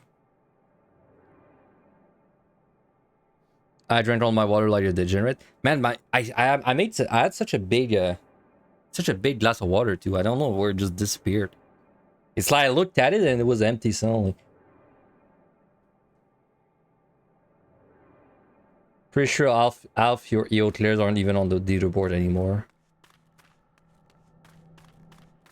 Your Dark Knight Word First is rank 24. And I don't care enough about Word First to really like keep the times recorded. Fortunately, because if I cared about them, it would make scoring very annoying. Luckily, I don't care about it. I care about EO Word First, but I mean, I know I did it. I don't need proof.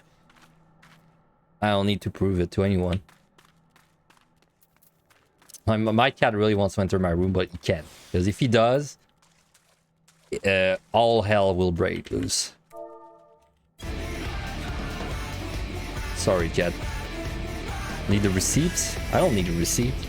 I don't need them. I'm doing tax evasion.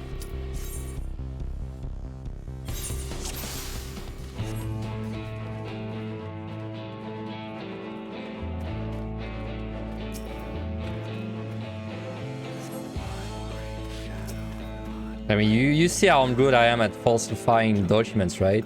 Like that one time I got a 2 million score in the MLI and I showed it to Zeren and he just believed it instantly. You can't trust my receipts, man. Tabarnak. You said it. You said the word you should never say.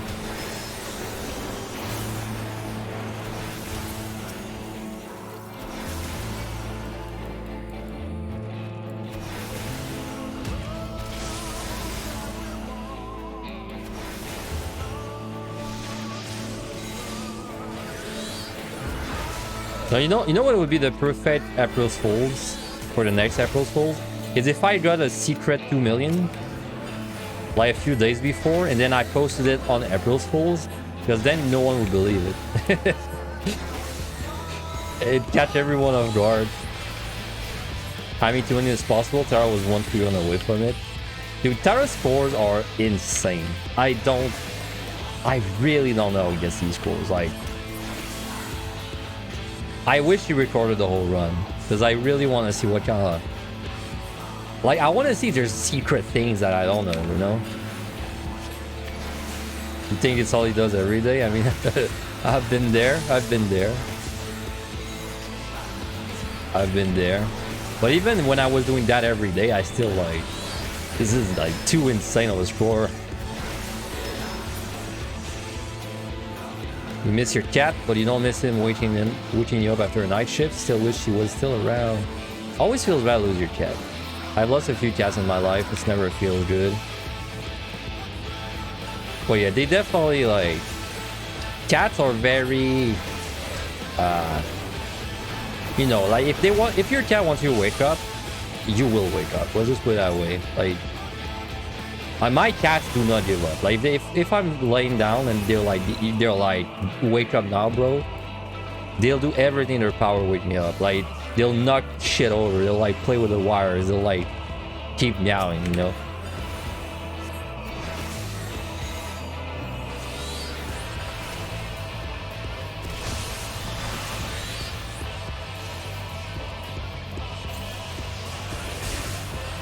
Oh man, no lifer. I've not seen this insult in such a long time.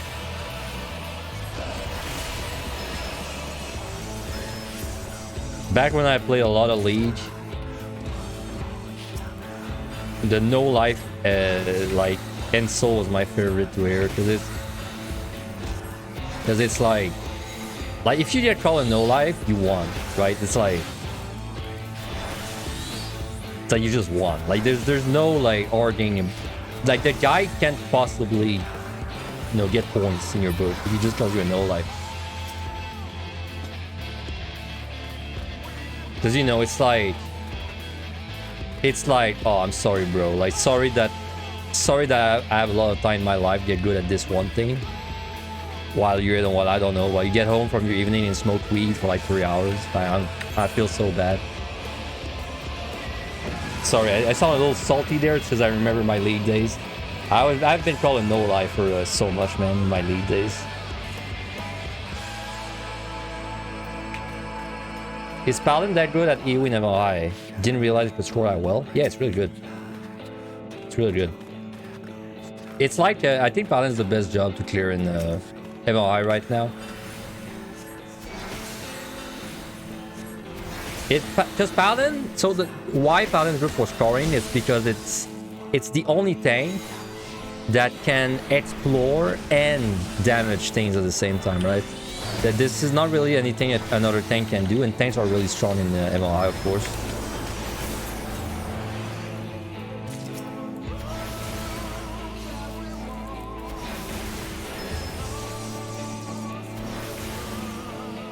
Not sure how much more you can optimize without just getting better RNG. I mean, you're already kind of in the RNG. You're already in RNG territory, those Aaron. It's not. I don't think he's doing much different than you, unless he has secret techniques. But because well, I have your Dark Knight. I have your Dark Knight run in my mind though. Like that was. I'm pretty sure your Dark Knight run is the way Tara plays for his players. Unless there's like something secret that we just don't understand. Which is why I wish I had bots. Maybe it's found the secret room, right? Like the very secret room that gives you like massive points when you reveal it.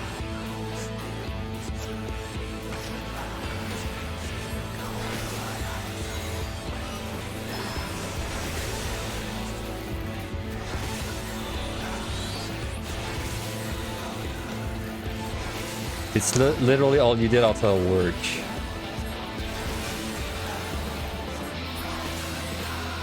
You know, I don't know if you're the same, Zarin, but me, when I'm like very committed to something, like if I really want to do something, and it's like, you know, it's all I do, it's like, it's all I do, right? Like it's not like, I don't know. If I say, oh, I spent all my free time doing this, I really mean I spent all my free time doing this, right? It's like all of it.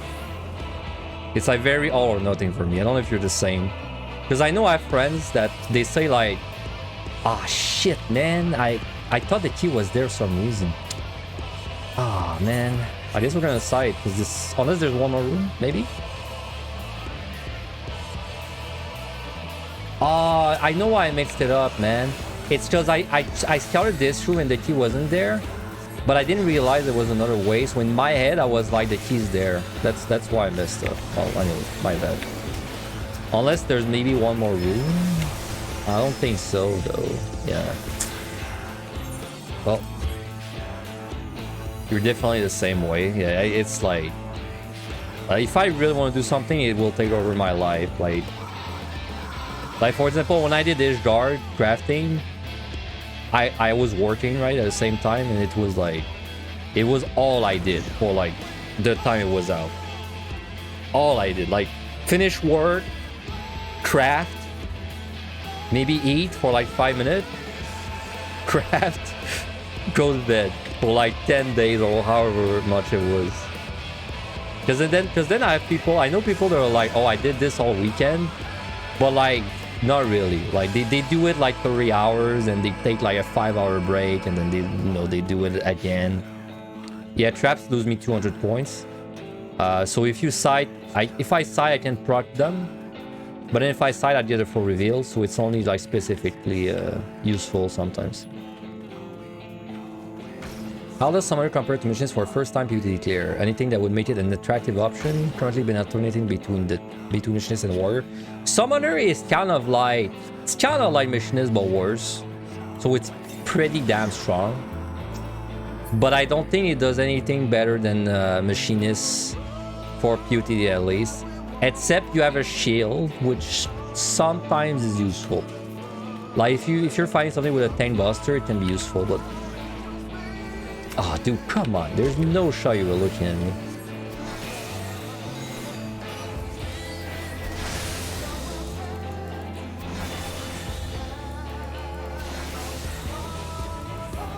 Oh, this was a terrible floor. This was the most terrible floor I did this entire run so far.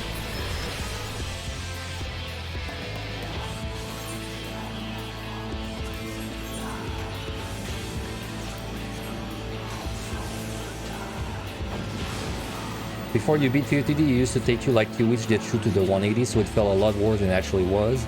Soon realized that if I just played consistently, I could get it in maybe 2 or 3 days. Wow, that's a very good point, Laji. That's exactly the way I feel about a lot of things, honestly.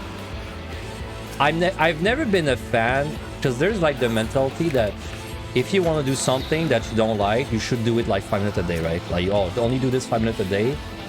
I'm kind of the opposite. Like if there's something I don't like, I want to do it all like as quickly as possible, because then it feels a lot less worse, you know. That's why I agree. I'll hard agree with you there. Now I like the dungeon, so it's not really applicable to the dungeon, but like if I'm doing a really boring grind, I'll do it all as like the shortest amount of time I can, because it's like it's if I just do like 10 minutes of it a day, all I can think of is, my god, I'm gonna be doing this for like 6 months, right? Like potsherd farming, yeah. I mean, if I really like, if I really need to, well, potsherd farming. I mean, it's a good point, but luckily I never have to farm potsherds like a lot, so I've never been in that situation. Usually I have to do one potsherd farming run every like 10 or 15 runs. Maybe even more, 20, like 20 runs. Because I don't even think I've done 5 potsherd farming runs in my life. Like, I've probably done 4 or 5, but no more than that.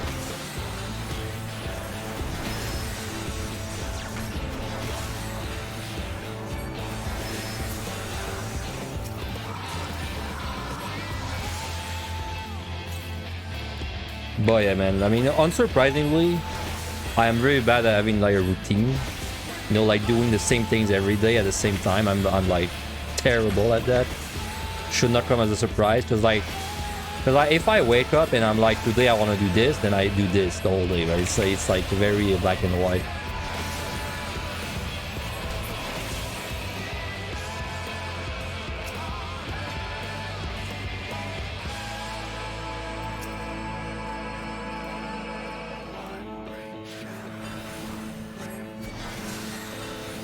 Astro, for me, Astro was my worst job for pot shirts though, in PotD. But I don't think it's because Astro like needs that much potion. I think it's mostly because Astro was like, it's the only job that took me like a lot of attempts to clear for PotD. Like Astro took me 7, 8, 9, like something around that. But then all the other jobs I did were like 1 or 2 or 3 at most, I think. Like my Black Mage took 2 attempts. If you exclude the attempts I did when I was like very young in the deep dungeon stuff. It took me 2 attempts to do Black Mage, but if I did like 10 attempts on Black Mage, I would have probably felt really bad about the potions. You know. Schedule activities, thought that after school. I mean, even in school, to be fair, like even in school, it was like I wouldn't say I had like a routine really. It was more like oh, this all-mort's due tomorrow. Well, let's pull an all-nighter to do the all-mort.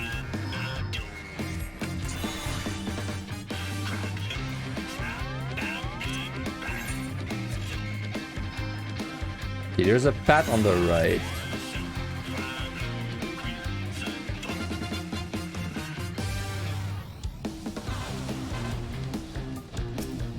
Oh, but she's there. Parts of you want to just clear Black Mage and be done, but you keep dying to non-scoring mistakes.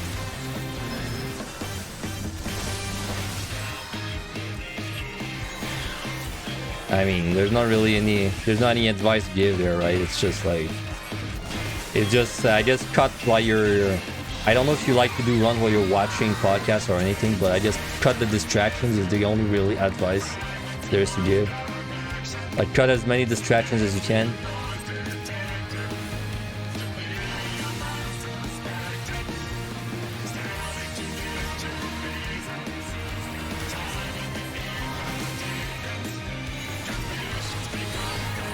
Don't stream above 160 anymore because of that. Oh, really? I didn't know. Makes sense. When I was doing my Astro, on one of my attempts I did off stream, I recorded it off stream just because I thought it would help. It did, but then I threw the run to a mistake. And then I was like, I'm never doing that again.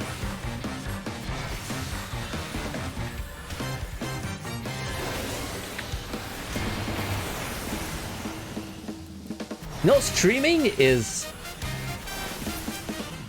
like, it definitely needs focus to stream. I don't think that fortune was a word, by the way. Probably should not use that because it's kind of too late for it. What was I saying? Yeah. I think... Wait, what was I saying? Yeah, I think streaming is like... It's a distraction, but in a weird way, it also helps me focus sometimes. Like, for example, right now, like the boring floors, I focus better if I'm chatting at the same time.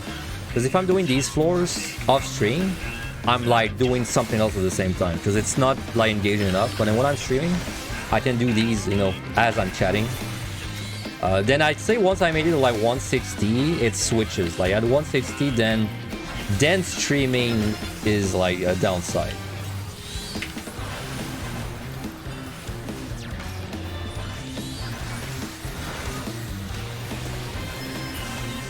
I don't throw runs that often though. I think I'm pretty consistent generally.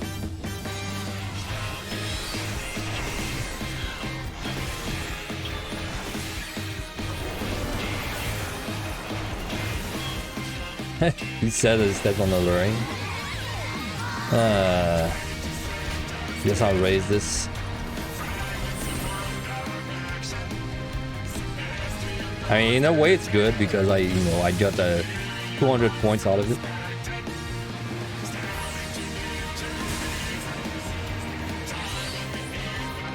Well, I lost 200 points out of it.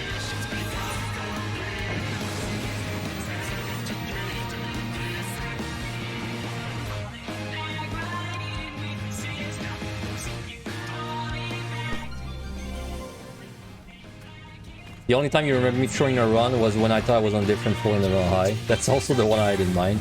I mean, there's this Paladin one, the one you said. There's also I threw a Warrior and Summoner on Behemoth, like semi-recently. I died on a Sprite, to a Sprite on Dragoon in EO. I threw my Ninja, I died to Glass Punch on Ninja, on my first attempt, right, on Ninja. And I think that's it for like throws I did recently.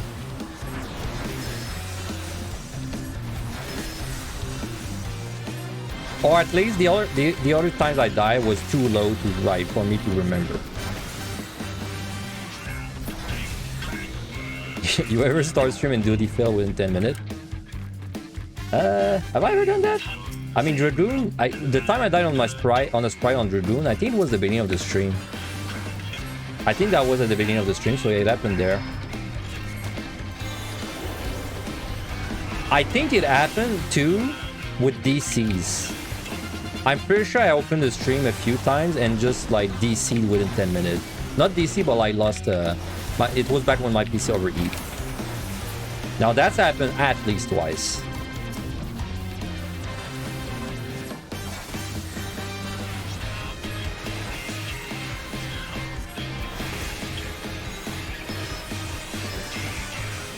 But yeah, like opening stream and dying instantly feels bad. It's definitely feels bad because then you're like realistically, if that happens, you should just start another run because you know you just open the stream. But like really, you really don't feel like doing another run when you just died to a dumb mistake, right?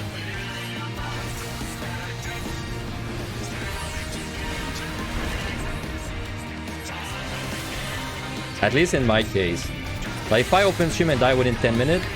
I kind of want to kill the stream and play another game, you know? Man, talking of other games, I gotta start streaming other games again. I don't know why I enjoy doing it, but it's like I don't do it enough.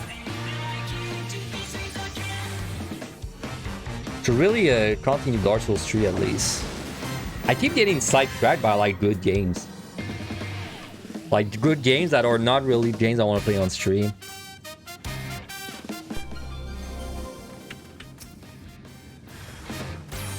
Okay, I don't want to raise like another time. We're gonna remove these debuffs.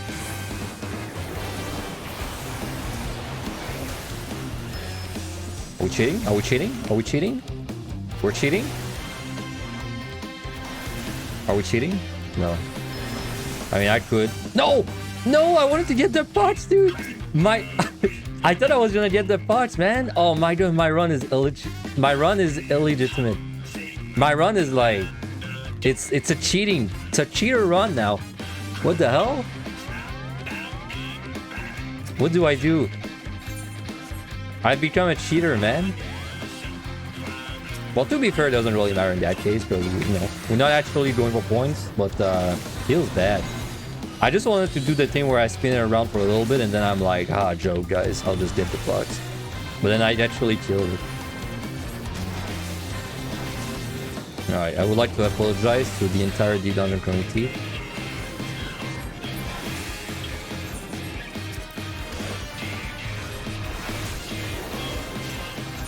That's a nice rating though.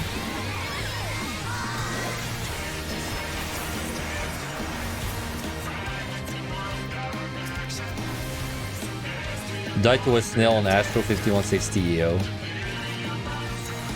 Do you think snails are too...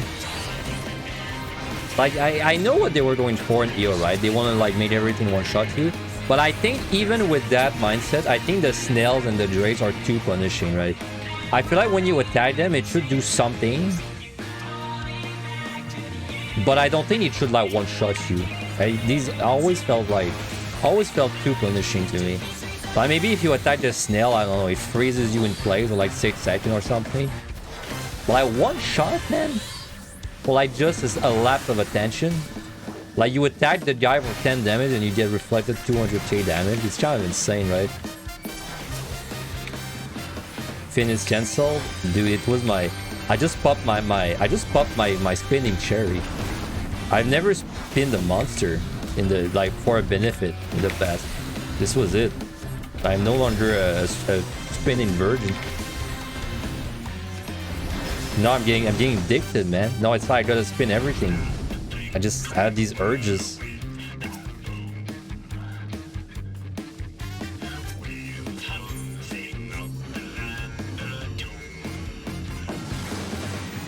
No, it's fair game.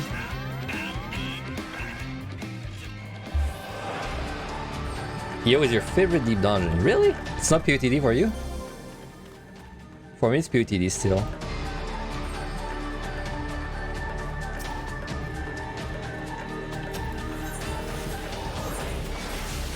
Hell no. I think PotD is... I do enjoy PotD the most if I score. If I'm trying to clear like normally... If I'm trying to clear normally, I think... It's definitely not you, right? Like, if I'm trying to just clear normally, I don't even know which one's my favorite, man. If I'm not scoring, I know it's not yo, but I don't know which one it is between MLI and PotD. Because like the thing with MLI is that it's very fun because you can be put in like such disgusting situations. But then it's also kind of too easy when you get that one run where you pick up like, you know, a few Petries. Or like a lot of steals. But then PotD is super bad until like 161. Honestly, if you're not scoring, it's bad until like 170. I would even argue 180 if you're just trying to clear. So by 175, it's bad until 175 when the monkeys appear. Scoring though, it's PotD for me for sure. And I'd say EO second place, and then MLI last place. Nice respawn.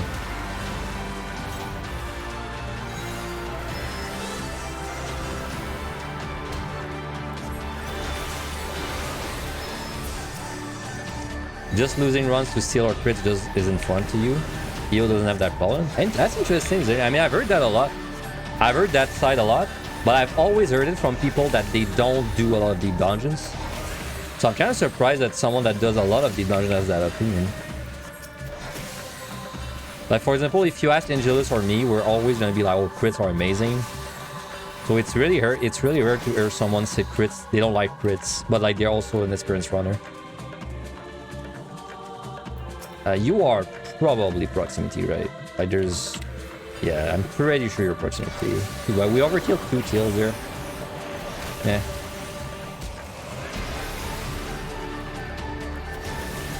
EO second place is by 110? Yeah. Because I think EO is really fun to score for like the middle part.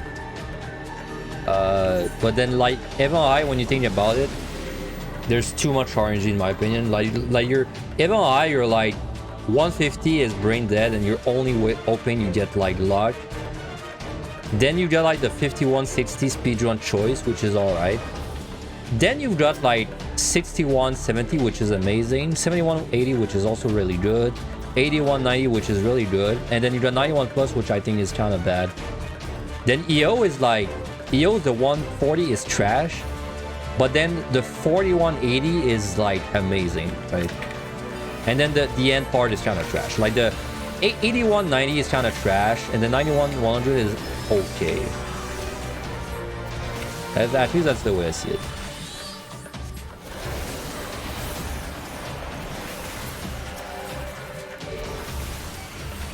I mean, I did if you've never seen it, I did a tier list of all the sets in Deep Dungeon of fun levels, right? What was it called? Deep. Wait, he's not dead. Deep Dungeon set tier list. How did I even call this video? Yeah. I mean, if you want to know how I feel for real. There it is.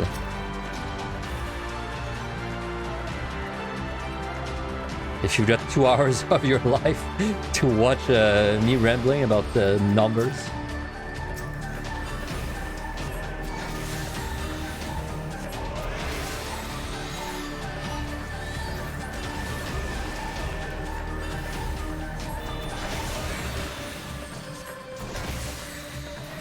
No, EO is exactly the way you described. You don't lose in EO. Like, you just don't lose to RNG, but I don't like that, personally. Because, well, I thought about this a lot, right, in the discourse.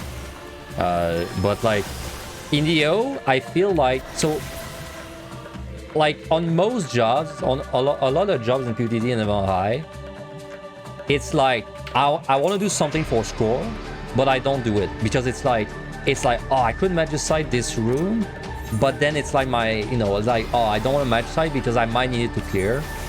PotD has the same with rages. Also, it's job dependent, of course, but I'd say most jobs have to do that decision. But then EO doesn't really have this, right? EO is like, EO, if you see the points, you get the points because you don't need anything to clear, right? If that makes sense. Like, you can enter 81 with nothing at all, and on most jobs, you're still gonna clear. So it's like, so if you see a treasure room on 75, you're never gonna make the decision of like leaving it alive, even though you have resource, because you need to clear, you need bombs to clear, right? But in Never Mind PotD, you make these decisions all the time.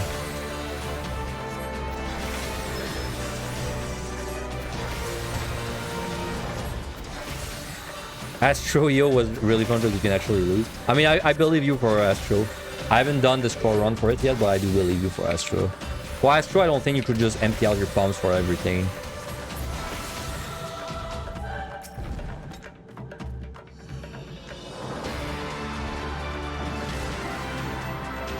Try it, you're gonna love it. It's in my soon to do list. It's gonna be like in a little bit, but not too long, because I don't have a lot of jobs left in EO. Do I strength for the boss? I think, yeah, right. Yeah, I'm still strength this boss, because fuck this boss.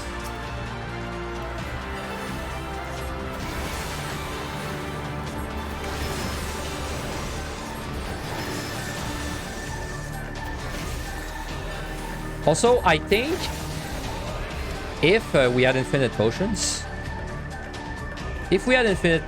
I think I would like scoring EO a lot more. Like, I don't know if it would surpass PotD, but it'd be like a lot closer in my head. Because EO, like the big bad thing about EO for me is I kind of want to go hard early on, but I can't, or like I don't do it, because then all I can think of is how many goddamn potions I'm gonna be wasting if I do die, right? Like, I don't want to do something dumb on 26 because I'm already like 120 potions deep, right? And then this feeling of not wanting to lose a run, it just keeps going on every set, because like every set is like the tax gets bigger, right? Like, there's not really a recovery potion set.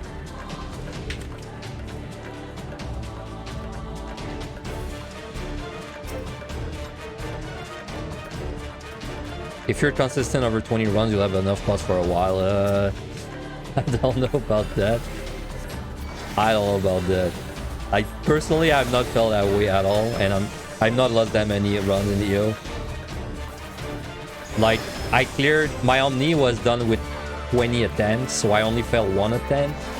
And it's not like I had like a massive potion stock after my Omni. It was like, I don't know, it was probably like 300 potions or so.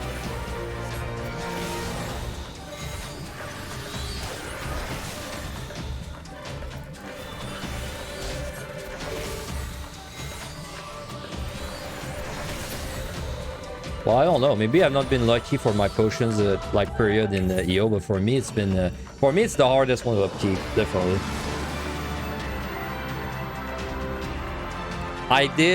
I had to do like, I did 1 or 2 group runs to get potions, and I farmed 2130 a little bit.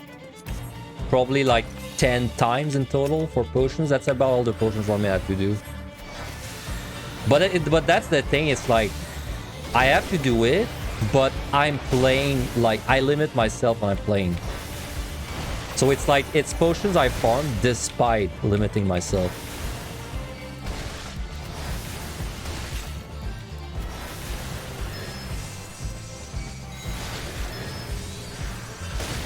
I mean, it's just a potion system, right? I'll never be a fan of it. Dancer was one of your least favorite jobs. Yeah, you and me. I mean, my dancer has been sitting on floor 30 for like 3 or 4 months, so... Or is it on floor 41? I think it's on floor 30.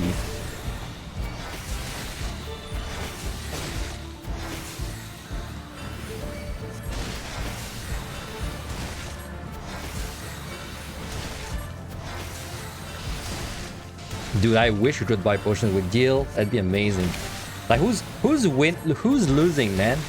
If you can buy potions with Gil, like, who's losing? The people that don't want them sell them, and the people that want them buy them, right? Like, who's losing there? No one. But yeah, it should be like that. It should definitely be like that. I mean, that's the way Hyper Potions work, so. So we're earthing you as a Dancer main. Dancer, it's like... I can't talk about Wraith because I don't know, but in Deep Dungeon, my problem with Dancer is it's... Like... I think its AoEs are like clunky to use. And also it's too burst centric for me. So like all your things have to line up, and then when they do line up, you want to use everything at the same time. So like what happens often is you're gonna burst a monster, and then the monster dies, but you still got like 10 seconds of burst left. So then you gotta like switch to a different monster, which doesn't always work well because like maybe maybe there's nothing else, and then maybe the key's open or something, right?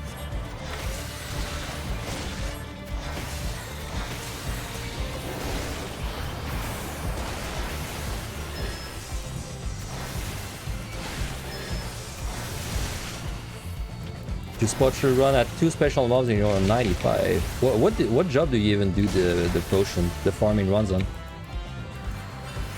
Do you do it on like Red Mage? Machinist?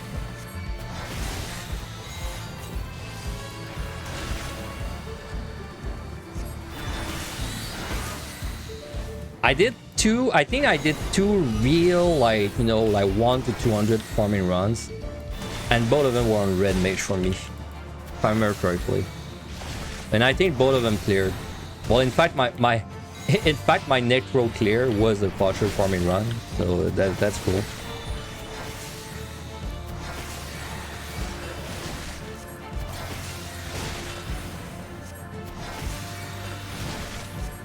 Well, in fact, even more than that, my EO clear was a Potcher farming run as well. My first one, Paladin.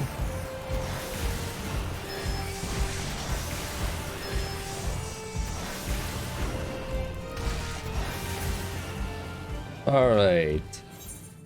Okay, I think I'm doing one more set today and then we'll do the rest tomorrow. That should work out nicely, like 6-6.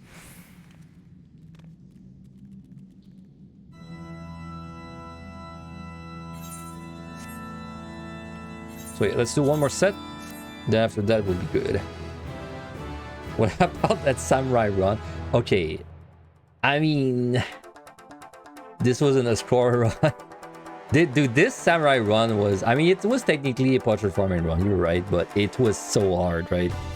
Dude, this samurai run, the one... Because for context, I did a samurai run in EO where I used no potions to clear, no regen potions. Unironically, the most fun thing I did in EO.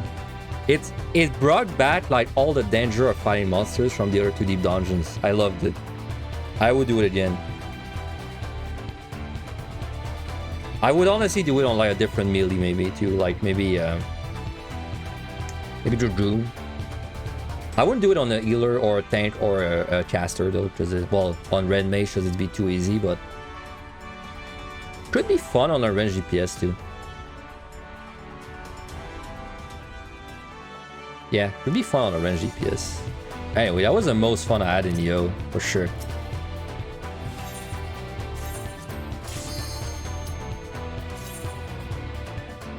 No, I can't tell you my least fun run in EO. The walking only run, it was so bad in EO. It was so fun in MLI, so fun in PotD. Wait, did I do it in PotD? I don't remember if I did a walking run in PotD. I think well, I don't remember actually. Well, anyway. But in MLI, walking only run was like super fun. In EO, it was so bad, dude. Because like in EO, every freaking AoE one-shots you, so like... And they come out so fast that you kind of I gotta do it on a teleport job. So I did it on like Ninja, and all it meant is I was just like teleporting whenever an AoE came out. It was really, really dull. Wasn't a fan. She's there.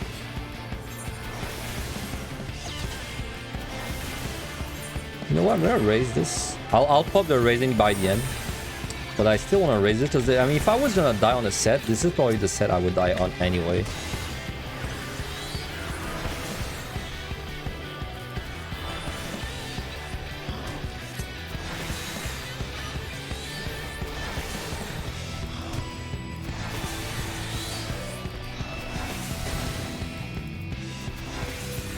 Nice trade, bro.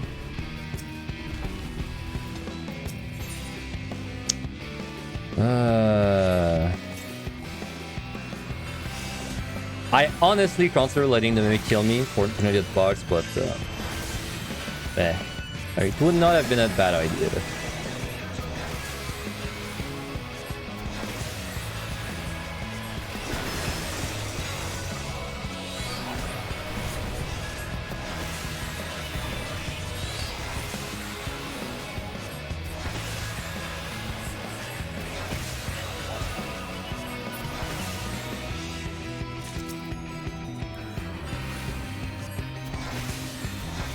Oh yeah, also the second most fun thing I did in EO, Samurai first person run.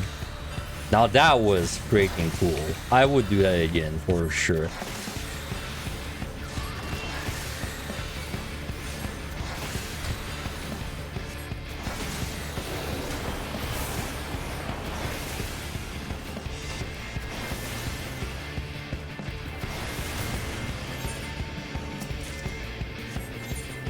That reminds me that I should probably fortune this next floor. Am I gonna be stepping on traps dying intentionally for less points? Yes. I will. I will do everything in my power to get less points. Nothing's off limit. Well, that no ability, sorry, that no item sucks with those pucks. The biggest thing I'm doing though, the biggest thing I have to do is not get the full reveals. So I'm gonna make sure I don't reveal the full map each floor if possible, because this is the biggest like chunk of points you can get. So.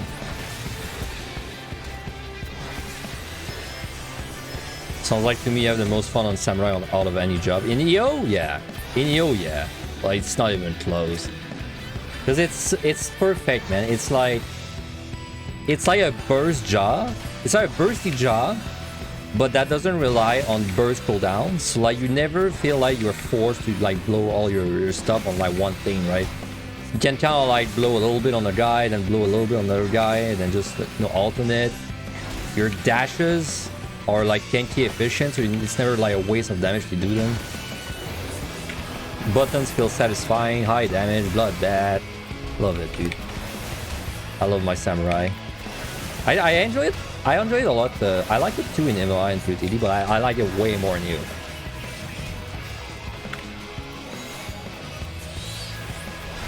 Do even landmines lower score? Yep.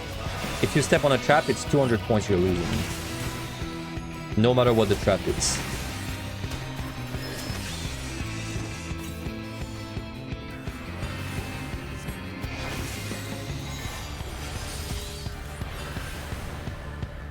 Y'all talking about all these challenge runs and I'm still struggling to even get a solo clear on EO. But even with kiting mobs, it just hits so hard. Which makes you feel never safe on a melee or a non-red mage DPS. You're usually up to use a healer. I mean, if you're coming from EO, if you're going to EO and you're not coming from PotD or even a high, yeah, the monsters are gonna like surprise you with their damage. And they're gonna surprise you with their damage. Keep in mind though, if you intend to do all three, it only gets worse, right? Like the damage will get even crazier in the other two. It's a thing you gotta get used to. For EO, I'd say usually the reason that they lose control with the damage is they don't keep their potion rolling. Like, you know, the potion, the sustaining potion, the Orthos potion, right? Basically, you use that potion every time you're fighting a monster. You don't keep the potion, right? Like it's not something you want to use as a backup. you just want it to be on all the time. If you just keep it on all the time, then the amount of monsters that will actually kill you is significantly decreased. It's gonna be like mostly mimics or gloom monsters.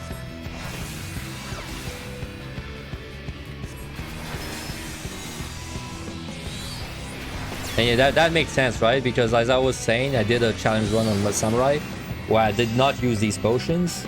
And I can assure you, if you don't use these potions, then it's like, it's significantly harder to clear. Because they're so like, they're so important. Okay, key's right there, actually kind of lucky. Dude, I have one Rezo. What the hell? There's a universe out there where I actually have 0 Rezo with that boss.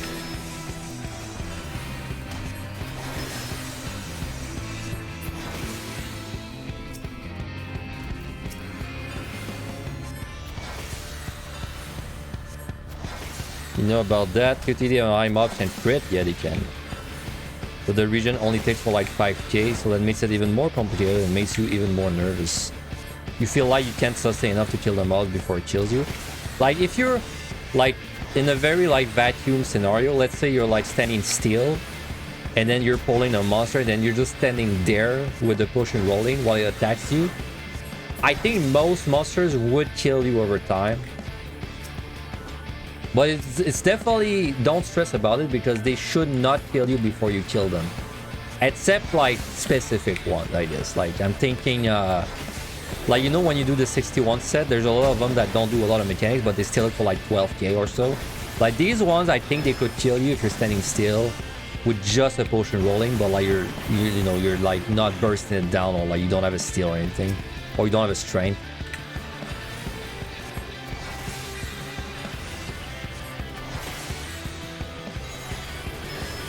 But like white mage are a great choice. Like the Sage or white mage are a great choice for heal. Like they're really not that bad to clear, even compared to a DPS.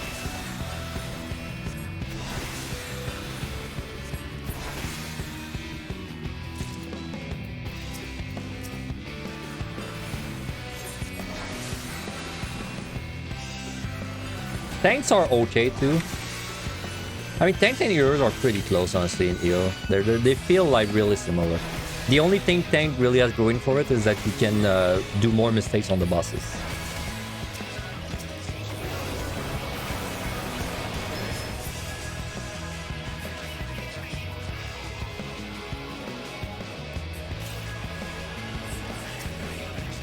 Oh, well, fucking resin.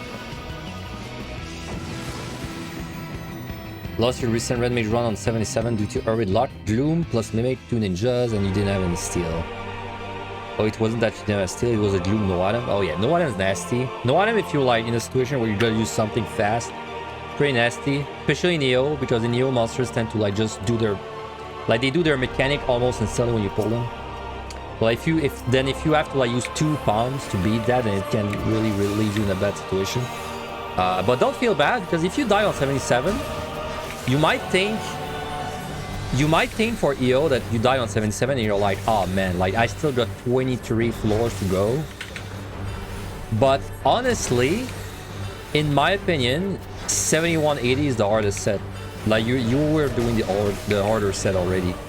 I think once you made it to 81 plus, as long as you know the mechanics of the monsters, it's significantly easier to clear, like way easier.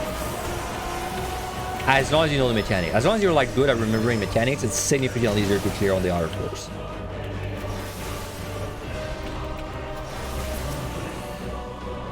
Huge thanks. Just on my Necro on Summoner and watching me fight a course patrol with no steal was what you needed to go for the last set.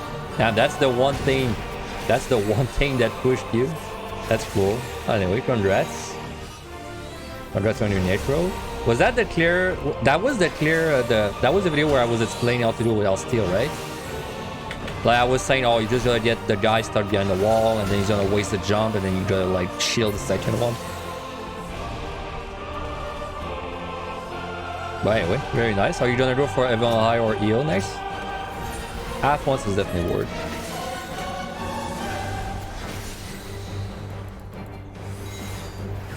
Oh yeah, I wish they made 130 easier as well, White Mage, don't worry. Well, I think a lot of people are wishing that. Unfortunately, if it hasn't happened yet, the odds of it happening, like, you know, soon are pretty low, unfortunately.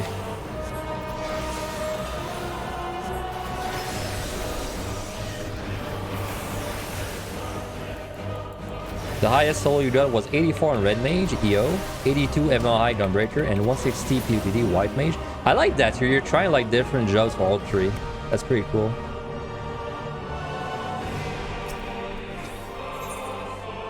Instead of like taking the one job to do everything.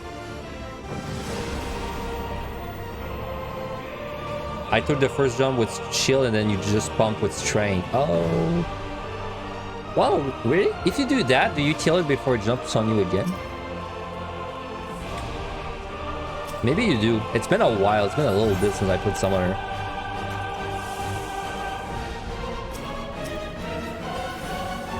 Just finish 100 and you just can't be bothered to go back in. It's another 3-4 hours to finish your farming. Rip. I mean, you can... something you can do there and you can do a group run. You know, you get less potions, but it's a lot more fun.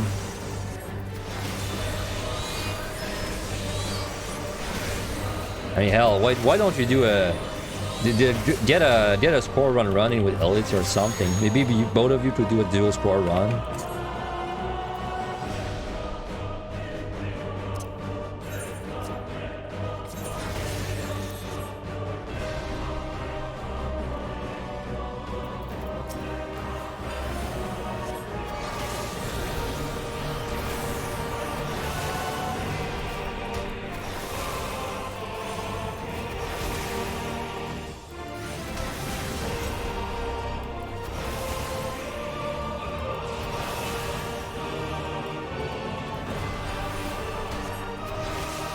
You just can't get these solo players. That'll happen with time. It'll happen with time. Practice makes perfect, right?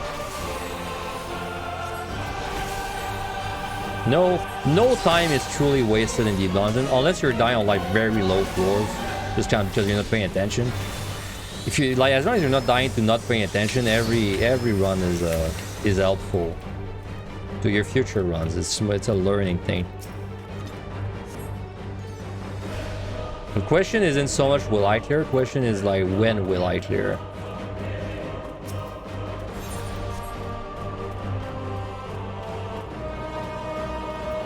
At the moment where Windows is used for other content. Blue, Criterion, Savage, X Farms. Damn, you guys are really going hard. Man, it's kinda nice you guys have got like your own group. I assume you've got like your foreman group. Didn't just do everything with them. That's kind of how I used to do with my friends when they played, but they all stopped playing. so I am left alone. Back when all my friends played, we would like three. Well, it was 3 people, like me and my 2 friends. We'd like do everything 3-man that we could. So we farmed like a lot of extremes and old Savage and 3-man. It wasn't always easy. Sometimes it was pretty hard as well.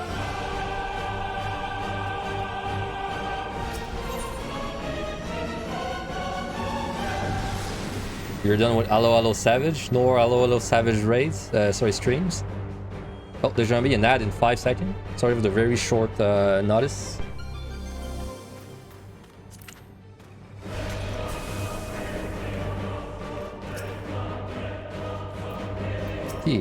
I just steal. Would that steal last me to the boss if I use it now? I think I'd be okay using like a rage to make it happen, honestly. Oh, but wait, if I do that, I gotta wait for the time though.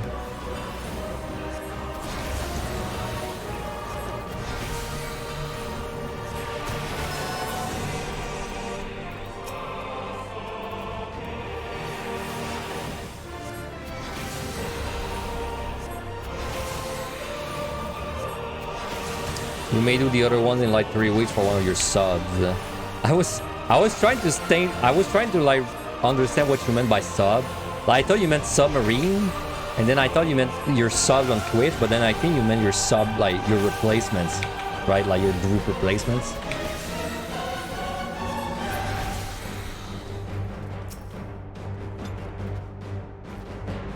That's still too far from the boss. I'll just pray I get another one. You think something that hurts you a lot is you're afraid of wasting bombs, so you end up holding on them for far too long. Or are you too quick to use raising? I don't think too quick. I don't think there's like... I don't think using your raisings too quick is that big of a problem. I think not using your palms is a bigger problem, personally. But like, I always put it that way, right? So like, you know, you do a run. Like you do a run and you... Let's say... Like there's a rage in a chest and you forget to pick it up, right? And then you're like... man, my run's over. Like, I can't believe I let the rage, like, go to waste. But, like, think about... Like, when you think about it, if you're missing a rage, all you gotta do is find a chest that has a rage, right? Like, it sounds dumb, but it's really just the way I'm motivating myself. Like, if you waste a pawn, all you gotta do is find it back. Which could literally be, like, the next chest. Also, maybe you're gonna find 5 rage in like 2 floors and you're gonna overcap 3 of them anyway. So like for this reason, there's really no reason to keep your bombs and not use them, in my opinion. Because it's like you don't remember it, but there is plenty of times in your run where you overcap your bombs, right? Like you picked up 3 strain on 1 floor and then you're like... You wasted, like, so you wasted them, but then you don't remember it, right? Like, it's just not in your mind. Or like you found 2 rage, right? Like, maybe there's a floor where you found a free rage and we're like, oh, hell yeah. But then actually you found 2 rage on the floor. But I did... These, like, overcaps, they happen so often that there's not really any reason to stress about it, in my opinion.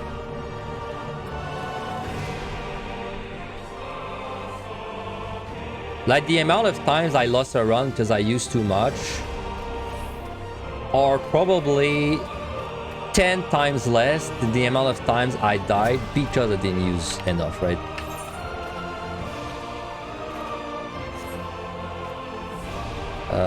This is 4.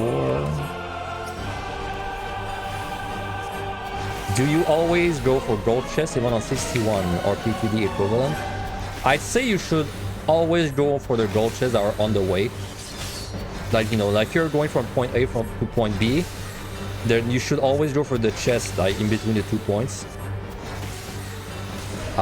Except if a mimic would end your run, like, or like be like terrible. Like for example, I don't know, for Heaven on High, let's see if the account's still running, and then you use the conceal to get past the treasure room. Then it's probably not a good idea to open the gold chest because then it's gonna pop your conceal, right? Or like maybe you magicite the floor, but that one happens often. Like you magicite the floor, and then everything's dead, but the floor was like no item doom or something, and then you know that if you hit a mimic, you're dead. Like it's gonna kill you because, or you have serenity, right? Like these are kind of situations where you want to avoid chest. Outside of these situations, though, I'd say you always want to go for the ones close to you. And then the ones that are far away from you, you want to go for them whenever you're like fighting a monster and you know you can multitask basically to get them.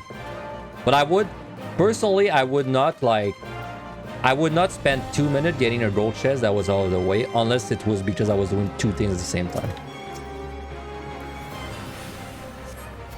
It's died on 187 for the 2nd time. Damn. I mean 187, the 186 to 190 stretch is pretty rough, huh? It's like the flood dragons and the flood dragons and the flood dragons and then the, you know, the claws, the flood dragons, the worms, the flood dragons. So I mean it's a pretty normal stretch to die on. Too bad you died twice, but oh well. What did you die against? What got you there?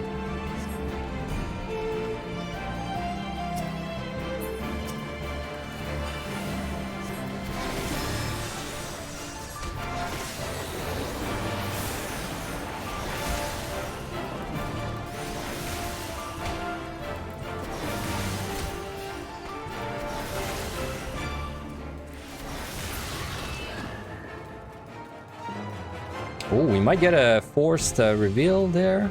It's been a while. Can't believe that worked. Okay, now we're fine.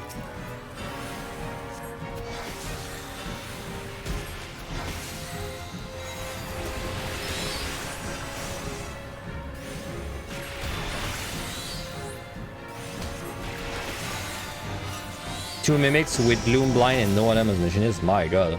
You really went down with a bang? I mean, you were... I mean, I can assure you we're not gonna survive this encounter, no matter what. So you were... So were you out of Serenities then?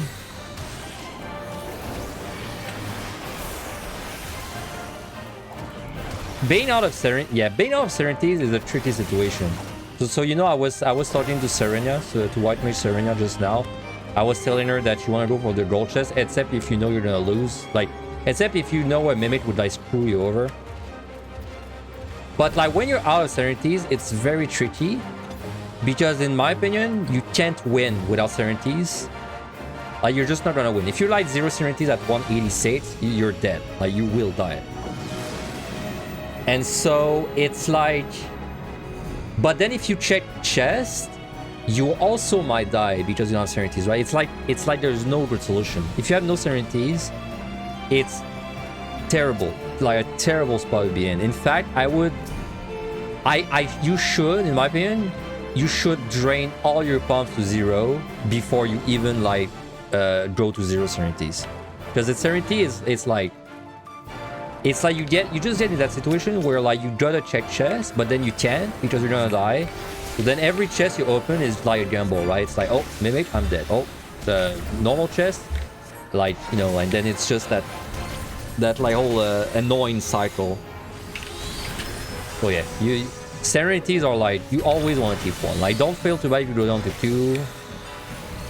Stress a little bit if you go down to 1, but then going to 0 has to be like a... Well, if you go to 0 Serenities, you got a plan. Like, it's because you have a plan to victory already, or like things are disastrous as hell.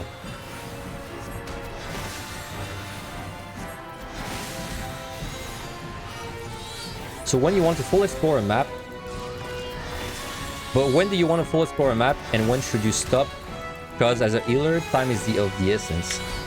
I'd say for a healer, especially for a healer, for as long as the key is not open, you want to explore. And by multitasking, right? So the way I do this in my runs all the time without really talking about it, but like you should always be fighting something. So like, for example, if I'm fighting this guy, I don't like just stand there, right? Like there's no point for me to stand there. So what I want to do is a slide cast, you know, use instant cast, and then I use the time that I'm fighting this guy to actually like explore at the same time, right? So see there, I'm moving while I'm fighting. So then, you know, oh, I can maybe check this chest while I'm fighting. But then, oh, I gotta be careful, right? Because if this is a mimic, it's bad. But then maybe I look at my pawns and I'm like, oh, I have 3 weight chain. So I'm willing to take the risk of checking that gold chest, because even if it's a mimic, I can weight chain. Which I will not in that case, because I don't need to. But, you know, like if I needed to, I could have done it there. And then, you know, just by doing that, I saved probably like 25 seconds. That, like, if I had just killed the dag back there and then moved, that was like an entire 25 seconds where I was doing nothing, right? If that makes sense. In fact, I have a video about this. I can probably link it real quick. I have a video that explains this this entire thing. I call it like multitasking. I mean, it is, but still very nice. Multitasking.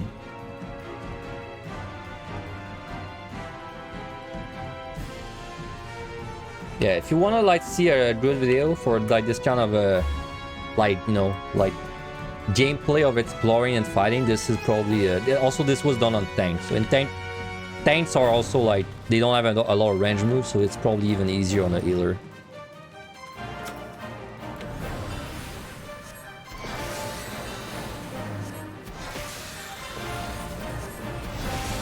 Well, you don't have to do it for every like for example, you know, this room I'm doing right now, there's like, you know, this was the last monster, so like this. So like, you shouldn't be afraid of this one, because like, what the hell is gonna happen, right? Like, it's not like something's gonna kill me. So like, if you're afraid of doing it when there's multiple monsters, you can just do it when there's one. Like, even if you do it every time there's one monster, you're still gonna save it like a hell of a lot of the time, you know?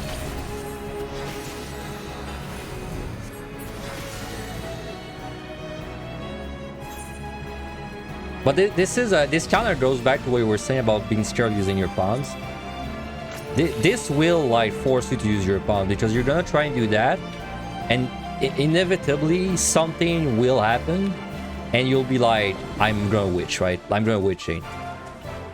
So it's kind of something you play around with your pawns. Like if your pawns are really healthy, then you can take more risk. If your pawns are really unhealthy, then you take less risk. And you just kind of keep doing that. I swear there was like a strain there. Am I just crazy or rage? Yeah, I'm not crazy. It's everyone else that's crazy. You've watched my Astro clear a bunch too, but Astro is hella rough. Yes, it is. It is. You love Astro, especially in groups, but with solo stuff, yeah, it's low personal DPS heresy. I mean, Astro is... and if you can clear Astro, you can clear every job. Not even... Like, it's not even gonna be hard, so... But Astro, like... It's funny because, like, Astro is so hard that almost any advice you give... It is like... It's sort of applicable to Astro, but then Astro is so different. Like for example, I'll say like, usually I'll say, you're 161 to 170. Like, if you have to use too many resources on it, then it probably means you're going slow. But then for Astro, it's like a different thing, right?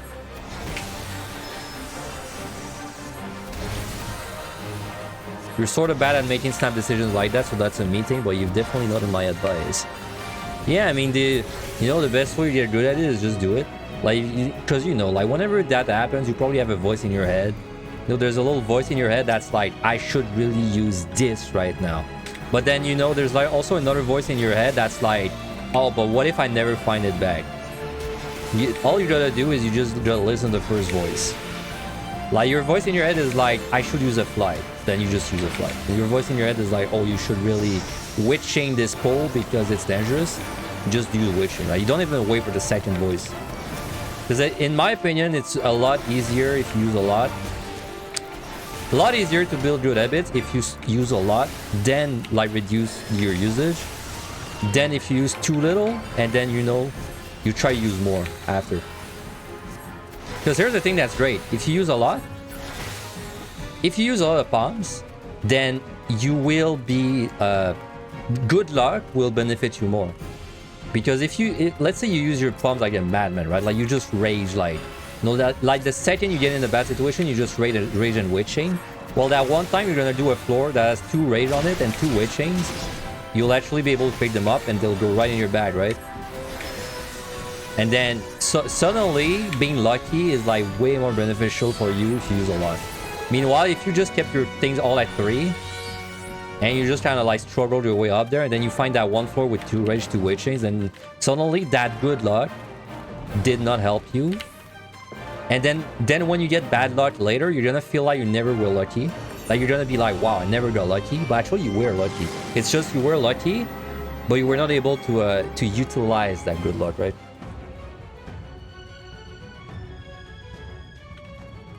Anyway, this should be pretty easy. Oh, but I gotta wait for the time. I went too fast. This was the last set today, by the way. Tomorrow we'll do the rest. And tomorrow we will not wipe on Behemoth. Not happening.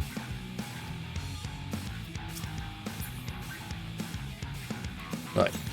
We're good.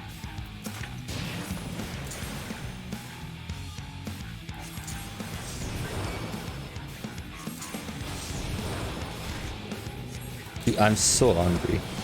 The first time I'm doing after stream is I'm just eating up a can of ravioli. I'm consuming the whole thing.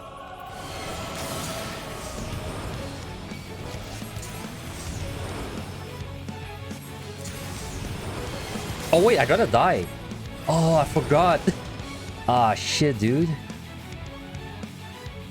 I mean...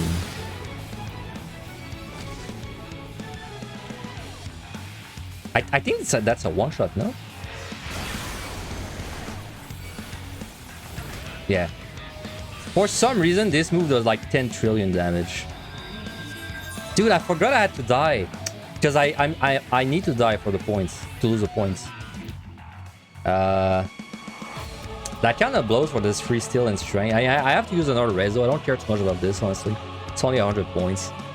Well, to be fair, it's only 100 points for the bombs as well. Okay, you know what I'm gonna do? I'm gonna do a strength. I'll wait for my things to go away, then I'll do strength reso, and I think that should be okay. I'm glad I remembered that, dude. I was gonna waste that, like, that, well, waste. I was gonna, like, not use that raising.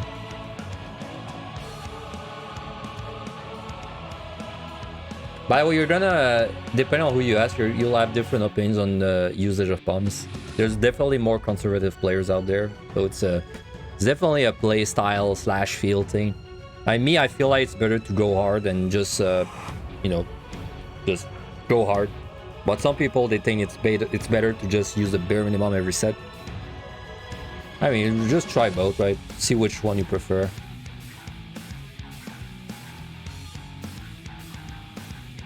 When getting the least score possible is harder than getting the best score. I know, right? It's just I have so much muscle memory with scoring that I really have to, like, look deep in my brain sometimes to do things that don't score. Well, that lose me points. Like this raising, I totally forgot about it. Yeah, we're gonna wait for the pucks.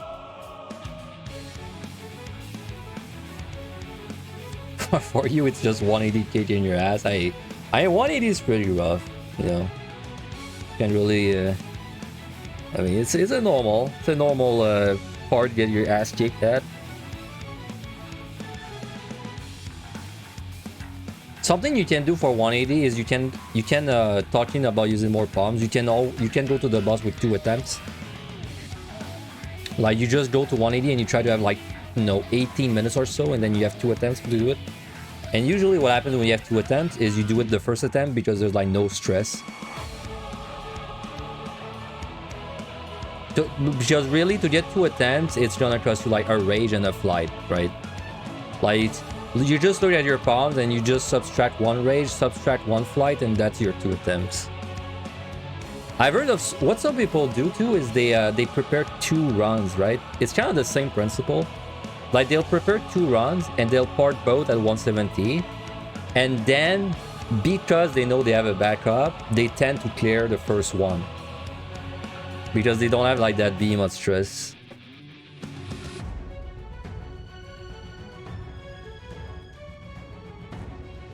That's a lot of waiting. The damn pucks. I mean, we're doing pretty good so far, and by good I mean bad, and by bad I mean good, because we only have 409 kill right now. Usually I would have 409 kill by floor, like 37-ish, 38. Around 38 I'd have 400 kills usually, so we're doing pretty bad, and by bad I mean good. Alright. There's an ad. I'll snooze the ad. Don't no reason to have an ad right now. Alright, anyway. So Shrine, we should not need steel.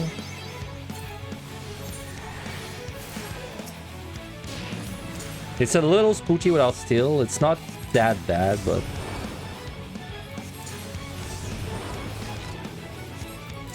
oh yeah, by the way, if you didn't know, if you stand in the puddle, it's a one-shot for this. So don't do that. Like straight one. I think it does 99999. Like it just kills you.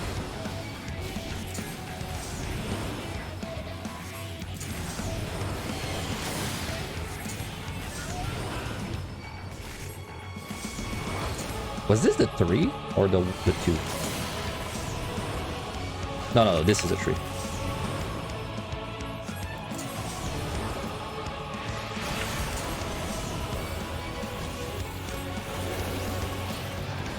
Alright. Oh, there it is. Bombs are alright. I mean, we have no rezos. It's fine though, because we don't really need rezos to clear. Unless we get in a really bad Serenity situation, but like we don't really need rezos to clear. Honestly though, there's 54s find them, so I don't even know why I'm talking about that, but in the event that we did not find the rezos, it would not be a big deal. I mean, really, Summoner, it's kind of like Machinist. Summoner loses a run, if you get in a very bad like no serenity or like no steal situation. Everything else should not matter too much.